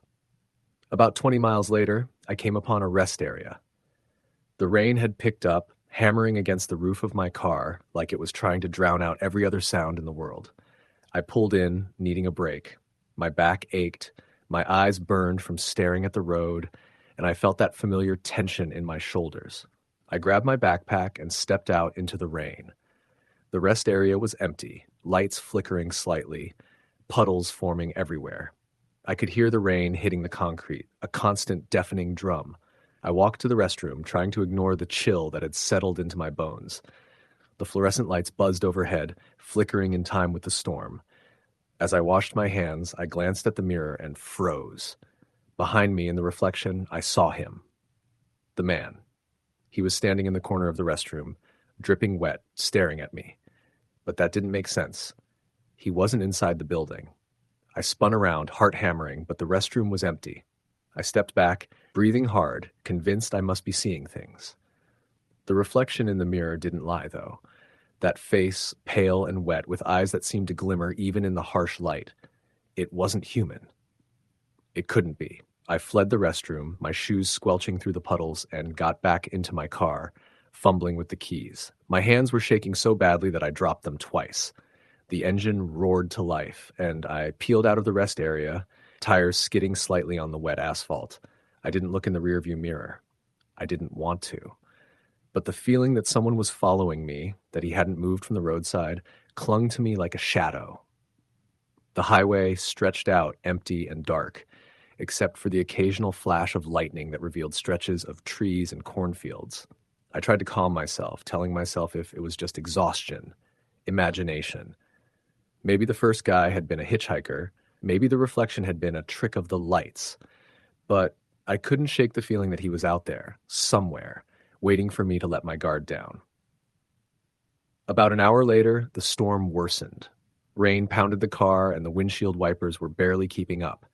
The road twisted through dense forests now, and the streetlights were gone, leaving me to rely on my headlights slicing through the storm. That's when I saw the second figure. A woman this time, standing in the middle of the road, arms stretched out as if she wanted me to stop. I swerved violently, barely avoiding her. My tires skidded over wet leaves and mud, and my heart nearly leapt out of my chest. I slammed on the brakes and sat frozen, shaking. The woman didn't move. I could see her face now, pale and wet, hair plastered to her skull. Her eyes, they were black, completely black, no whites, just dark pits staring at me. And when I glanced at the roadside behind her, I saw them. Dozens of figures emerging from the trees, slow, deliberate, silent. Men, women, children, every age, every size, staring at me, advancing toward the road in the torrential rain. I floored it, the tires throwing water everywhere, the car fishtailing, my pulse racing. They didn't run. They didn't move fast. They just kept coming, keeping pace with the car, their eyes locked on me.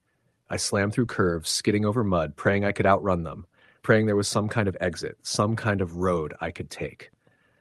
The rain was relentless, blinding. My wipers were nothing compared to the storm, and yet through the sheets of water I could see them.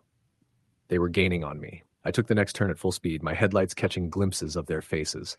Some were familiar, in a way that made my stomach twist. Faces I had seen in passing at the grocery store on the streets of Atlanta, but distorted, pale, wet, staring, angry.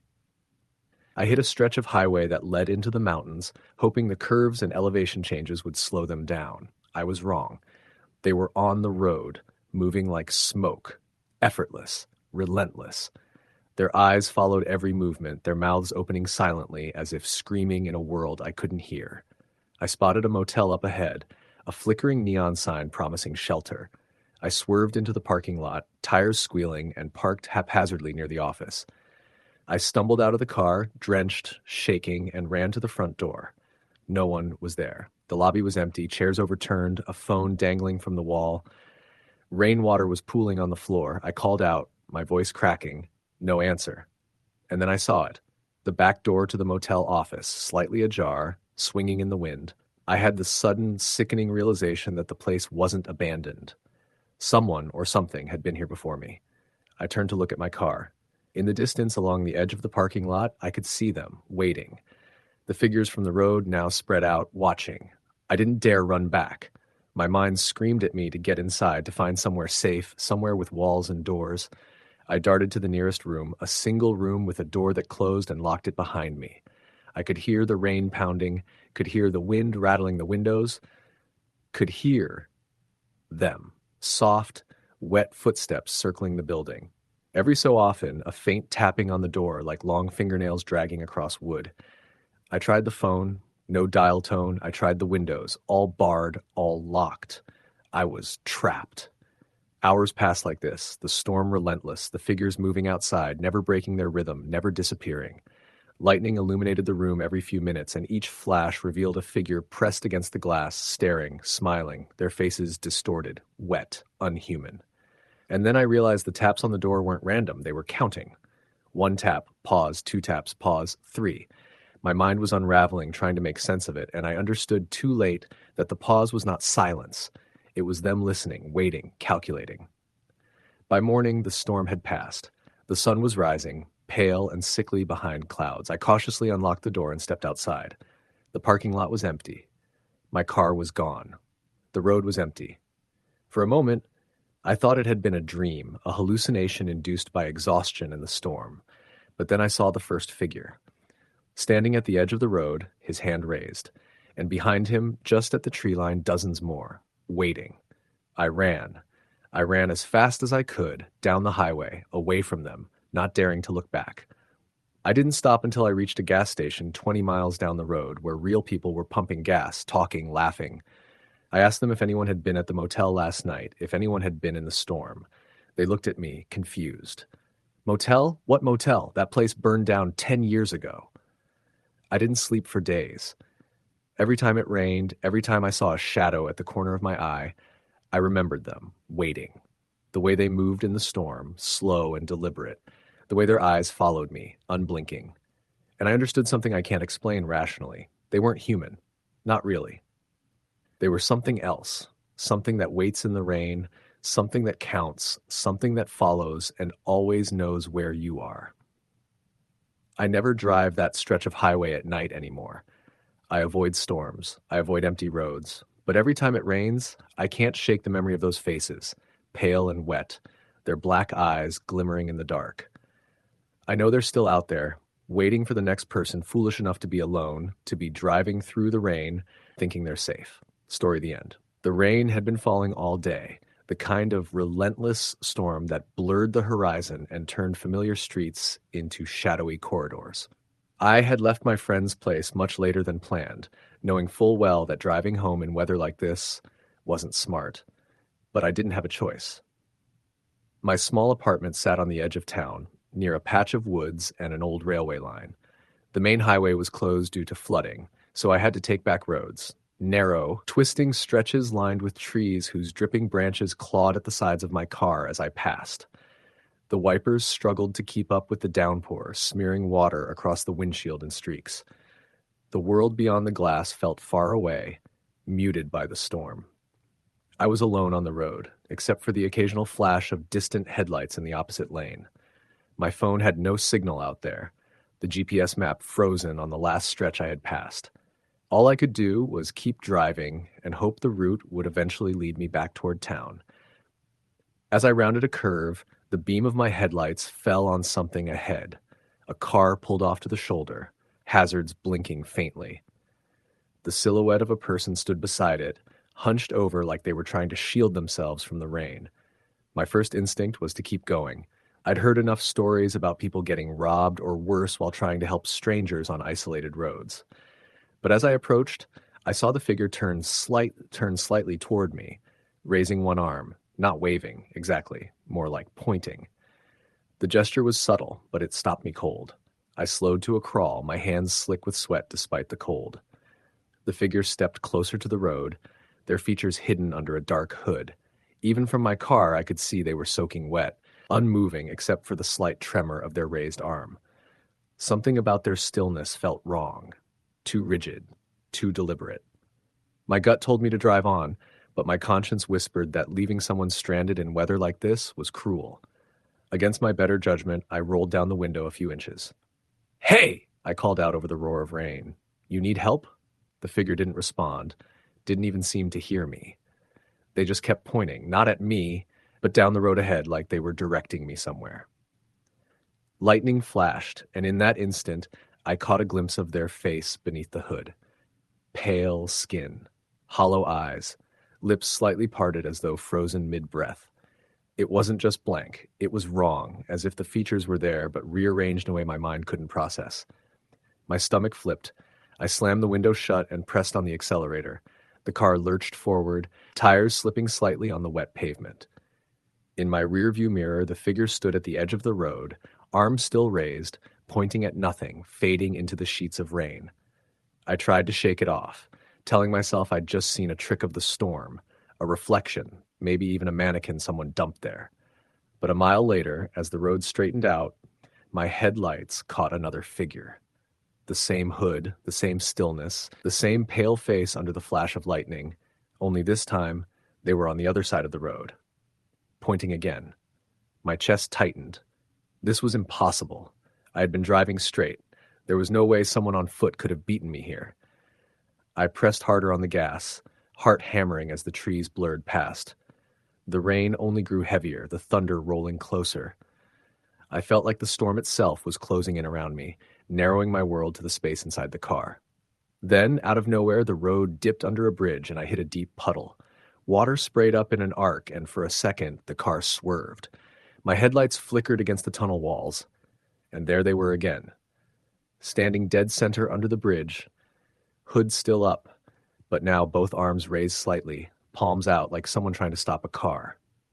I slammed the brakes, the tires screaming on wet asphalt, the car fishtailing before I regained control. I didn't stop completely. I couldn't. Something deep in my bones told me stopping was the worst thing I could do. I swerved around them, my side mirror nearly clipping their shoulder, and as I passed, I dared a glance. The hood had fallen back slightly. Their head tilted sharply, an unnatural angle, and for the first time I saw their mouth move, open and close like they were gasping, but no sound came out. Their eyes were wide, dark, and bottomless.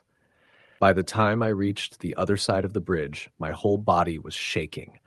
My knuckles were white on the steering wheel. The rain roared against the roof of the car like a drum, but inside everything felt muffled, distant. I drove faster than I should have, the car hydroplaning more than once, but I couldn't slow down. Every time I glanced at the mirrors, I expected to see that hooded figure in the back seat. When I finally reached the edge of town, the storm hadn't let up. Streetlights glowed dimly through the curtain of rain, casting long shadows on the slick pavement. I pulled into my driveway so fast the tires skidded on the wet concrete. My hands were trembling as I killed the engine. For a moment, I just sat there, listening to the rain hammering the roof of the car, trying to catch my breath. And then I saw it, on my porch. A single, wet footprint, larger than my own, pressed into the concrete. No other prints leading up to it, no sign of anyone around. Just one, as if someone had stepped out of thin air. My stomach turned cold. I bolted from the car, fumbling with my keys, and ran inside, locking the door behind me. The storm raged on through the night. Every creak of the house, every gust of wind against the windows made me jump. At one point, I thought I heard something. Faint tapping, like fingers on glass. When I looked, nothing was there. Only rain streaking down the panes, distorting the view outside. In the morning, the footprint was gone, washed away by the rain. But the sense of being watched lingered. I told a neighbor about it later that day, trying to laugh it off, but their face grew serious. "That's not the first time someone's seen something like that out there," they said quietly. Old story. They call it the rain watcher. Shows up during storms, follows you home sometimes. Folks say if you see it 3 times in one night, it marks you. I didn't want to believe it. I tried to convince myself it was just my imagination, that the stress of driving in the storm had played tricks on me. But deep down, I knew. The eyes under that hood weren't something I could imagine. The way it pointed, silent, deliberate, was burned into my memory. And now, whenever it rains hard enough, I feel it again. That prickling sensation at the back of my neck, like someone's standing just out of sight, watching. Sometimes I think I see a shape in the distance, on the edge of the road or in the tree line near my apartment, hooded, still. I never stop. I never look too long, but I know it's there. The rain hides many things. Some of them are just shadows, some of them aren't. Story the end. The rain had been coming down since the early afternoon, but by nightfall it was a solid curtain of water, blurring the world into dark shapes and streaks of light. I was driving through a rural stretch of Tennessee, a 2-lane road with no streetlights, surrounded by endless fields and the occasional clump of woods. My GPS had gone dead about an hour ago. No signal, no directions. And I'd been relying on memory and road signs to get back to the small town where I was staying for work. I hated driving in weather like this, but the thought of sitting alone in a motel another night was worse. The road was slick, the yellow lines barely visible under the sheen of water. The wipers thudded back and forth, but they couldn't keep up with the rain. My headlights picked up nothing but falling water and the occasional reflective road marker. Every now and then, a flash of lightning would light up the fields, making them look like some eerie, flat ocean. I hadn't passed another car in nearly 20 minutes. That was when I saw someone walking along the shoulder.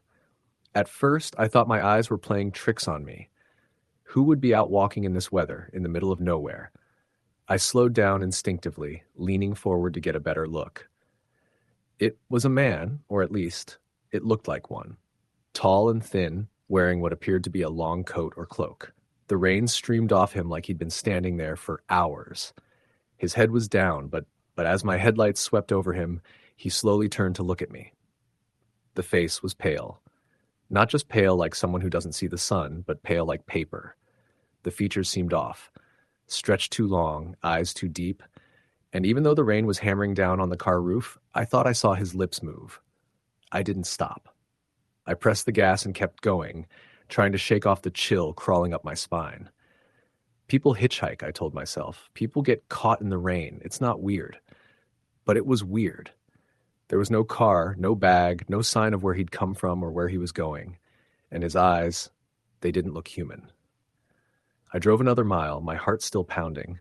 The road dipped into a shallow valley and curved between two stands of trees. My headlights reflected off the wet trunks, making everything flash and shift like a strobe. I slowed for the curve, and there he was again, standing in the middle of the road. This time I saw him clearly. The coat clung to him, dripping water, and his head was tilted slightly to one side. His eyes were just dark hollows, like the rain had washed them away. His arms hung stiffly at his sides. I slammed on the brakes, tires skidding on the wet pavement, and the car slid to a stop just yards from him. For a moment, everything was silent except for the rain. The man didn't move. He just stared at me. My breath fogged the windshield. My hands shook on the wheel. I wanted to back up, but my brain seemed frozen. Then, without a sound, he took one step toward the car. I shifted into reverse so fast the gears made a horrible grinding noise. The tires spun, splashing water everywhere. I backed up until I could turn the car around, heart hammering. The man didn't run after me. He just stood there, head still tilted, water dripping off him like he'd been carved from the rain itself. I drove back the way I'd come, taking random turns, anything to put distance between me and that figure. I didn't care where I ended up. I just needed to get away. My hands were shaking so badly I could barely grip the wheel. Every time the lightning flashed, I expected to see him standing at the side of the road again. Eventually, I found myself on a different road. This one lined with old barns and rusted-out tractors. I had no idea where I was, but at least I was moving. The rain kept coming down, relentless. I kept checking the mirrors, half expecting to see a pale face staring back at me from the back seat. That's when my car's engine sputtered. At first, I thought I'd imagined it. Then it sputtered again, a horrible coughing noise, and the dashboard lights flickered. No, no, no, I muttered, gripping the wheel. The car lurched, slowed, and finally rolled to a stop on the side of the road. I turned the key, but the engine just clicked. Dead. The rain hammered down harder. My phone had no signal. I sat there, staring at the dark fields around me, feeling more and more like a trapped animal. Then, through the sheet of water running down my windshield, I saw a shape. Someone was walking up the road. My blood went cold. It was him. Even through the rain, even in the darkness, I knew. The tall, thin frame, the long coat, the pale face. He was coming closer, step by slow step, his head still tilted. I scrambled for the door locks, but they were already down. My heart was in my throat. He stopped about 20 feet from the car, just standing there in the road. The rain plastered his hair to his face. His lips moved again, but I couldn't hear what he was saying. I couldn't look away. Then he started walking again, this time straight toward the driver's side door. I fumbled for the ignition tin, trying the key over and over, even though I knew the car was dead. My breathing was shallow, ragged. He was almost at the window now, his face level with mine. Up close, I saw that his skin wasn't just pale. It was gray, almost translucent, like wet paper. His eyes were empty sockets filled with darkness. His lips stretched into a smile that didn't look human. He raised one hand and tapped on the glass. The sound was so soft I almost didn't hear it over the rain. Just a faint tap. Tap, tap. I pressed myself back against the seat, tears in my eyes, whispering, "Please go, please go." He tilted his head the other way, like a curious dog. Then, as suddenly as he'd appeared, he was gone. I don't mean he walked away. I mean he was just gone. One moment there, the next, nothing but rain and darkness. My heart was still pounding so hard I could barely breathe. I sat there for what felt like an hour, staring at the empty road before I tried the key again. This time, the engine roared to life like nothing had happened. I drove. I don't even remember the route I took. Eventually, I reached a gas station on the outskirts of some town, shaking so badly I could barely hand the clerk my credit card. I didn't say anything about what I'd seen. I didn't think anyone would believe me. The next day, in daylight, I drove back to the spot where my car had died. There were no footprints on the shoulder, no sign anyone had been there at all, but I knew what I'd seen. I could still feel the chill of that figure standing outside my window, still hear the soft tapping. That was 2 years ago. I moved states not long after, but every time it rains hard at night, I feel it again, that creeping sense that something's out there, waiting in the downpour. Last week, during a thunderstorm, I glanced out my apartment window. Down on the sidewalk under a flickering streetlight, a tall man in a soaked coat was standing perfectly still, head tilted slightly, looking up at my window. I shut the blinds and turned off the lights. Story the end. The rain had already started before dusk, a steady curtain of water falling from a slate-gray sky, slicking the blacktop roads and turning the ditches into streams. By the time I clocked out of my shift at the small hardware store just off Route 23, the parking lot was practically a lake. My boots squelched with every step to my truck. The smell of wet asphalt and pine from the nearby woods clung to the air. I had a 45-minute drive back to my rental house on the outskirts of town. It was the kind of drive I didn't usually mind, quiet, rural, no traffic. But that night, the rain made everything feel tighter, narrower, as though the world beyond my headlights didn't exist. The first 15 minutes of the drive were uneventful. My wipers thudded a rhythm on high speed, but even then, the water on my windshield blurred the road ahead into smears of gray and yellow. I gripped the wheel tighter. My phone had no signal out there. On either side of the highway stretched miles of forest, the kind that swallowed noise. I'd driven that stretch countless times before, but in that weather, every bend in the road felt unfamiliar. Somewhere past the county line, I saw it, someone standing at the edge of the road. The figure was motionless, its head slightly bowed, the hood of a long coat pulled up against the rain. At first I thought maybe their car had broken down, but there was no vehicle, no sign of trouble, just that lone person standing in the rain. Thumb out. I slowed instinctively, heart pounding. Something about the way they stood, so still, so patient, made my stomach turn. It was late. It was raining. And out here, cell service was non-existent. Everything inside me screamed not to stop. So I didn't. I eased the gas and kept going, telling myself someone else would help them. I checked my rearview mirror out of habit. They were gone. Not walking away, not stepping into the woods, just gone. I blinked hard, leaning closer to the mirror, but the roadside was empty. The rain lashed my truck harder, a drumming like fingers on a hollow drum. My grip on the steering wheel ached. I pushed on, but a few minutes later a pair of headlights appeared behind me. At first I thought nothing of it. Someone else on the road was normal enough. But then the car pulled close, too close. Its beams filled my cab, blinding me. I slowed. It slowed. I sped up. It sped up. My pulse quickened. My fingers twitched over my phone on the seat beside me, but the screen showed no bars. Out here, I was alone. I turned onto an old logging road that cut through the woods, hoping to shake whoever it was. Nobody used it anymore. It was cracked and overgrown, but it led back to the main highway. The car followed, headlights steady, too steady. My truck's tires hissed on the wet pavement as I rounded a curve. In my rearview mirror, I tried to make out the shape of the car, but all I could see were those blinding lights. No grill, no make, no plate, just light. Then, just as suddenly as it had appeared, the light went out. Total darkness behind me. The only sound was the rain hammering my roof. I scanned my mirrors. Nothing but trees. My heart beat so loud I could hear it over the engine. I wanted to believe they had turned off or stopped. I wanted to believe I was imagining things, but my gut said otherwise. I kept driving, slower now, muscles tense. That's when I heard it. A single metallic thud against the back of my truck, like someone had slapped the tailgate with an open palm. I swerved, staring into the mirror, and my stomach turned to ice. There, illuminated by my brake lights, was the same figure I'd seen on the roadside, standing dead center in the lane behind me, hood up, unmoving. The rain blurred their features, but I knew it was them. I didn't wait. I slammed the gas and tore down the road, the truck fishtailing on the slick pavement. When I glanced back again, the road was empty. I made it to the main highway, breathing hard, telling myself I'd imagined it. Stress, rain, darkness. They could make your eyes lie. But as I neared town, every streetlight flickered out as I passed beneath it, one after the other.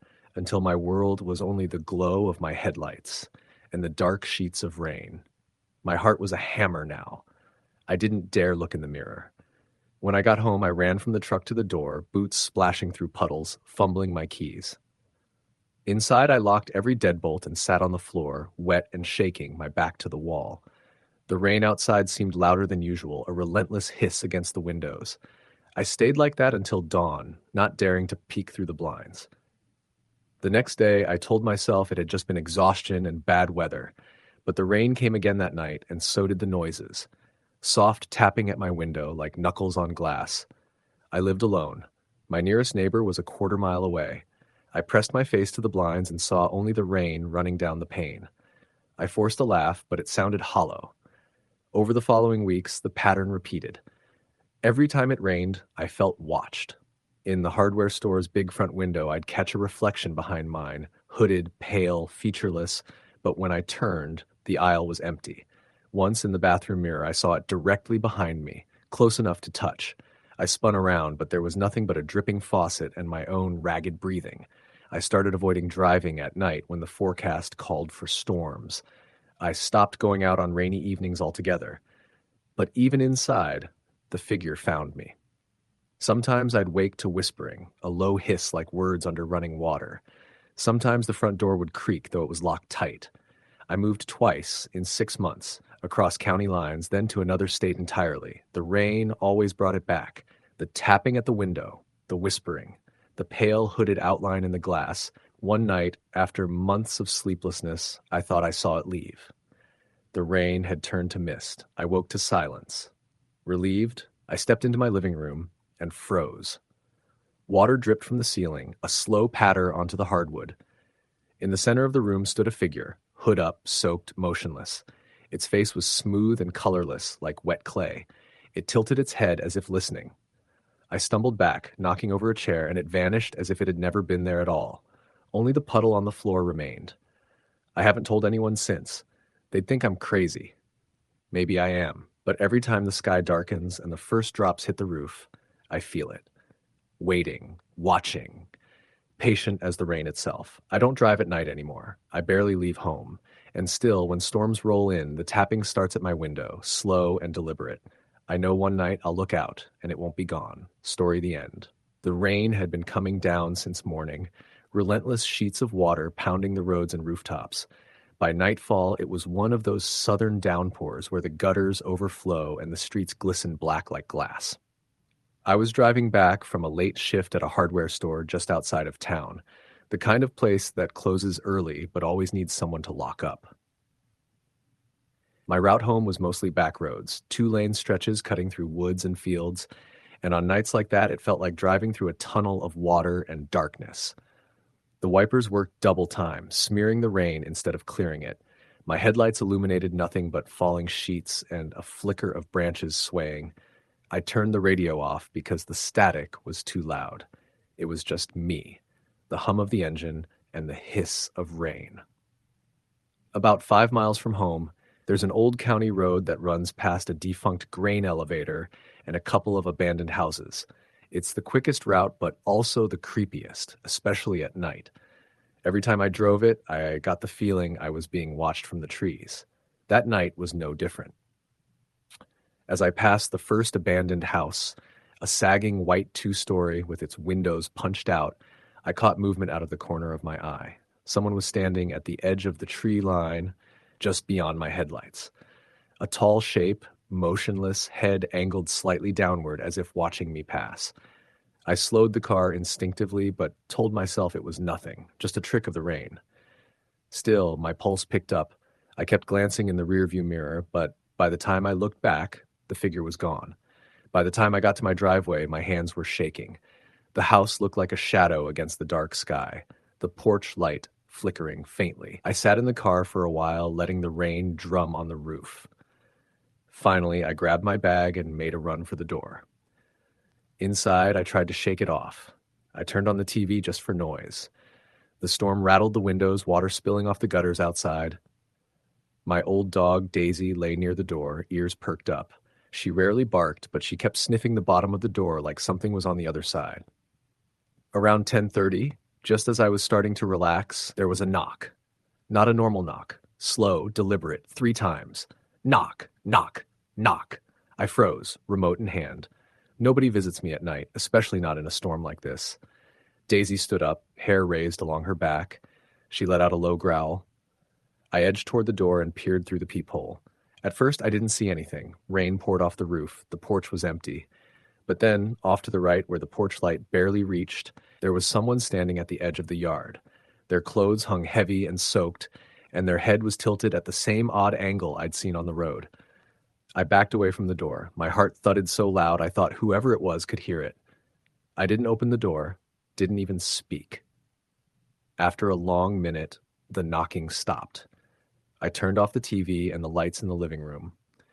I sat in the dark with Daisy pressed against my leg, listening. The only sound was the rain and my own breathing.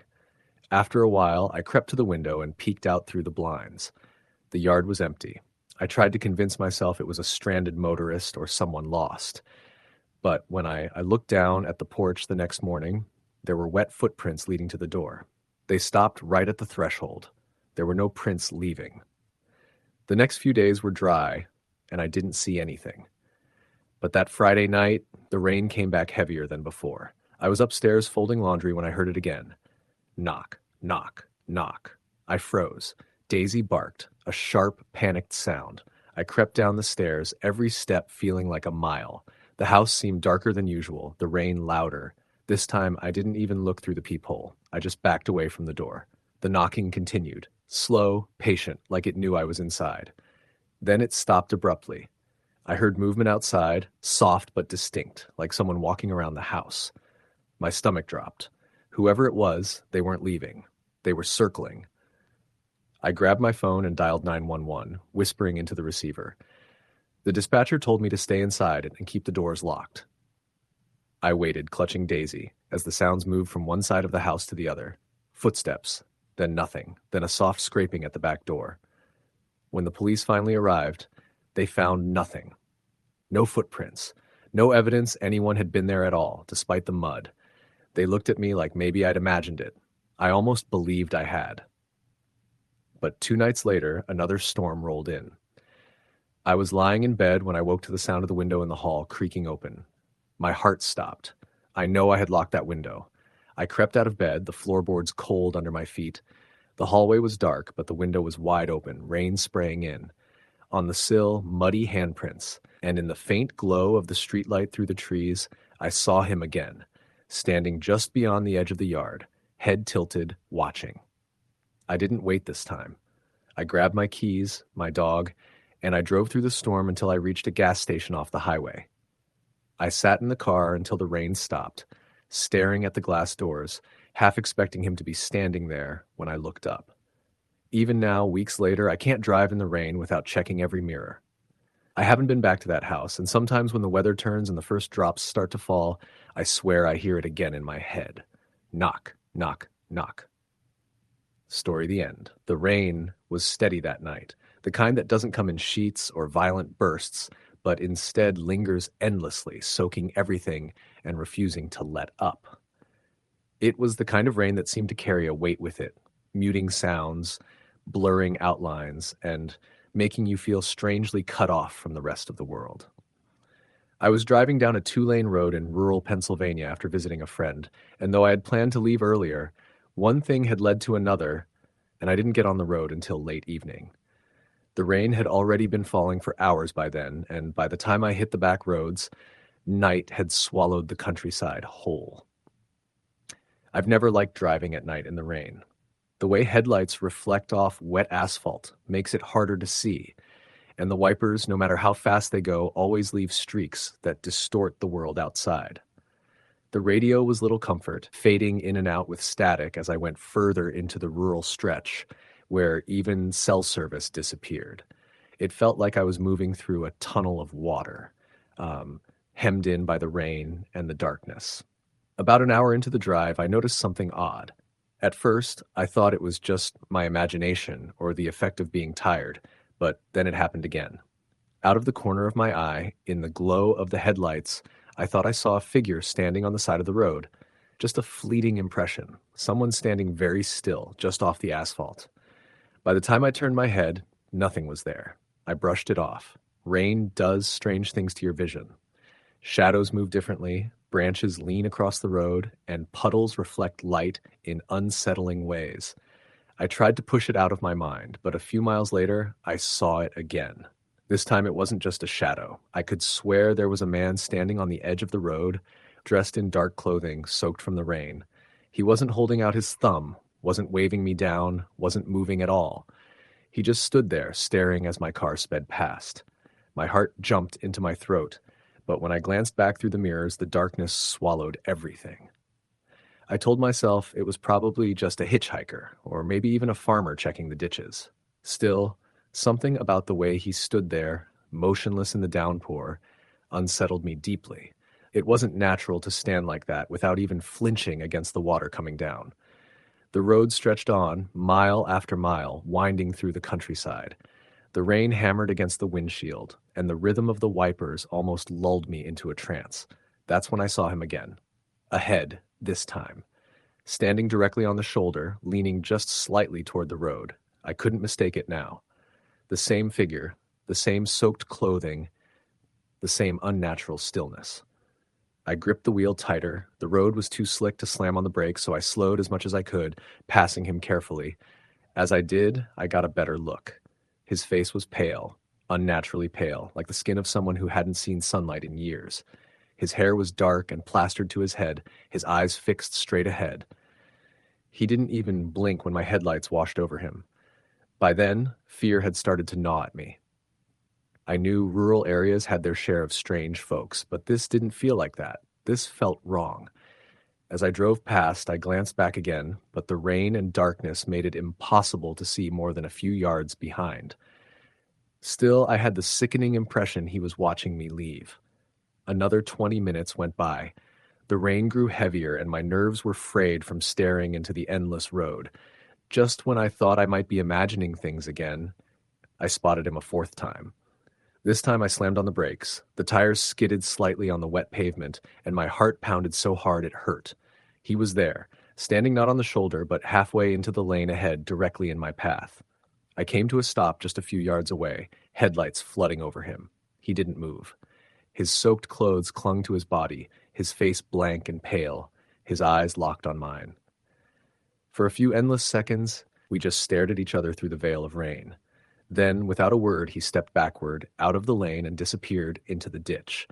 Not like he walked away into the field. Not like he ran. He just seemed to fade into the rain itself. I sat there, frozen, the engine idling, my breath fogging up the glass. My instincts screamed at me to hit the gas and get the hell out of there, and that's exactly what I did. I pressed down hard on the accelerator, and my tires spitting up water as I surged forward. I didn't care how slick the road was anymore. I just needed to get away. For the next half hour, I saw nothing. No figure, no movement, nothing but the rain and the empty road. My hands slowly loosened on the wheel, and I began convincing myself that I had hallucinated the whole thing. I was tired. The rain was messing with my vision, and my nerves had done the rest. But just as I reached the edge of a small town, something made my blood run cold. The sidewalks were empty, the storefronts dark, but under a street lamp by the corner stood the same man, soaked, pale, staring. I didn't slow down this time. I didn't look back. I drove straight through that town and didn't stop until I reached my own driveway nearly 2 hours later. Even then, the fear didn't leave me. When I shut off the engine, I sat there in the car, listening to the rain patter on the roof, too afraid to open the door. I kept glancing at the mirrors, half expecting to see him standing behind the car. Eventually, I forced myself inside, locked every door, and pulled the curtains tight. That night, sleep didn't come easily. Every time the wind shifted and the rain brushed against the windows, I imagined footsteps outside. Every time a car passed distantly on the road, I swore I could see his face in my mind's eye, pale and staring. For weeks afterward, I avoided back roads entirely. I told a few people about what I had seen, but no one really believed me. They said it must have been a drifter or maybe just my imagination after a long drive in bad weather. But deep down, I know what I saw. You don't forget something like that. Even now, years later, whenever it rains steadily like that night, long, endless, and heavy, I can't shake the memory. I'll catch myself staring out the window, half expecting to see him on the street, standing silently in the downpour, waiting, and sometimes I could swear I really do. Story the end. The rain had already been falling for hours by the time my shift at the small town gas station ended. It was the kind of rain that didn't just soak your clothes, but somehow seeped into your bones, making everything cold and heavy. It was past midnight, and the usual trickle of customers had long stopped. My coworker had left early with the flu, leaving me to lock up alone. The fluorescent lights inside flickered with a low hum, casting everything in a pale, ghostly glow. Outside, the parking lot was empty, puddles forming in the cracked asphalt, reflecting the dull orange of the single flickering streetlight. I pulled my hood over my head, locked the door, and jogged to my car, which was parked at the edge of the lot near the tree line.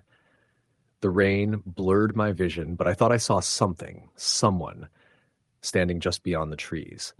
A dark figure, still as a statue, the outline of a coat visible even in the downpour. I stopped, squinting into the shadows, but the rain was so heavy, it was like a curtain between us.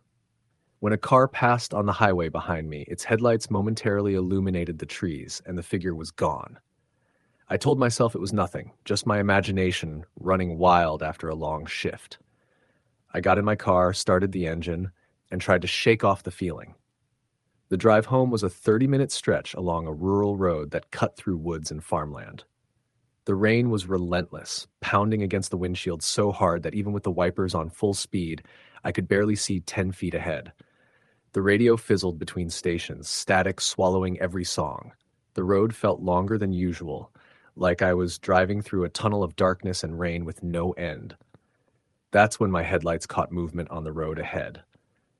A man walking right down the center line. At first, I thought he was a lost hiker or someone whose car had broken down. But as I got closer, something felt off. He didn't react to the sound of my engine. He didn't move aside. He just kept walking, head slightly bowed, shoulders hunched, hands hanging limp at his sides. I slowed, honked the horn, no reaction. My heart started to race. When I was just a few feet behind him, he stopped, slowly, deliberately. I couldn't see his face under the hood of his soaked coat. He tilted his head slightly, like he was listening to something I couldn't hear. Then, without turning around, he stepped off the road into the trees. I drove past quickly, my hands shaking on the wheel. My rearview mirror showed only rain and darkness. About 10 minutes later, my headlights picked up something again. This time it wasn't on the road, but on the shoulder. A car, old and rusted, hazard lights flickering. I slowed, pulling alongside. Through the rain-streaked windows, I saw no one inside. The driver's door hung open, creaking as the wind and rain pushed it back and forth. I didn't see footprints, no sign of anyone around. I was about to roll down my window when I heard it, faint, almost lost under the hiss of rain, the sound of footsteps splashing in water. Slow, deliberate, coming from the woods to my right. I snapped my head around. In the dark between the trees, something moved. A figure, hooded, just like before. My stomach turned to ice. I hit the gas, the tires spinning in the water before catching, the car lurching forward. My pulse thundered in my ears. This road was empty. No houses, no buildings, nowhere for anyone to be out here on a night like this. And yet I knew what I had seen. I tried to rationalize. Maybe it was the same guy walking miles ahead of me somehow. Maybe he'd been in the broken-down car. But the dread inside me grew. The rain had a way of warping sound, making distances feel strange. About 5 miles from home, I came to a small wooden bridge over a creek.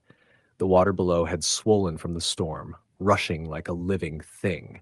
The bridge creaked under my tires as I crossed, and for a split second my headlights caught something on the other side. A figure, standing perfectly still at the edge of the road, facing me. Hooded, drenched, motionless. I slammed the brakes. My car skidded, stopping just before the bridge ended. The figure didn't move. My hands shook so hard I could barely hold the wheel. "Who are you?" I whispered, though no one could hear me. My breath fogged the glass. The rain hammered harder. Then the figure began to walk toward me. Slow, measured. The hood dipped low, hiding the face completely. I threw the car into reverse, but the tires spun in the water, splashing mud. My heart pounded. The figure came closer and closer. I could see water dripping from its hands. My car finally lurched backward, and I reversed down the bridge until my tires hit solid ground. When I looked up again, the figure was gone. Only rain and empty road. I drove the rest of the way home without stopping, ignoring the speed limit, gripping the wheel until my knuckles turned white. When I reached my driveway, I sat in the car for a long time, engine running, staring into the rain. I couldn't bring myself to get out.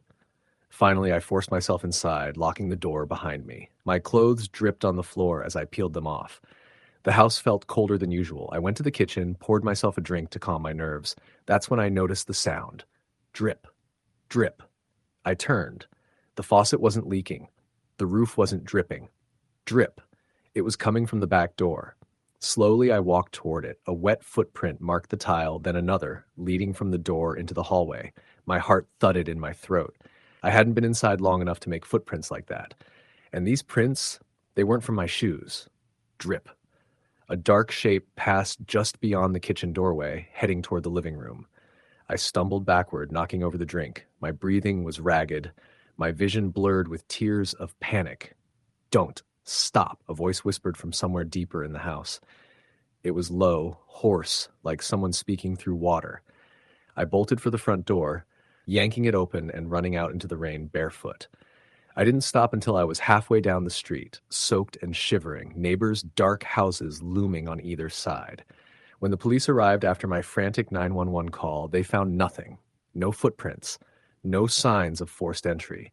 My house was just as I had left it, they said. But I knew what I had seen, what I had heard. I stayed with a friend for a while after that. I didn't go back to work at the gas station. Every time it rained, I felt the same weight pressing on my chest, the same sense of being watched. Sometimes, when I'm alone, I hear that hoarse whisper in the static of the radio or the hiss of the shower. Don't stop. I still don't know what it means, but I do know that on nights like that, in storms like that, something walks the roads, something that doesn't belong to the world the rest of us live in. And if it follows you home, it might not ever leave. Story the end. It was one of those relentless mid-October rains that seemed to fall from a sky perpetually gray, soaking the city streets and turning them into rivers of reflection and neon. I was driving home from a late shift at the diner, alone, the windshield wipers squealing against the water as the headlights carved streaks through the darkness. I had taken this route countless times before, a stretch of two-lane road that wound along the outskirts of my small Midwestern town. But that night, it felt different. The rain made the world feel smaller, compressed, as if the forest lining both sides of the highway was pressing in, waiting. I remember seeing him the first time near the abandoned gas station on Route 54. He was standing by the edge of the road, soaked through, his hoodie clinging to his thin frame, thumbs stuck out in that desperate hitchhiker way that immediately raises your guard. Normally, I would have slowed but not stopped. There's always a story about picking up someone like that, and it never ends well. But something about the way he looked, standing there in the pouring rain, frozen in the halo of my headlights, made my chest tighten. I slowed down to a crawl, keeping a safe distance. His face was pale, almost luminescent in the gloom, and his eyes were huge, staring straight at me, unblinking. I could feel the tension radiating off him like static electricity, that weird, wrong energy that makes your stomach turn over. He raised his hand as if to wave, but it wasn't a friendly gesture. It was almost pleading. And then I noticed the way his body tilted unnaturally, slightly too far forward at the knees, like he was being pulled by something behind him. I shook my head and kept driving. The rain intensified, hammering the roof of the car, blurring the road ahead into a silver smear. I flicked the wipers to the highest setting and focused on the yellow lines, but something gnawed at the back of my mind. It wasn't just the figure by the road. It was the silence around me, the way the forest seemed to hush itself, the sudden absence of the usual nighttime sounds, crickets, rustling leaves, even the wind. It was like the world had held its breath. About 15 miles down the road, the fog rolled in so thick I could barely see the tail lights of the few cars ahead. I slowed to 25 miles per hour, heart thudding, and that's when I saw it again. The figure, now 100 yards ahead, walking along the edge of the asphalt. My first thought was that he must have been running along the road, trying to catch up to me, but as I approached, I realized he wasn't moving like a normal person. He was gliding. His feet didn't seem to touch the wet pavement, and the hood of his soaked sweatshirt hung limply over his face, hiding everything but those wide, empty eyes. I pressed down on the accelerator, trying to get past him, but no matter how fast I went, he stayed in front of me, matching my speed with an unnatural ease. My rational mind screamed that I was imagining things, that the reflection of the headlights on the wet road, combined with the fog, was playing tricks on me. But deep down, I knew this wasn't an illusion. Something about him was wrong. I tried to call someone on my cell, but there was no signal. Nothing but static hissed through the receiver. My hands gripped the wheel, knuckles white, and my eyes flicked between the road and the figure, who now raised his head just enough for me to glimpse the lower half of his face. His mouth was open, wide, but he wasn't screaming. There was no sound, only that suffocating presence, like he was sucking the air out of the car. I swerved suddenly, trying to leave him behind, but the road was slick, and I barely managed to keep the car from fishtailing into the trees. My tires screamed on the wet asphalt, and for a brief, terrifying second, I thought I was going to crash. When I regained control and looked back in the rearview mirror, he was gone. Just gone, as if he had melted into the rain-soaked night. I told myself it was over, that it had been a hallucination born of exhaustion and too many late shifts, but the unease clung to me, crawling up my spine like cold fingers. The rest of the drive was a blur. I avoided the main road where I had seen him, sticking to side streets and alleys drenched in the yellow glow of sodium lamps, but the feeling never left, like he was following, waiting. When I got home, drenched and shivering, I turned on every light in the house. I sat on the couch, wrapped in a blanket, listening to the rain hammering against the roof and the windows. And then I heard it. A soft tapping at the back door, a slow, deliberate rhythm that didn't match the rain. My heart stopped. I grabbed the baseball bat I kept by the door, but when I threw open the curtains, nothing was there. Only the wet, empty backyard and the darkened trees beyond. Sleep was impossible that night. Every creak, every drip from the gutters sounded like footsteps. I sat in the living room until the rain finally eased around dawn, watching the street outside, but nothing happened. I tried to convince myself it was over. Maybe it was just a strange man in the storm. Maybe it was my mind cracking under stress. A week later, I was driving back from work, the roads wet but the rain gone, when I saw something in the local police blotter that made my blood run cold. There had been multiple reports of a man matching the description I had seen: pale, soaking wet, thin, eyes wide and unblinking, attempting to get into cars along Route 54. The strangest part was that all the reports described him as disappearing suddenly, without explanation, leaving behind nothing but muddy footprints that ended in the middle of the road. That night, I couldn't sleep again. I kept checking the windows, even leaving a light on in the living room. The anxiety built until I started locking every door, every window, and even the basement hatch. The police didn't seem to have any answers. They suggested it might have been a transient, someone on drugs, someone with a psychological issue. But that didn't explain the way he moved, the way he vanished. Something inside me knew this wasn't a man like you or me. Months passed, and I tried to forget it, tried to rationalize it away, but the memory stayed sharp, haunting me, especially on nights when it rained. And then it happened again, only this time I wasn't driving. I was walking home from a friend's apartment on the other side of town, streets slick with rain, umbrella barely keeping me dry. I passed under a flickering streetlight when I saw him, the same figure standing under the lamp, soaking wet, eyes glinting in the dim light.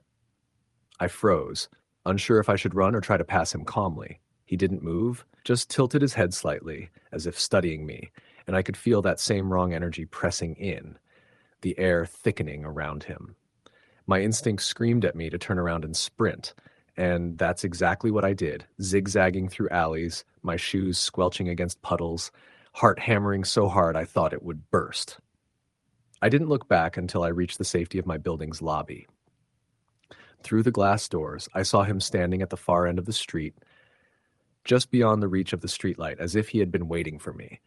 And then he was gone. No footsteps, no trace. nothing but the rain washing the asphalt clean. After that night, I started taking taxis, avoiding walking alone, avoiding Route 54 entirely. Friends told me I was overreacting, that I needed to move on, but I couldn't shake the image of those eyes staring through the rain, following me. It got worse when I moved into my new apartment on the edge of town. The first night it rained, I woke to a soft tapping on the window, just like at my old house. I ignored it at first, telling myself it was just rain hitting the glass, until I saw a shadow move in the reflection. It wasn't outside. It was inside the room. I froze, listening. The tapping continued, slow, deliberate, echoing against the walls. I grabbed my phone, ready to call 911, but my fingers wouldn't cooperate, trembling so badly I could barely hold the device. When I finally managed to raise my eyes, he was at the window, pale, wet, eyes wide and unblinking, hoodie plastered to his skull, a thin smile stretching unnaturally across his face. He didn't knock again. He just stood there, staring, and then, like before, he vanished. After that, I installed cameras, motion detectors, lights, everything I could afford. I even got a dog, hoping its bark would keep whatever it was at bay. But the cameras never captured him. The motion detectors never triggered, and the dog would sometimes growl at empty corners, stiffen, hack back as if staring at something I couldn't see. The most terrifying night came during a thunderstorm. I was lying in bed, listening to the rain drum against the roof when I heard that slow, soft tapping, this time on my bedroom door. I didn't move, too afraid to breathe. The tapping paused, then came a whisper, barely audible over the rain, "You can't hide." My blood ran cold. My mind screamed at me to flee, but I was paralyzed. The next sound was the sliding of the door latch, and I realized that I had locked the door. He didn't need to unlock it. He was already inside.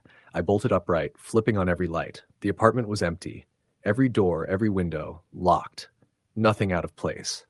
But I could feel it. The presence, the weight of it, watching, waiting. I didn't sleep for 3 nights. I left the apartment for a week, staying with friends, avoiding my own home. When I returned, nothing seemed wrong at first. But at night, when it rained, I could hear it again. Soft taps, faint whispers, footsteps pacing the perimeter of the room. I tried to leave the town, move away entirely, but it followed. I remember one night driving through the interstate, miles from home, when I saw him standing on the shoulder, rain streaming down, thumb out. I screamed and swerved off the road, but when I looked again, he was gone. No footprints, no tire marks, nothing. It was impossible. Now, I don't drive at night, and I don't go out when it rains. I've learned to live with the tapping, the whispers, the feeling of eyes on me whenever the sky turns gray and the first drops fall. I've come to understand that he isn't a man. He isn't a hallucination. He is something else, something that thrives in the rain, something that watches, something that waits, and I've learned the most terrifying truth. It doesn't matter where you go, the rain will always bring him back. Even now I can hear it tapping against the window. Slow, deliberate, waiting. Story the end. It started raining hard that evening. The kind of relentless, sideways rain that makes every streetlight glow like a halo and every shadow sharper, darker. I was driving home from my shift at the diner, a small, greasy spoon on the outskirts of Dayton, Ohio. The kind of place where the regulars know your order before you even open your mouth. The rain had started as a drizzle, but now it was pelting the windshield, the wipers struggling to keep up. I could barely see the road ahead. My old Chevy's tires hissed over the wet asphalt, and I found myself gripping the wheel tighter than usual. There was something about driving alone in the rain at night that always got under my skin. I was almost home, just a few miles from my apartment in a quiet suburban neighborhood. The streets were almost deserted, except for the occasional car splashing through puddles or flicker of a figure in the distance, umbrellas held tight over their heads. I had my radio on, a local station playing soft classic rock, but the sound barely cut through the roar of the rain. Then I saw him. I can't explain it exactly, but at first I thought it was a hitchhiker, a man standing by the side of the road, soaked to the bone, coat plastered to his body, thumb sticking out. His face was obscured by a hood, but there was something off. His posture didn't seem quite natural, and the way he stood there in the pouring rain without moving a muscle made me hesitate. I slowed down instinctively, but something told me to keep going. It was late, and I was alone. My gut screamed at me that this wasn't normal. Still, I glanced in my rearview mirror.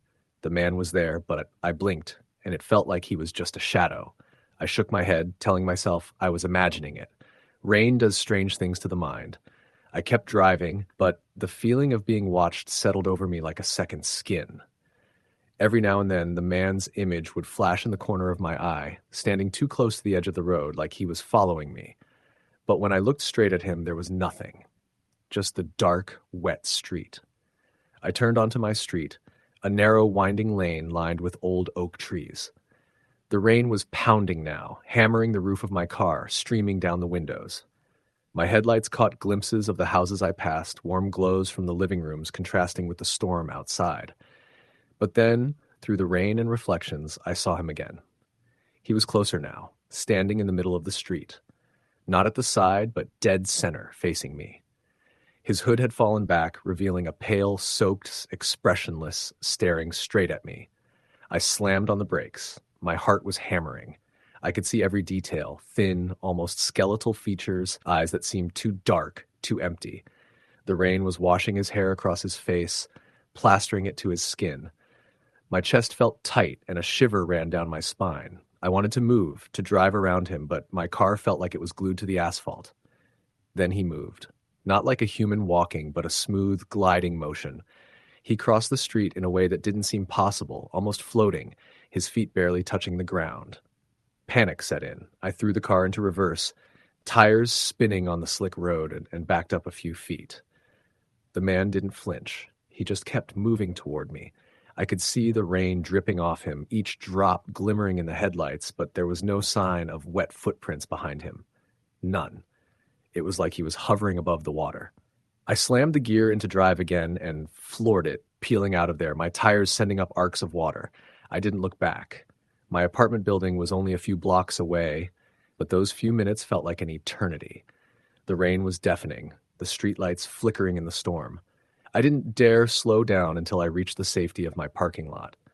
I pulled in, slammed the door, and sat there for a long moment, heart pounding, drenched in sweat and rain.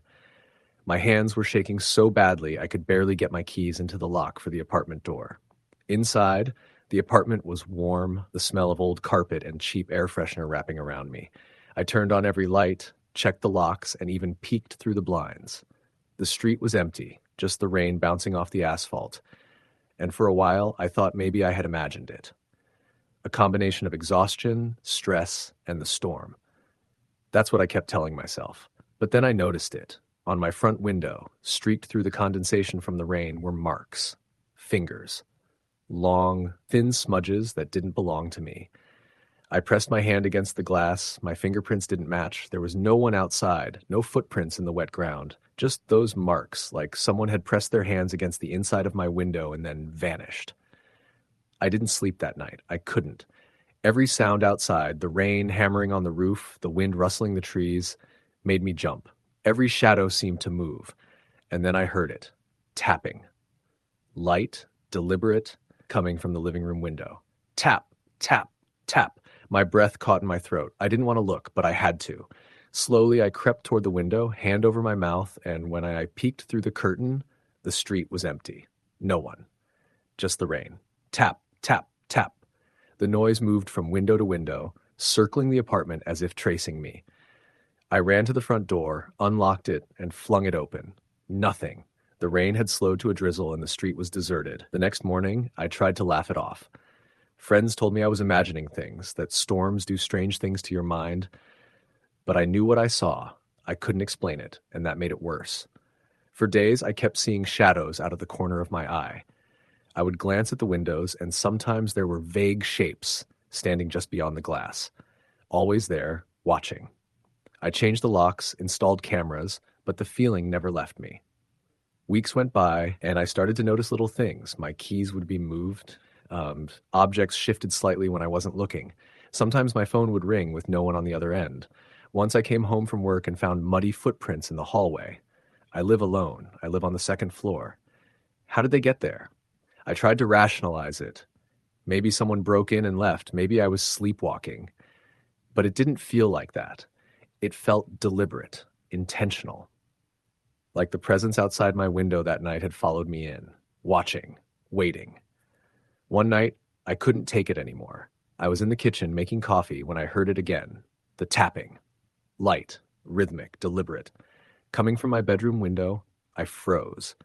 The kitchen light flickered. The air grew colder. I could hear the soft hiss of water dripping somewhere, though it wasn't raining. My instincts screamed at me to run, but I couldn't move. I slowly turned, and there he was. The man from the street, standing just outside the window, soaked, hoodless, eyes fixed on me. But his expression had changed. Now it was a smile, thin, cruel, and knowing. The kind of smile that makes you realize the world isn't safe in the way you thought it was. I ran. I didn't think, didn't look back. I grabbed my coat, my keys, my phone, and left. Drove through the rain without destination, only moving, only trying to escape. I called the police when I had a moment to catch my breath. They came, checked my apartment, found nothing, no signs of forced entry, no evidence of anyone having been inside. Just me, alone, terrified, soaked through with cold and fear. They said it sounded like paranoia. I didn't argue. I couldn't. I just knew what I had seen. Months passed. I tried to move on, changed jobs, moved apartments, but the rain was always the same. Every time it poured, every time the streets glistened under storm clouds, I felt that presence. Waiting, watching. I know I'm being followed. I know he's out there. Not all the time, but when the rain comes, I feel it. Like the world is peeling back and revealing something that isn't meant to be seen. One evening, I was driving home during a heavy thunderstorm, much like that first night. My old Chevy long gone, replaced by a newer model, tires gripping the wet asphalt better than before. But the fear, the memory, it was all too fresh. I saw him again, standing at the side of the road, hood back, staring at me. I slammed on the brakes, skidded in the rain, heart hammering, and just like before when I blinked, he was gone. No puddles disturbed, no footprints left behind, only the rain, relentless, cold, and unyielding.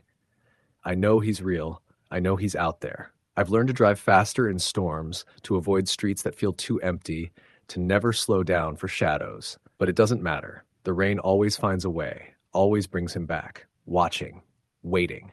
And one day, I know he won't disappear when I blink. One day he'll be there and I won't have a place to run. Until then, I live with the rain, the fear, and the knowledge that some things aren't meant to be understood, that some nights are meant to be survived, not enjoyed. And every time I see the first drops fall, I remember the man in the street smiling through the storm, and I drive, always drive, hoping I can stay just one step ahead. Story the end. It was one of those relentless October nights when the rain doesn't just fall, it hammers. Sheets of it swept across the streets of rural Pennsylvania, drumming against the roof of my old pickup and flooding the roads in puddles deep enough to hide potholes. I'd been driving for hours alone, delivering parts for a small automotive shop that was desperate to stay open before winter hit. My phone had long since died, and the GPS signal was spotty at best. I knew the area like the back of my hand, at least I thought I did, but something about the darkness tonight made familiar roads feel unfamiliar, like the whole world had been swallowed by shadows. I had been traveling down Route 209, a 2-lane stretch winding through dense forests, when I noticed a small diner on the side of the road. Neon flickered in the wet night. Maggie's Diner, half-broken letters casting faint glows on the puddled asphalt. My stomach growled. I hadn't eaten since a hurried breakfast, and the warmth of a hot cup of coffee seemed like a gift from God himself. I pulled into the empty lot. The rain immediately soaked me as I hurried inside, shaking off my coat. Inside, the diner was nearly deserted, a single older man behind the counter cleaning glasses. "Evening," I said, my voice echoing off the linoleum. "Coffee and maybe something to eat?" "Sure," he said, his voice low, almost a rasp. "Take a seat anywhere." He didn't look up as he poured the coffee. I chose a booth by the window, watching the storm outside. The rain seemed heavier now, drumming against the glass so hard it was almost impossible to see through. The diner smelled faintly of grease and burnt sugar, comforting in a way. I noticed a small bell over the kitchen door, but no waitress came out. The man behind the counter just kept cleaning, methodically, silently. As I sipped my coffee, I noticed movement out of the corner of my eye. A figure in a long, soaked coat was standing outside near the edge of the lot, barely visible through the rain. At first, I thought it was a traveler like me, but as I watched, the figure didn't move, didn't approach, just stood there. After a few moments, I turned my attention back to my food. When I glanced back up, the figure was gone. I felt a chill, even though the diner was warm, and I tried to shake it off. It had to be a trick of the rain. The diner remained quiet, the only sounds the constant patter of rain against the roof and the occasional squeak of the man behind the counter. I finished my coffee, left a tip, and stepped back out into the storm. My truck was where I left it, but now the headlights of a car were approaching down the road, slowly, almost deliberately. I waved it off, thinking it was just someone else braving the storm, but the car didn't turn into the diner lot. It kept moving, creeping past, headlights reflecting off the wet asphalt like twin eyes staring straight at me. Uneasy, I climbed into my truck. The rain was relentless, hammering the windshield, making the wipers struggle to keep up. I started the engine and pulled back onto the road. The storm was so thick it felt like driving through fog, and I had to slow down to avoid hydroplaning. That's when I first saw it, a dark figure standing in the middle of the road up ahead. My heart jumped and I slammed on the brakes, the tires screeching. The figure didn't move. I swerved slightly, my truck spinning before I regained control. My headlights barely illuminated the figure, which now seemed to stretch taller than a man, its coat soaked and dripping, hat pulled low over its face. I hit the accelerator and passed it, but when I looked in the rearview mirror, the figure was nowhere to be seen. I tried to convince myself I'd imagined it, the rain and exhaustion playing tricks on my mind. I drove for another hour, every shadow looking like a person, every flicker of light making me flinch. Then I noticed something odd. Every road I turned onto seemed to loop back to the same stretch of Route 209. No matter which way I turned, I ended up near the same dark bend where the first figure had stood. Panic set in. My chest tightened, my hands shook on the steering wheel, and I realized I had no idea where I was. The GPS, when it finally flickered back on, was spinning like a compass in a magnetic storm, showing no clear direction. I pulled over at a small pull-off, my heart hammering in my ears. I needed to think, needed a moment of calm. That's when I saw it again, standing in the trees just beyond the edge of the road. The rain had eased slightly, enough that I could see the figure more clearly. It wasn't moving toward me, but its presence was undeniable, frozen in the pouring rain like a statue. I noticed something about it that made my blood run cold. It wasn't walking like a human. Its movements were too smooth, too deliberate, like it was gliding.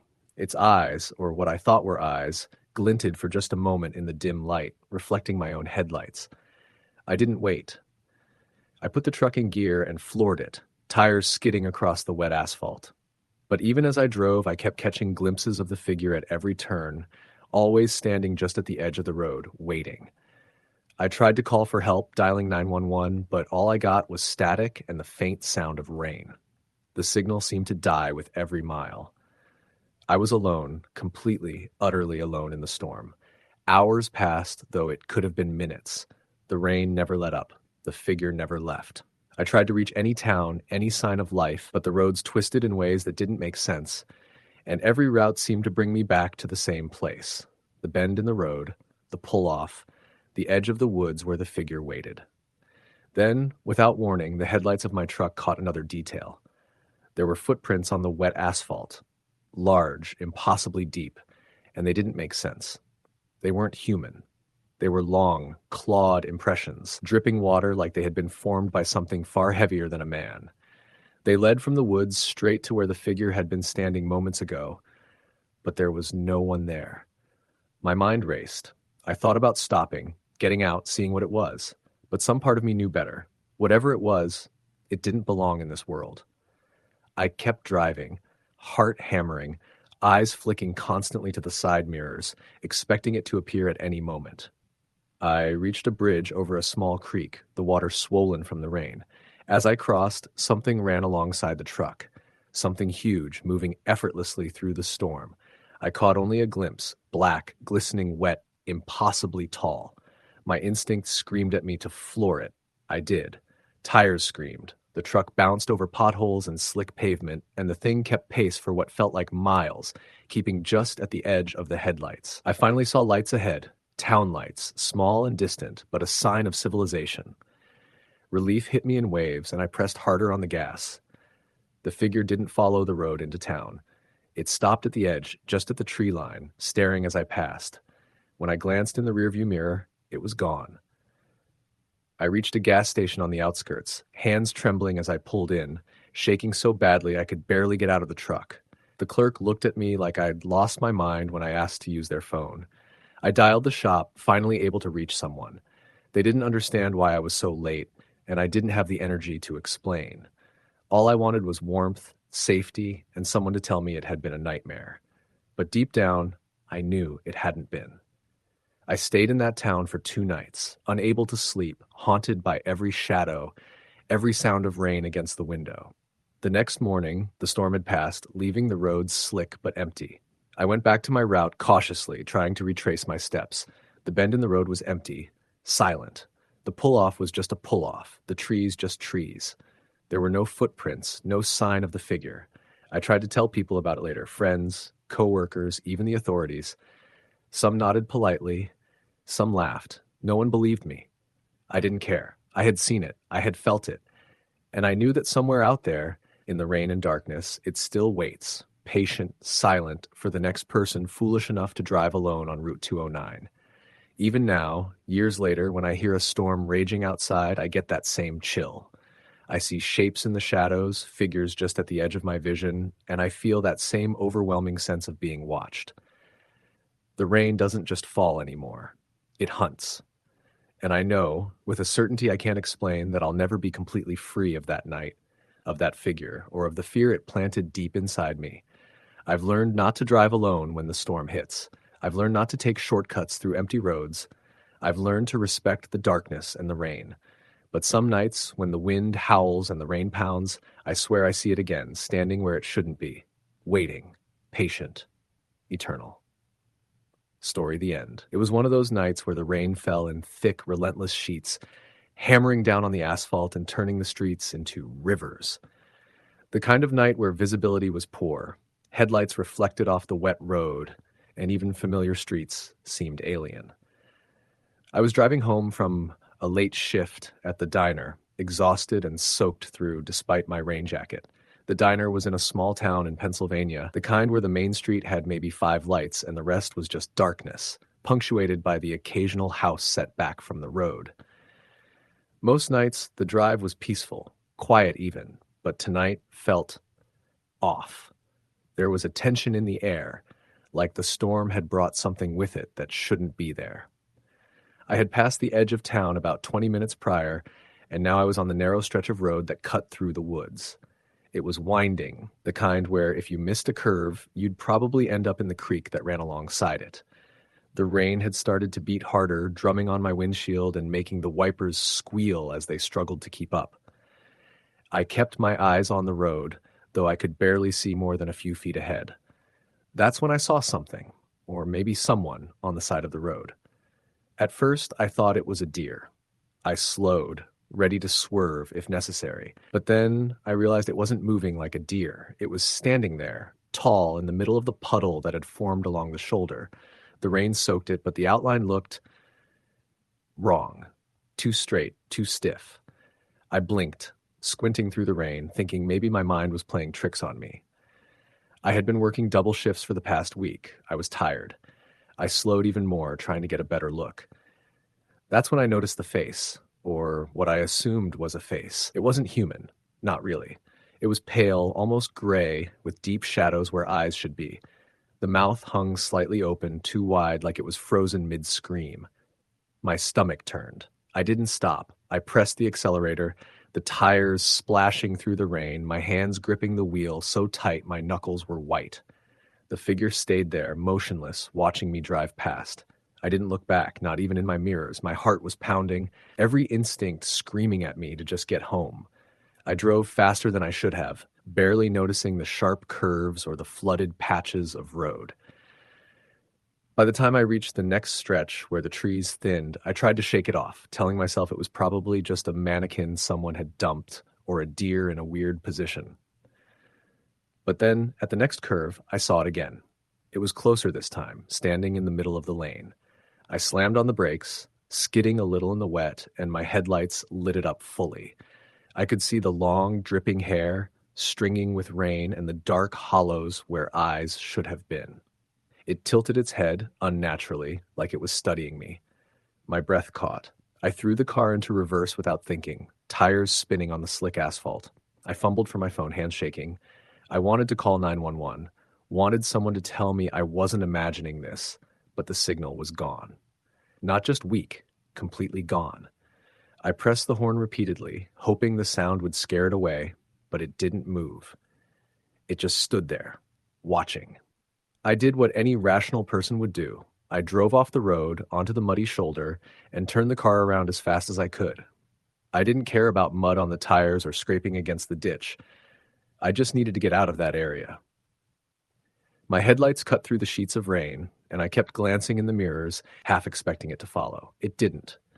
For a moment, I thought maybe it had vanished. Maybe I had imagined it. Maybe exhaustion and rain had made me see a trick of light and shadow. But then, as I crested a small rise, I saw it again. This time, it was standing on the edge of a bridge over the creek. Its arms were stretched wide, head tilted back as if it was waiting for me.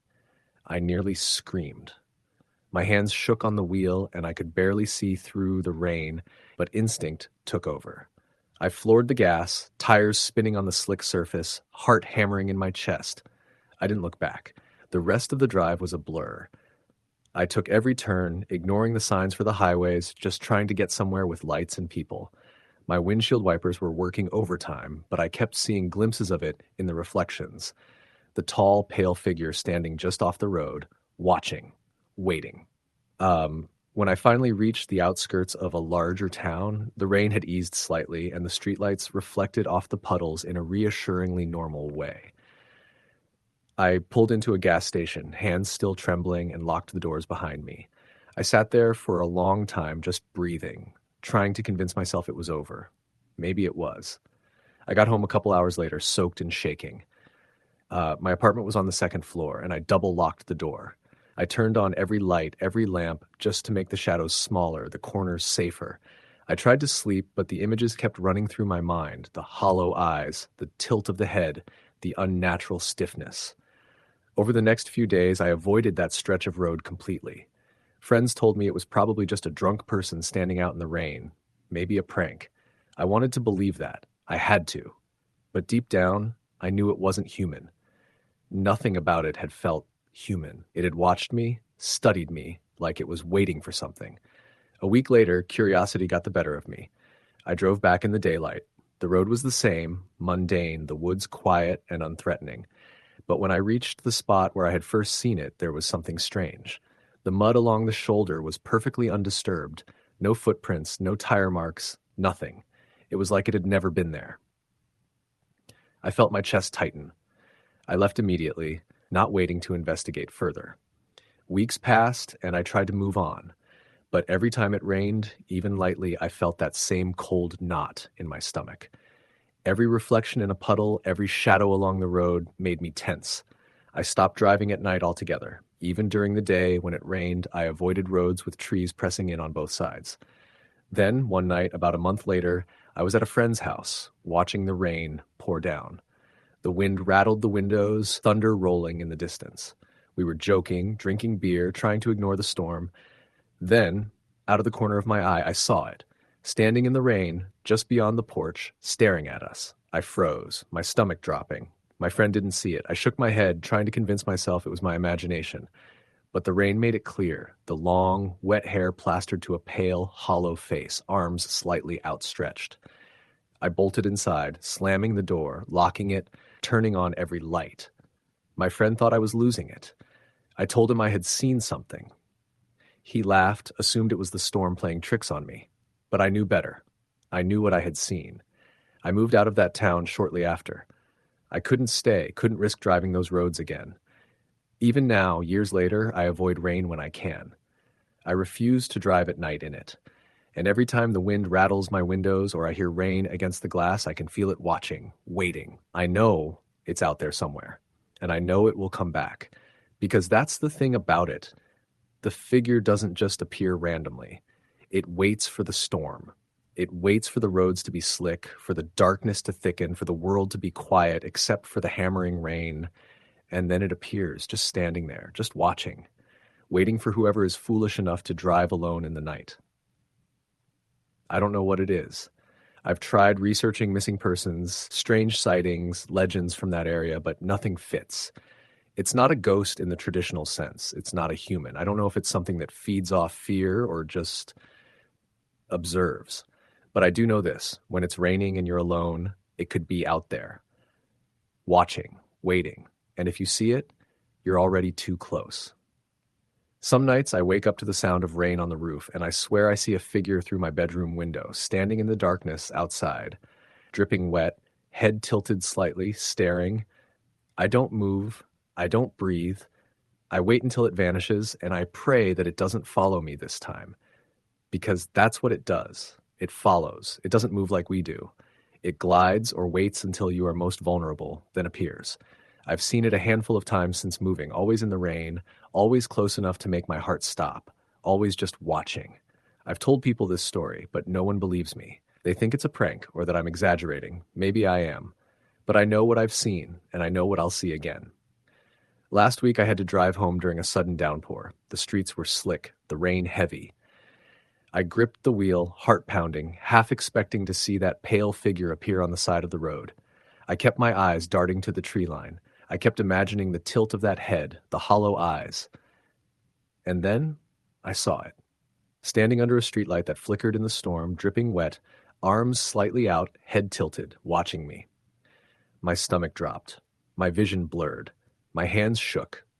I couldn't stop, couldn't swerve, couldn't get away fast enough. It stayed there until I passed, just a shadow in the rain. But I know it's still out there, somewhere, waiting. And I know no matter how far I go, how many lights I pass, how many towns I avoid, it will find me again when the storm comes. Because it's patient, it's endless, and it only needs one thing: the rain. Story the end. The rain had been falling since late afternoon, soaking everything in sight and turning the narrow country roads into slick ribbons of black. I was driving back from a work trip in Washington State, heading toward my small rental house outside Eugene, Oregon. The two-lane road wound through endless pine forests with no streetlights for miles. The wipers struggled to keep up with the downpour, the rhythmic swish the only sound besides my engine. My phone's signal had been dead for an hour, and my gas tank hovered just above empty. It was the kind of night where even the radio seemed to hesitate, the static louder than any music I could tune into. By the time I spotted the faded sign for a town I'd never heard of, Millbrook, I was relieved. It wasn't on my GPS, but I figured I could find gas, maybe a diner to wait out the worst of the storm. The turnoff led me to a narrow road lined with tall trees, their branches arching overhead like skeletal fingers. The rain was so heavy my headlights barely pierced it, turning the world outside into a shimmering wall of water. After what felt like forever, I saw the glow of a gas station ahead. Its sign flickered in and out, the old-style block letters barely readable through the rain. I pulled in under the canopy, the pump island surrounded by puddles. The place looked deserted. The windows of the small store were dark, but the open sign glowed faintly in red neon. I stepped out, immediately soaked through, and fumbled with the pump. The handle was cold and slick, and the meter's screen flickered as if unsure it wanted to work. I slid my card and started pumping, glancing at the store. A man stood just inside the doorway, shadowed by the dim interior, watching me. He didn't move, didn't wave, just stood there.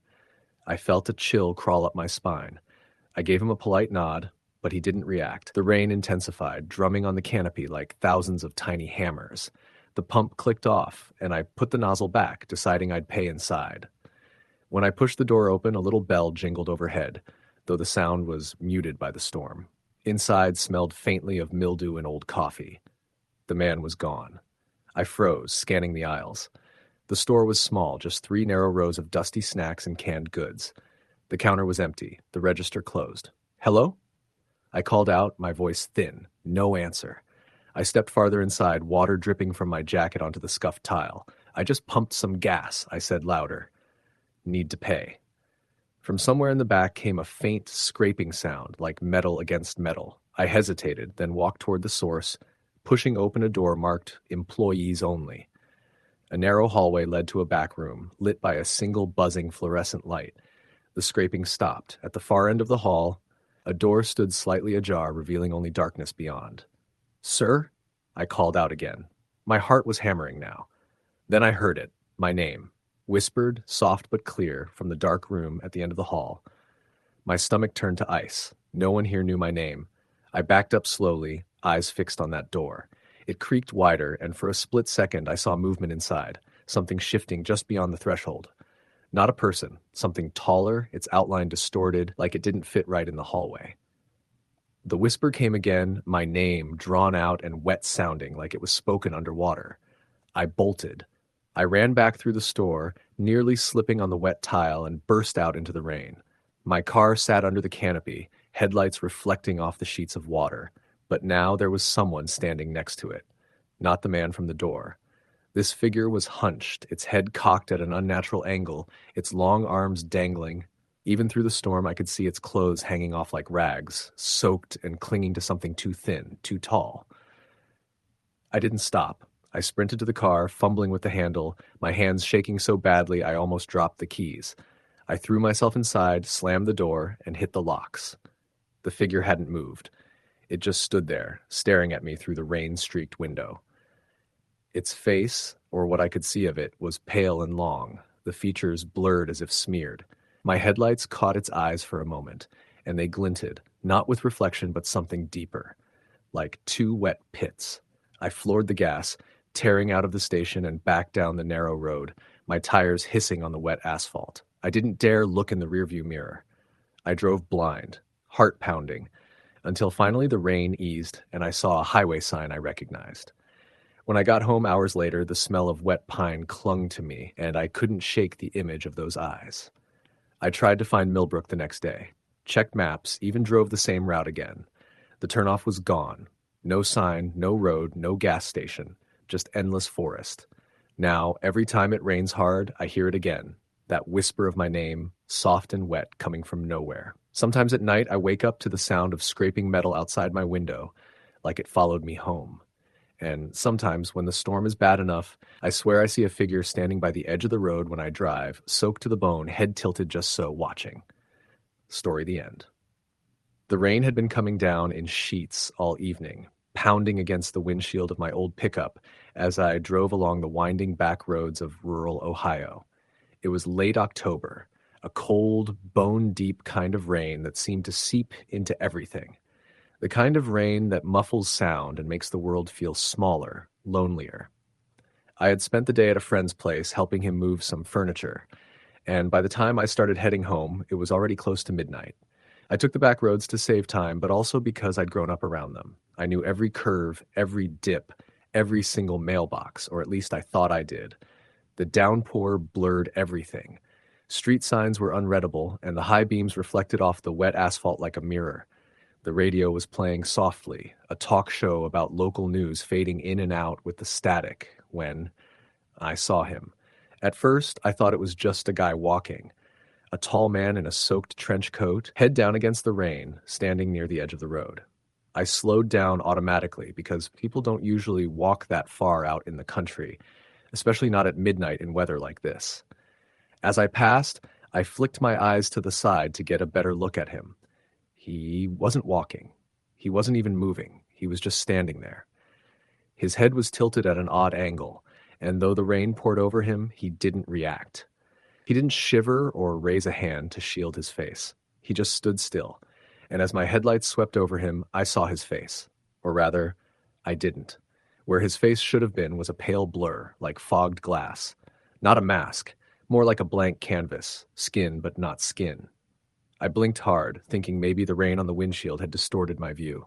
When I looked back in the rearview mirror, he was gone. I gripped the wheel tighter, heart thudding. The radio hissed static before cutting out entirely. Just a trick of the rain, I muttered under my breath. I kept driving. A mile later, I saw him again. Same tall figure, same soaked trench coat, standing at the edge of the road, this time closer. And this time, I swear his head turned as I passed. My stomach knotted. No cars behind me, no houses nearby, just farmland, dark and endless. I sped up. The rain was a roar now, and my wipers squealed against the glass. I focused on the road ahead, but every so often, I caught a glimpse of movement in the trees. The kind of movement that didn't match the sway of branches in the storm. By the time I reached the old covered bridge, my nerves were shot. I slowed to cross it, couldn't go too fast, the boards were slick, and that's when I saw him again. Dead center of the bridge, standing perfectly still. I hit the brakes, the truck fishtailing slightly before stopping a dozen feet away. My headlights illuminated him fully now. He was taller than I remembered, too tall. His hands hung by his sides, pale and long. The blank face stared at me, or maybe through me. I don't know. "Hey!" I yelled, though my voice cracked. The sound was swallowed by the rain. He didn't move. I shifted into reverse, but before I could back up, the truck engine sputtered and died. Lights flickered, wipers froze mid-swipe.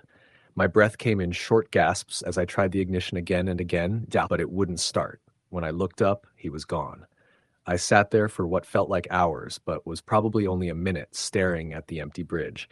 Then a sharp knock on the driver's side window made me jump so hard I hit my head on the roof. I turned slowly. No one there. I fumbled for my phone to call someone, anyone, but it had no signal. Just as I looked back up, the passenger side door handle moved.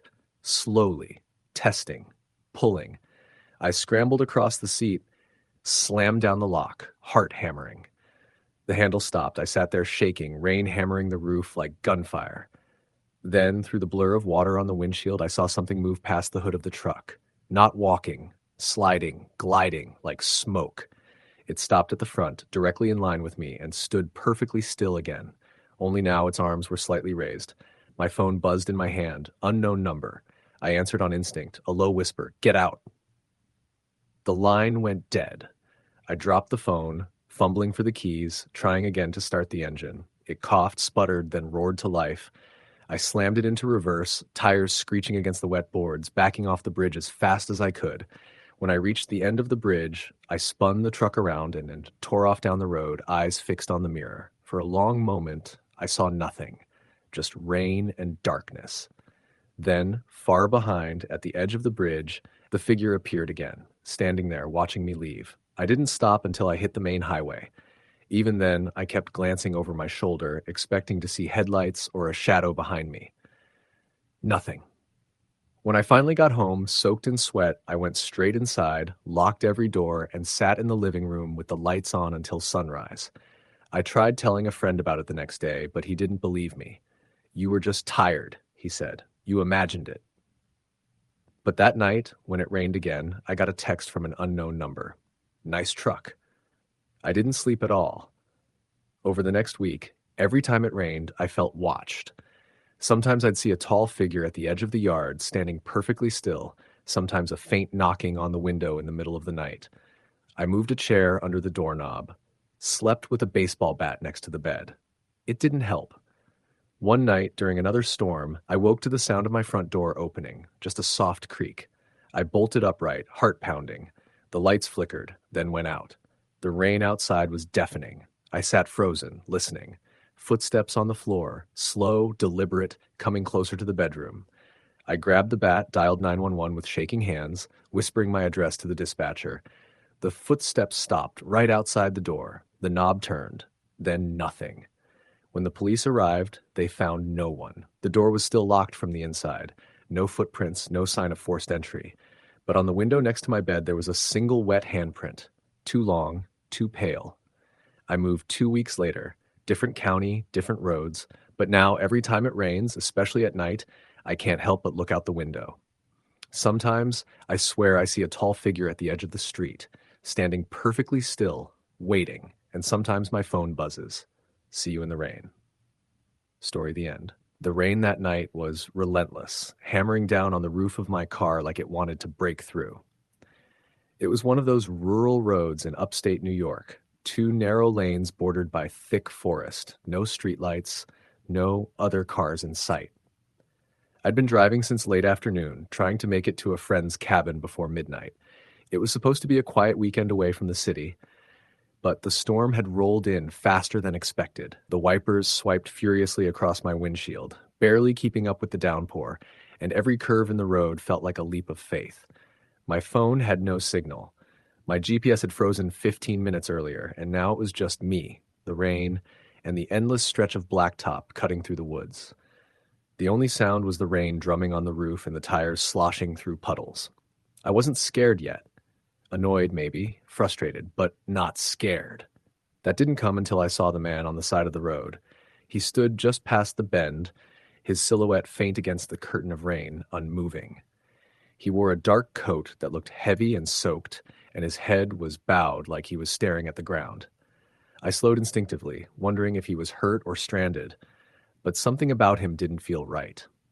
Even from a distance, I could see his hands hanging stiffly at his sides, fingers curled unnaturally. He didn't wave for help, didn't look up, didn't do anything. He just stood there. I kept driving, my heart pounding harder with each second. When I glanced into the rearview mirror, he was gone. The road was empty. I told myself I'd imagined him, maybe a tree stump in the rain, but deep down I knew I hadn't. A few miles later, my headlights flickered. The dashboard lights dimmed. My stomach dropped. The car sputtered once, then steadied. But I knew something was wrong. I eased off the gas, scanning the roadside for a place to pull over, but there was nothing but trees and ditches. That's when I saw it again. Him again, standing at the edge of the forest, just off the shoulder. This time he was closer, clear enough that I could see his face, or at least what should have been his face. It was pale, almost gray, and his hair hung wet and matted over his forehead. His eyes were too dark, too hollow. He didn't blink. He didn't move. He just stared at me as I passed. I pressed the gas, the tires spinning on the wet pavement, and the car lurched forward. My breathing came in sharp gasps. "It's nothing," I muttered aloud, as if saying it would make it true. "Just the rain. Just your imagination." But my hands were trembling on the wheel. Another mile, another bend. The rain only got worse, sheets of water smearing the windshield despite the wipers. I slowed for the curve, and that's when the headlights caught him again, standing right in the middle of the road this time. I swerved hard, the tires losing traction, the car skidding toward the ditch. I yanked the wheel back, heart slamming in my chest, and somehow managed to stay on the pavement. When I looked in the rearview mirror, the road was empty again. My knuckles were white against the steering wheel. I wanted to stop, to get out, to breathe, but I couldn't. I just kept driving. The cabin was still 20 minutes away, but it felt like hours. The woods seemed darker now, the trees crowding closer to the road, their branches clawing at the edges of the headlights, and then my car began to slow, gradually, like something was holding it back. I pressed the accelerator. Nothing. The engine whined, but the speedometer dropped. I glanced at the passenger side window and saw his face inches from the glass. I screamed, jerking the wheel. The car swerved wildly, tires screeching against the wet asphalt, but when I looked again, he was gone. The window was streaked with rain, nothing more. My heart was in my throat. I couldn't think, couldn't breathe. I finally saw a gravel pull off on the right and skidded into it, throwing the car into park. The engine sputtered, then died.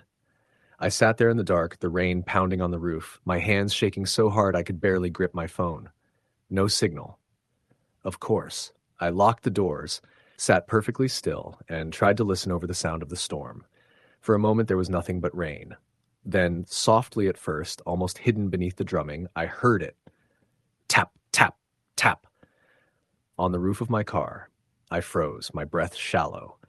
The tapping was deliberate, slow, moving from the back of the roof toward the front. Tap, tap, tap, like footsteps. My eyes flicked to the rearview mirror, but all I could see was darkness and rain. The tapping stopped. Then came a new sound. Scraping. Metal against metal. My stomach clenched. Slowly, against my better judgment, I turned to look out the driver's side window. Nothing. Just trees and rain. When I turned back, he was there. Standing outside the passenger side door, his face pressed against the glass, rain streaming down his pale skin. His eyes were black holes, endless and empty. His lips moved, but I couldn't hear the words through the storm. I slammed my foot on the gas, but the car wouldn't start. He lifted a hand, pressing it flat against the glass, fingers too long, nails dark and sharp. The window fogged where his skin touched it, like he was leaving something behind. I don't remember making the decision to run. I just grabbed my bag, threw open the driver's door, and bolted into the rain. The forest was dense, the mud sucking at my shoes, branches clawing at my arms, but I didn't care. I just ran. I don't know how long I ran. The rain blurred everything, turning the world into streaks of black and gray. At some point, I stumbled onto a dirt path and followed it blindly until I saw lights. A house, dim and flickering, but real. I banged on the door until an old man opened it, startled by the sight of me drenched and trembling. He let me in, wrapped me in a blanket, called a tow truck for my car. When I told him what I'd seen, he went pale. "You shouldn't stop on that road when it rains?" he said quietly. "Not at night." He didn't explain. I didn't ask. When the tow truck driver brought me back to my car the next morning, the rain had stopped. The car sat on the gravel pull-off, doors closed, windows intact. Nothing seemed out of place until I looked at the passenger side window. There, etched faintly into the glass, were 5 long, dark scratches. I never drove that road again. Now, every time it rains, I can't shake the feeling that he's still out there, waiting on some lonely stretch of highway, watching. And sometimes, when the storm is bad enough, I swear I see him standing in the tree line near my apartment, soaked to the bone, unmoving, always staring. Story the end. It started around midnight on a Friday in early October. I was driving home from a late shift at a grocery store in rural Pennsylvania. The storm had rolled in fast, catching me off guard. Rain pelted the windshield so hard that I had to slow to 45 miles per hour, even though the highway was almost empty. My headlights cut through the thick gray sheets of water, but the road ahead seemed to dissolve into nothing, like driving into a tunnel of storm. The hum of the tires on wet asphalt and the windshield wipers struggling to keep up were the only sounds inside my small sedan. I'd been driving for over 3 hours, my eyes stinging from the combination of fatigue and constant rain. I passed a rest area but decided I could make it home. I just needed to stay awake. That's when I noticed something on the side of the road.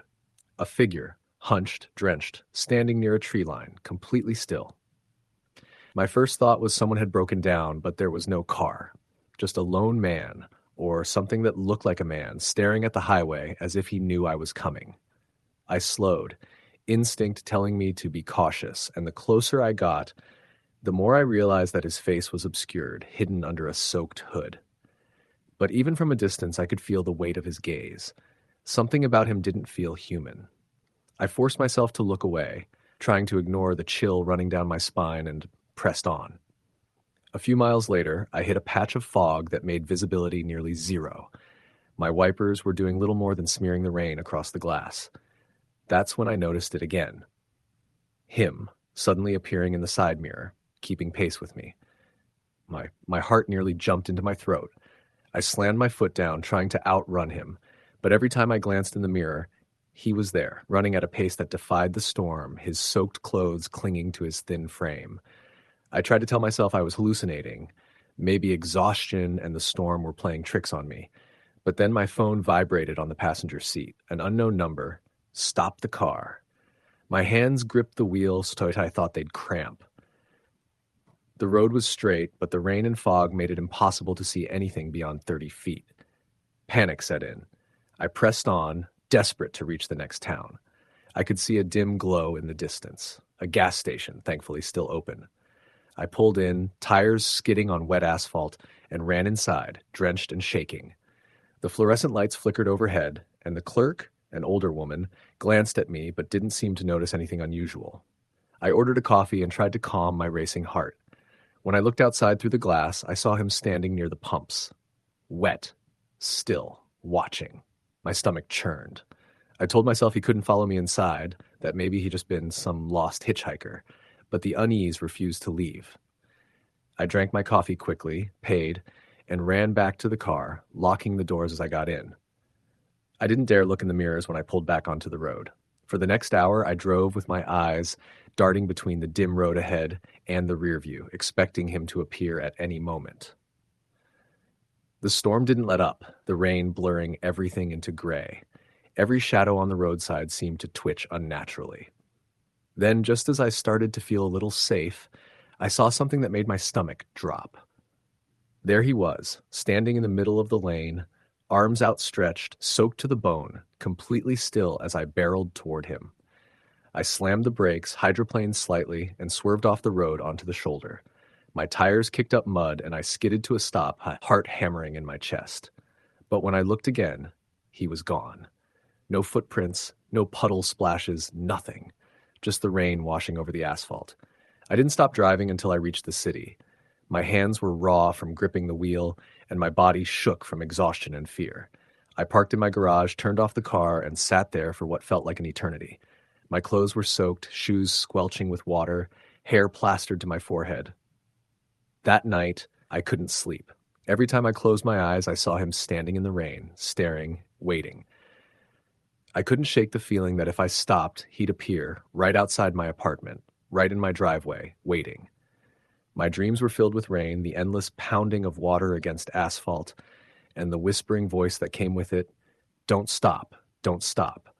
Days passed, and though I tried to return to normal life, I found myself avoiding storms. I avoid driving at night when it's raining. I avoid lonely roads. Even when I sit in my apartment, a heavy rain outside leaves me tense, watching shadows that may or may not exist.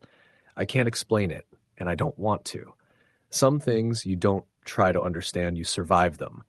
Every storm since, I check every mirror twice, every shadow outside my window, every sound that could be footsteps in the rain. I never stop moving when it pours. I never stop driving when the darkness presses in, because I know he's out there somewhere, waiting, watching. And if I ever do stop, I know he'll be right there, right outside, just as he was that night, patient, silent, and ready. Story the end. The rain had already been falling for hours by the time I left work that night. It wasn't a gentle drizzle either. It was one of those heavy, soaking storms that blurred everything into gray sheets of water. The streets in town had already started flooding near the curbs, and I knew my drive home through the back roads would be worse. Still, I wanted to get home and didn't see the point in waiting around. My shift at the diner had run late, and all I wanted was a hot shower and dry clothes. The road out of town was quiet, except for the steady drone of rain hammering against my car. My windshield wipers swiped furiously, but no matter how high I cranked them, the rain still blurred the glass, leaving me squinting into a distorted world of dark trees, slick asphalt, and the occasional flash of headlights from the opposite direction. Driving in weather like that always made me tense, but there was something about that night that felt heavier, more oppressive, as if the storm was trying to bury the whole world in darkness. By the time I left the last streetlight of town behind, I realized just how empty the country roads felt. Out there, away from the glow of businesses and houses, the night swallowed almost everything. The trees leaned in close on both sides of the road, their dripping branches forming a tunnel that my headlights struggled to penetrate. Each time a gust of wind blew, the limbs creaked and swayed, and I thought I could see shapes shifting just beyond the edge of the light. I told myself it was just the storm playing tricks on me, but that uneasy feeling only grew stronger. The first real jolt of fear came when I saw the figure. I'd just come around a bend where water rushed across the road in a shallow stream when my headlights landed on something up ahead. At first, I thought it was a mailbox knocked over, but then it moved. A person was standing on the side of the road, drenched from head to toe, their clothes plastered to their body. They didn't wave me down or try to flag me for help. They just stood there, heads slightly lowered, arms limp at their sides. I couldn't make out their face, and that unsettled me most of all. Instinct told me to keep driving, to not stop for anyone in the middle of nowhere during a storm. I slowed a little as I passed, heart hammering in my chest, and risked a glance in the rearview mirror. The figure was still standing there in the rain, but their head had lifted just enough that I thought they might be watching me leave. The sight of it sent a cold shiver through me, and I pressed harder on the gas. A mile down the road, I tried to reason with myself. Maybe it was some poor soul whose car had broken down. Maybe they didn't have a phone, or maybe they were too out of it to signal me. Still, something about them felt wrong, like they weren't really waiting for help at all. I told myself I'd call the sheriff's office when I got home to report it, but for the time being, I needed to focus on getting through the storm. That uneasy feeling didn't let up, though. Every bend in the road made me feel like I'd see another figure waiting in the rain. My headlights carved through the downpour, and every shifting shadow looked like someone standing just out of reach. The storm muffled all other sounds, so all I could hear was the rain's endless pounding on the roof of my car and the swish of the wipers. When I finally came around another bend and saw someone again, I nearly lost control of the car. There, standing by the side of the road, was another figure. This one looked almost exactly the same as the first. Head lowered, soaked clothes clinging to their body, arms hanging limply. For a second, I thought I must have circled back somehow, but I knew I hadn't. My stomach dropped. It was too much of a coincidence to see two people, both acting the same way, in the middle of nowhere on a stormy night. I didn't slow down this time. I sped past them, barely daring to glance at the mirror. When I did, I wished I hadn't. The figure had turned their head completely toward me, following me with their gaze. Even through the rain-blurred glass, I could feel their stare, cold and heavy like ice pressing down on the back of my neck. By then my nerves were fraying. I gripped the steering wheel so tight my knuckles ached, my eyes scanning every curve of the road ahead. I wanted to believe it was just a coincidence or maybe a couple of hitchhikers caught in the storm, but my gut told me something was deeply wrong. It wasn't long before I saw another one. This time they weren't off to the side. They were standing partly in the road, as if waiting for me. I slammed on the brakes, my tires screeching on the wet pavement, the car fishtailing before I regained control. My headlights washed over the figure, revealing details I hadn't noticed before. Their skin looked too pale, their clothes too old-fashioned, like something out of the 70s. Their face was obscured by the rain, but their head lifted just enough that I caught a glimpse of their mouth. It was open, wider than seemed natural, though I couldn't hear a sound over the roar of the storm. I swerved around them and floored it. My pulse thundered in my ears, and every instinct screamed at me to get away. I didn't look back this time, too afraid of what I'd see. The road stretched ahead endlessly, the rain unrelenting. But no matter how far I drove, the figures kept appearing. Sometimes one would stand alone, other times I'd see two together. Each time, they looked the same, drenched, still, faces half hidden by the storm. And each time they seemed closer to the road, as if inching toward me. At one point, as I rounded another curve, my headlights caught something that made my blood run cold. 3 of them were standing together, side by side, directly in my lane. I braked hard, the car hydroplaning for a moment, before I managed to swerve around them, splashing through the flooded shoulder. As I passed, one of them lifted an arm slowly, almost lazily, as if reaching for my car.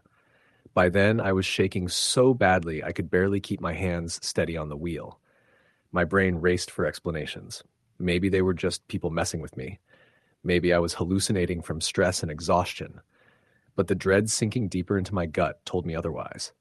Finally, after what felt like forever, I saw the faint glow of lights ahead, my turnoff, the little side road that led toward my neighborhood. Relief washed through me, but it was short-lived. As I slowed to make the turn, my headlights swept across the road one last time.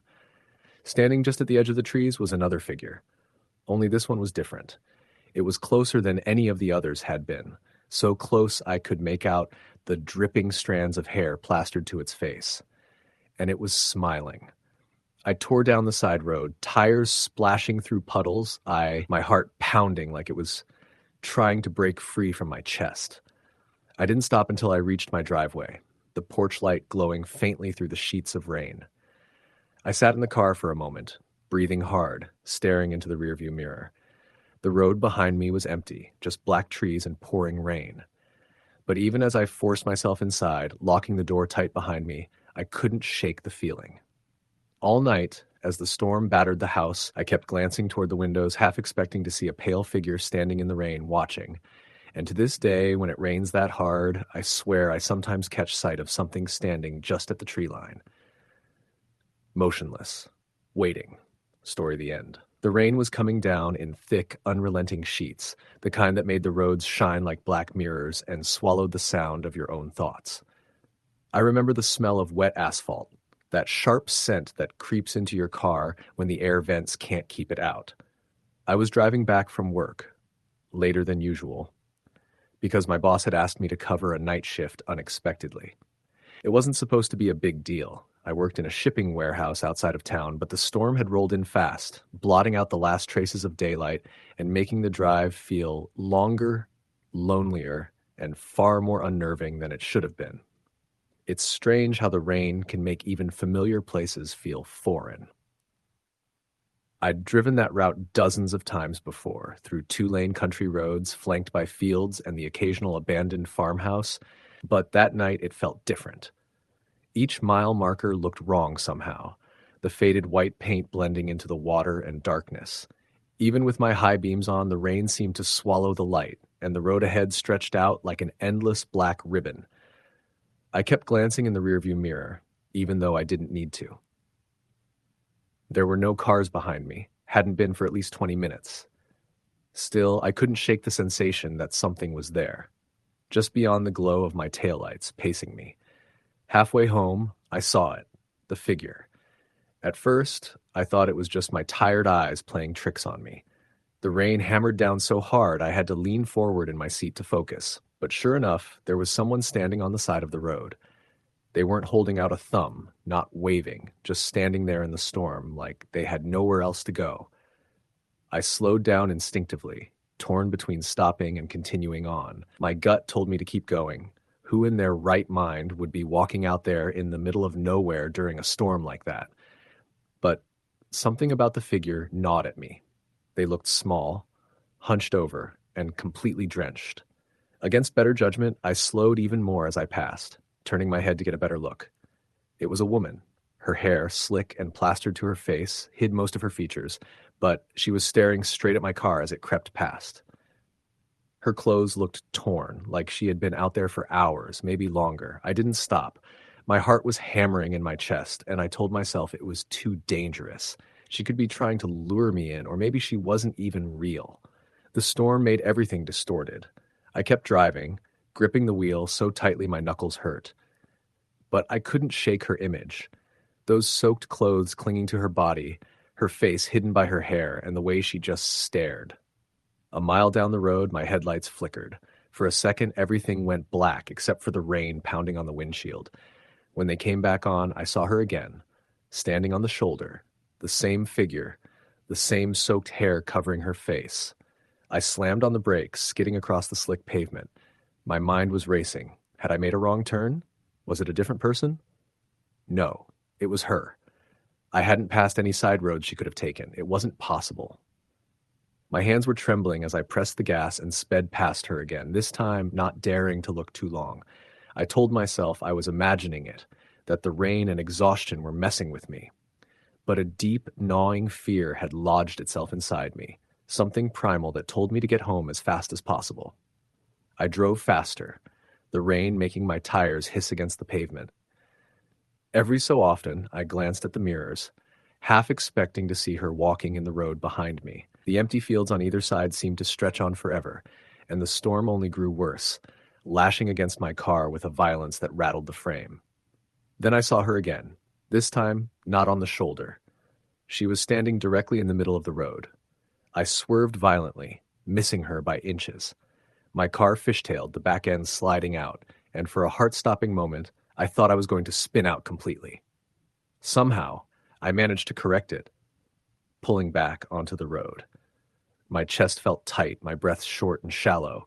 I screamed inside the car, a raw sound of fear and anger, even though no one could hear me. When I looked back in the rearview mirror, she was gone. Just gone. As if she'd never been there. By the time I reached town, I was shaking so badly I could barely keep my foot steady on the gas pedal. The rain hadn't let up, and the streets were nearly empty, the neon signs from the gas stations and diners smearing across the wet pavement in glowing streaks. I pulled into a 24-hour diner, parking under one of the buzzing lights. My hands clutched the wheel long after the engine shut off, too afraid to move. Inside, the diner smelled like old coffee and fried food, comforting in its normalcy. A few truckers sat scattered in booths, their jackets dripping rainwater onto the vinyl seats. I slid into a booth near the window, trying to steady my breathing.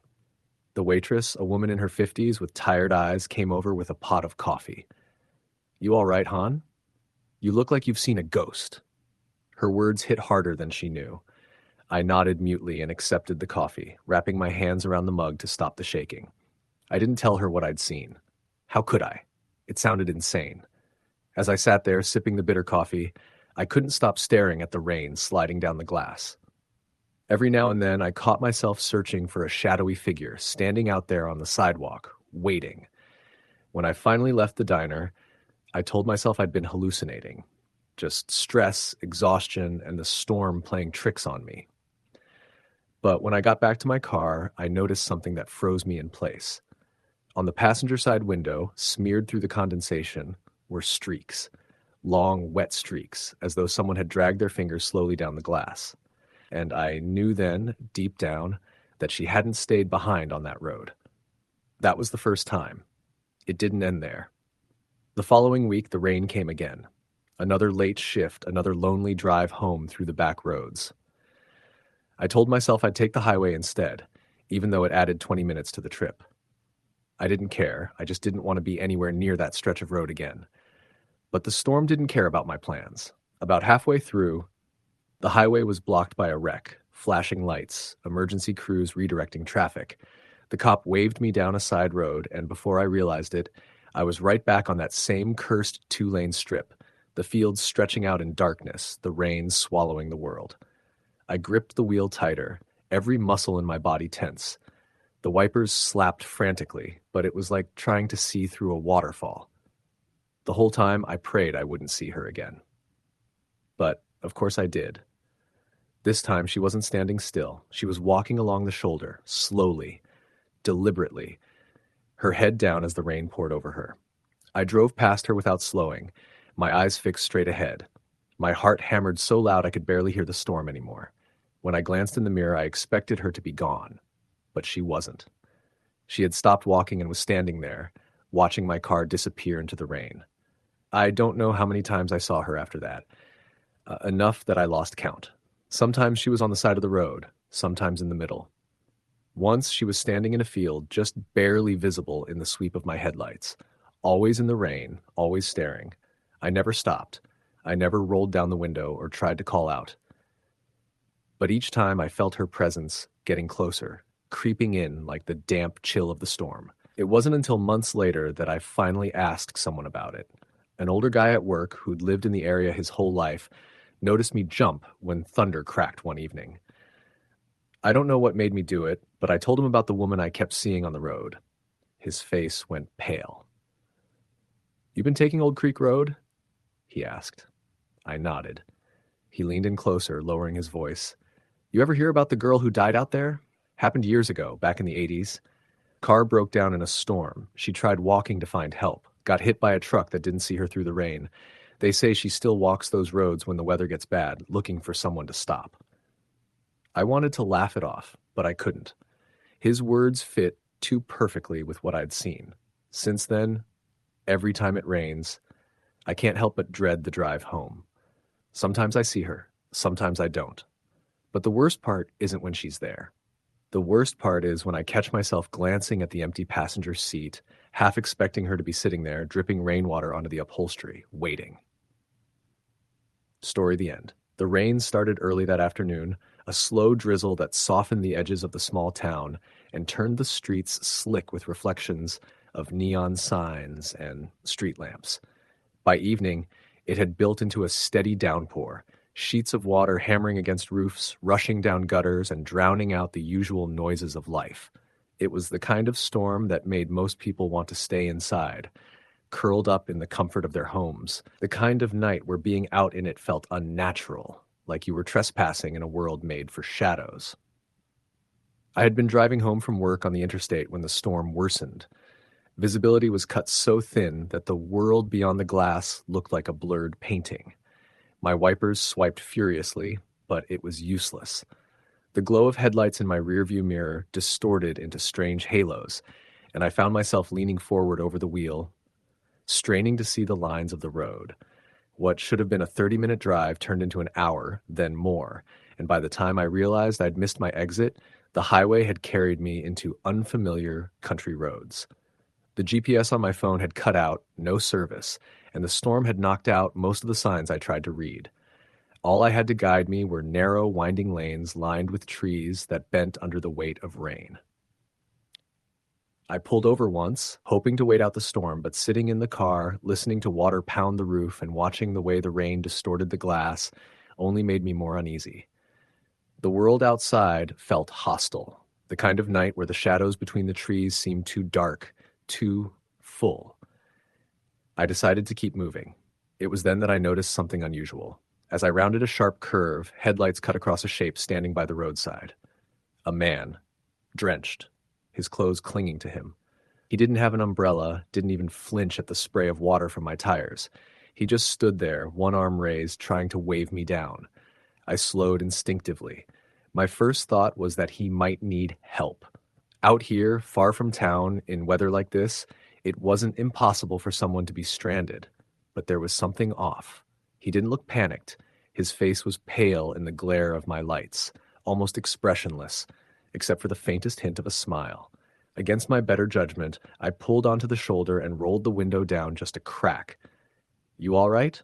I called, raising my voice over the roar of rain. He leaned slightly toward the window, water dripping from his hair. His eyes didn't blink against the storm, didn't even squint.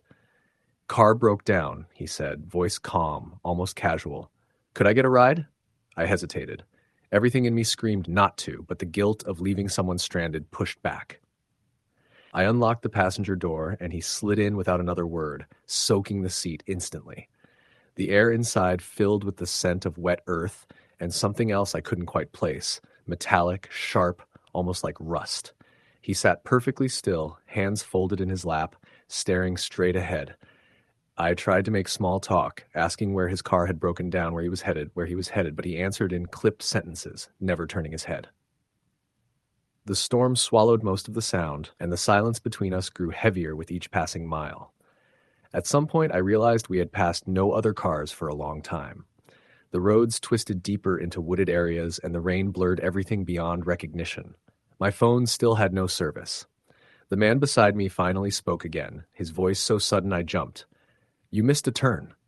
I frowned. "What?" "You were supposed to turn back there," he said, still staring ahead. "I didn't see any turn." He smiled faintly, but didn't explain. My grip on the wheel tightened. The deeper we drove, the more wrong it felt.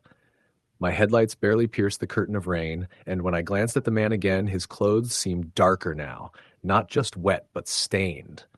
I tried not to look too closely. The smell of rust was stronger, and when I shifted in my seat, my arm brushed against his coat. It was freezing, far colder than it should have been from just the rain. I swallowed hard and decided to pull over at the next gas station or open building I could find. But minutes stretched on, and there was nothing. Just trees, endless trees, bending under the storm. Finally, I saw a flicker of light ahead. A lone building, a diner by the looks of it, neon sign buzzing faintly in the storm.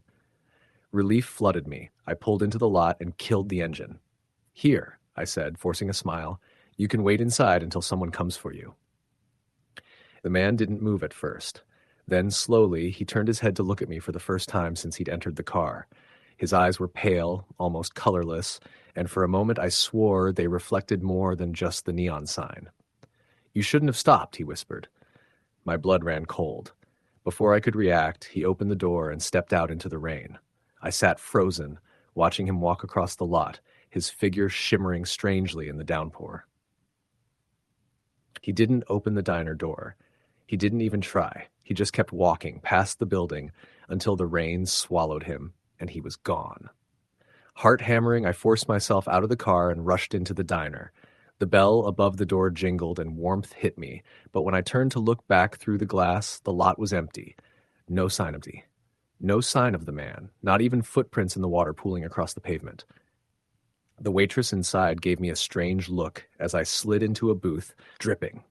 "Hell of a night," she said, pouring me coffee. "Yeah," I muttered, still scanning the lot. "There was a guy, walking in the rain. Did you see him come through here?" She frowned. "Honey, you're the first soul I've seen in hours. Storm like this, nobody's out there." I wanted to argue, but the words caught in my throat. I just nodded and wrapped my hands around the coffee cup, trying to steady myself. When I finally left, hours later the rain had eased into a mist. I drove home in silence, every shadow on the roadside making my skin crawl. I never saw the man again, but sometimes, even now, when I drive at night in the rain, I swear I catch a glimpse of him in the corner of my headlights, waiting, watching, ready to raise his hand for another ride. And I don't know if I'd be able to stop myself from pulling over again.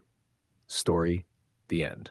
The rain had already been coming down for hours by the time I pulled off the two-lane highway. It was the kind of rain that seemed endless, where the windshield wipers worked furiously but couldn't ever quite clear the glass enough for me to feel confident behind the wheel. The world outside was swallowed in a gray haze, headlights diffused into blurry streaks, and the road ahead felt like it was leading me into some unknowable void. I had been driving since early afternoon, trying to make it back from a work trip 2 states over, but exhaustion and weather made me rethink pushing all the way home. I spotted the glow of a gas station sign off an exit and decided to stop, if for no other reason than to rest my eyes. Pulling into the lot, I saw the building was older, the kind of station that hadn't been updated since the early 90s. The overhead lights flickered above the pumps, their white glow fighting against the heavy rain. I sat for a moment in the car, the drumming on the roof so loud it felt like static in my ears. When I finally stepped out, the cold rain plastered my hair against my face instantly, soaking through my jacket in seconds. Inside, the station was almost empty. The attendant behind the counter, a man in his late 50s with deep creases in his face, barely glanced up as I walked in. The place smelled faintly of old coffee and damp cardboard. A television mounted in the corner played a local news station on low volume, the sound muffled by static. I grabbed a cup of coffee from the self-serve counter and leaned on a small table by the window, staring out into the storm. My car sat under the flickering canopy, water running in rivers down the blacktop. The rain was so thick it was hard to see anything beyond the edge of the lot. The trees that lined the road reduced to shadows. "You shouldn't be out on the road tonight," the attendant said suddenly, his voice rasping like he'd been smoking for decades.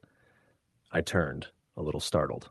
"Yeah, it's pretty rough. I was thinking of finding somewhere to stop for the night." He gave a slow nod as though I'd confirmed something he already suspected. "Good idea. It gets worse through the mountains. Visibility drops to nothing. And folks around here, they say strange things happen when the rain comes down this hard." I half smiled, assuming he was indulging in some local folklore. "Like what? Accidents?" His eyes lingered on me for a long moment before he spoke again. "Not just accidents. People go missing out there. They find the cars sometimes, doors open, headlights still on, but no one inside. Last big storm, 3 years ago, a whole family disappeared. Folks still talk about it." I sipped the bitter coffee, unsure if he was pulling my leg. "That sounds unsettling." "It is." He tapped a finger against the counter. "Rain does something to people, makes them see things, hear things. Don't let it keep you out there too long." I thanked him, bought a sandwich for later, and went back to the car. As I sat in the driver's seat, I considered my options. There wasn't much around, no motels I could see from the exit, but my GPS showed a small one about 15 miles down the highway. I figured I could handle that short drive. The rain seemed even heavier when I pulled back onto the road. My headlights only reached a few feet ahead before dissolving into gray sheets of water. The sound on the roof was deafening, and every now and then a gust of wind pushed against the car hard enough to make me tighten my grip on the wheel. The trees on either side of the road swayed violently, their branches bending low. I drove slowly, maybe 25 miles per hour, straining to make out the road signs. After about 10 minutes, something odd caught my eye. A figure on the shoulder, walking. I squinted, trying to see through the blur. A person, drenched, with no umbrella, head bowed against the storm. For a second, I considered pulling over to help, but then unease crept in. Out here, in this kind of weather, who would be walking along a highway in the middle of nowhere? As I passed, my headlights illuminated them fully. It was a woman, her hair plastered against her pale face, clothes clinging to her body. She didn't look up, didn't react to the car at all, just kept walking. I glanced in the rearview mirror, and for a moment I thought she had stopped and was facing my car. My stomach tightened, and I pressed harder on the gas. A mile down the road, I shook my head at myself. I was tired, jittery from too much coffee and not enough sleep. The attendant's story was still in my head, making me see things that weren't there. But then, barely 5 minutes later, I saw her again, the same woman, walking along the shoulder, head bowed, soaked through. I hit the brakes, my heart hammering. This wasn't possible. I hadn't passed any turnoffs, no side roads she could have used. There was no way she could have gotten ahead of me. My hands gripped the wheel so tightly my knuckles went white. I didn't stop, didn't even slow down this time. I just drove past her, eyes fixed forward, forcing myself not to look in the mirror. By the time I spotted the glowing sign of the motel, relief washed over me so strong I almost laughed. It was a squat, single-story building with a handful of rooms, its neon vacancy sign buzzing faintly in the rain. I pulled in, parked, and hurried inside, dripping wet as I reached the front desk. The clerk, a young woman who looked like she'd rather be anywhere else, barely glanced up from her phone as I checked in. She handed me a key to room 6, muttering the directions. I carried my bag through the downpour, shoes slapping through puddles until I reached the room. Inside, the air was stale, but it was warm. I tossed my wet jacket over the chair, kicked off my soaked shoes, and sat on the edge of the bed. The rain pounded on the roof, a relentless roar that filled the silence. I tried the television, but the screen was nothing but static. My phone had no service. Lying back, I closed my eyes, telling myself I just needed sleep. But the sound of the rain seemed to shift, taking on strange rhythms. Sometimes it sounded like footsteps outside the window, sometimes like whispers. I sat up more than once, heart pounding, convinced someone was just outside. At around midnight, a knock came at the door. 3 slow, heavy knocks. I froze, every nerve in my body screaming. No one should be knocking at this hour. I forced myself to stand, moving quietly to the door. I didn't open it, just leaned close enough to speak. "Who is it?" Silence. The rain beat against the walls. I waited, straining to hear anything beyond it. Then faintly I heard it. A woman's voice, muffled but clear enough to send ice down my spine. "Please, let me in." I backed away from the door, my chest tightening. It was the same voice I had imagined on the road, belonging to that woman I'd seen walking. Another knock. Then another. Louder this time. The voice came again, closer, right against the door. "It's cold. Please, let me in." I stumbled back onto the bed, my hands shaking. The knocks grew more frantic, the voice rising in pitch. Then, as suddenly as it had started, it stopped. Silence. Just the relentless rain outside. I didn't sleep at all that night. I sat on the bed until dawn, eyes fixed on the door, every sound magnified. When the first light of morning seeped through the curtains, I finally gathered the courage to open the door. No one was there. But the ground outside the room was wet, not just from rain. There were footprints. Bare, muddy footprints, leading up to the door and stopping there. I checked out without a word, the clerk barely looking at me as I handed over the key. Driving away, the rain had finally eased into a drizzle, the road ahead clearer. But I couldn't shake the feeling that if I looked in the mirror, I might see her sitting in the back seat, soaked and silent, waiting. And even now, years later, every time it rains hard enough, I find myself listening for that knock at the door. Story, the end.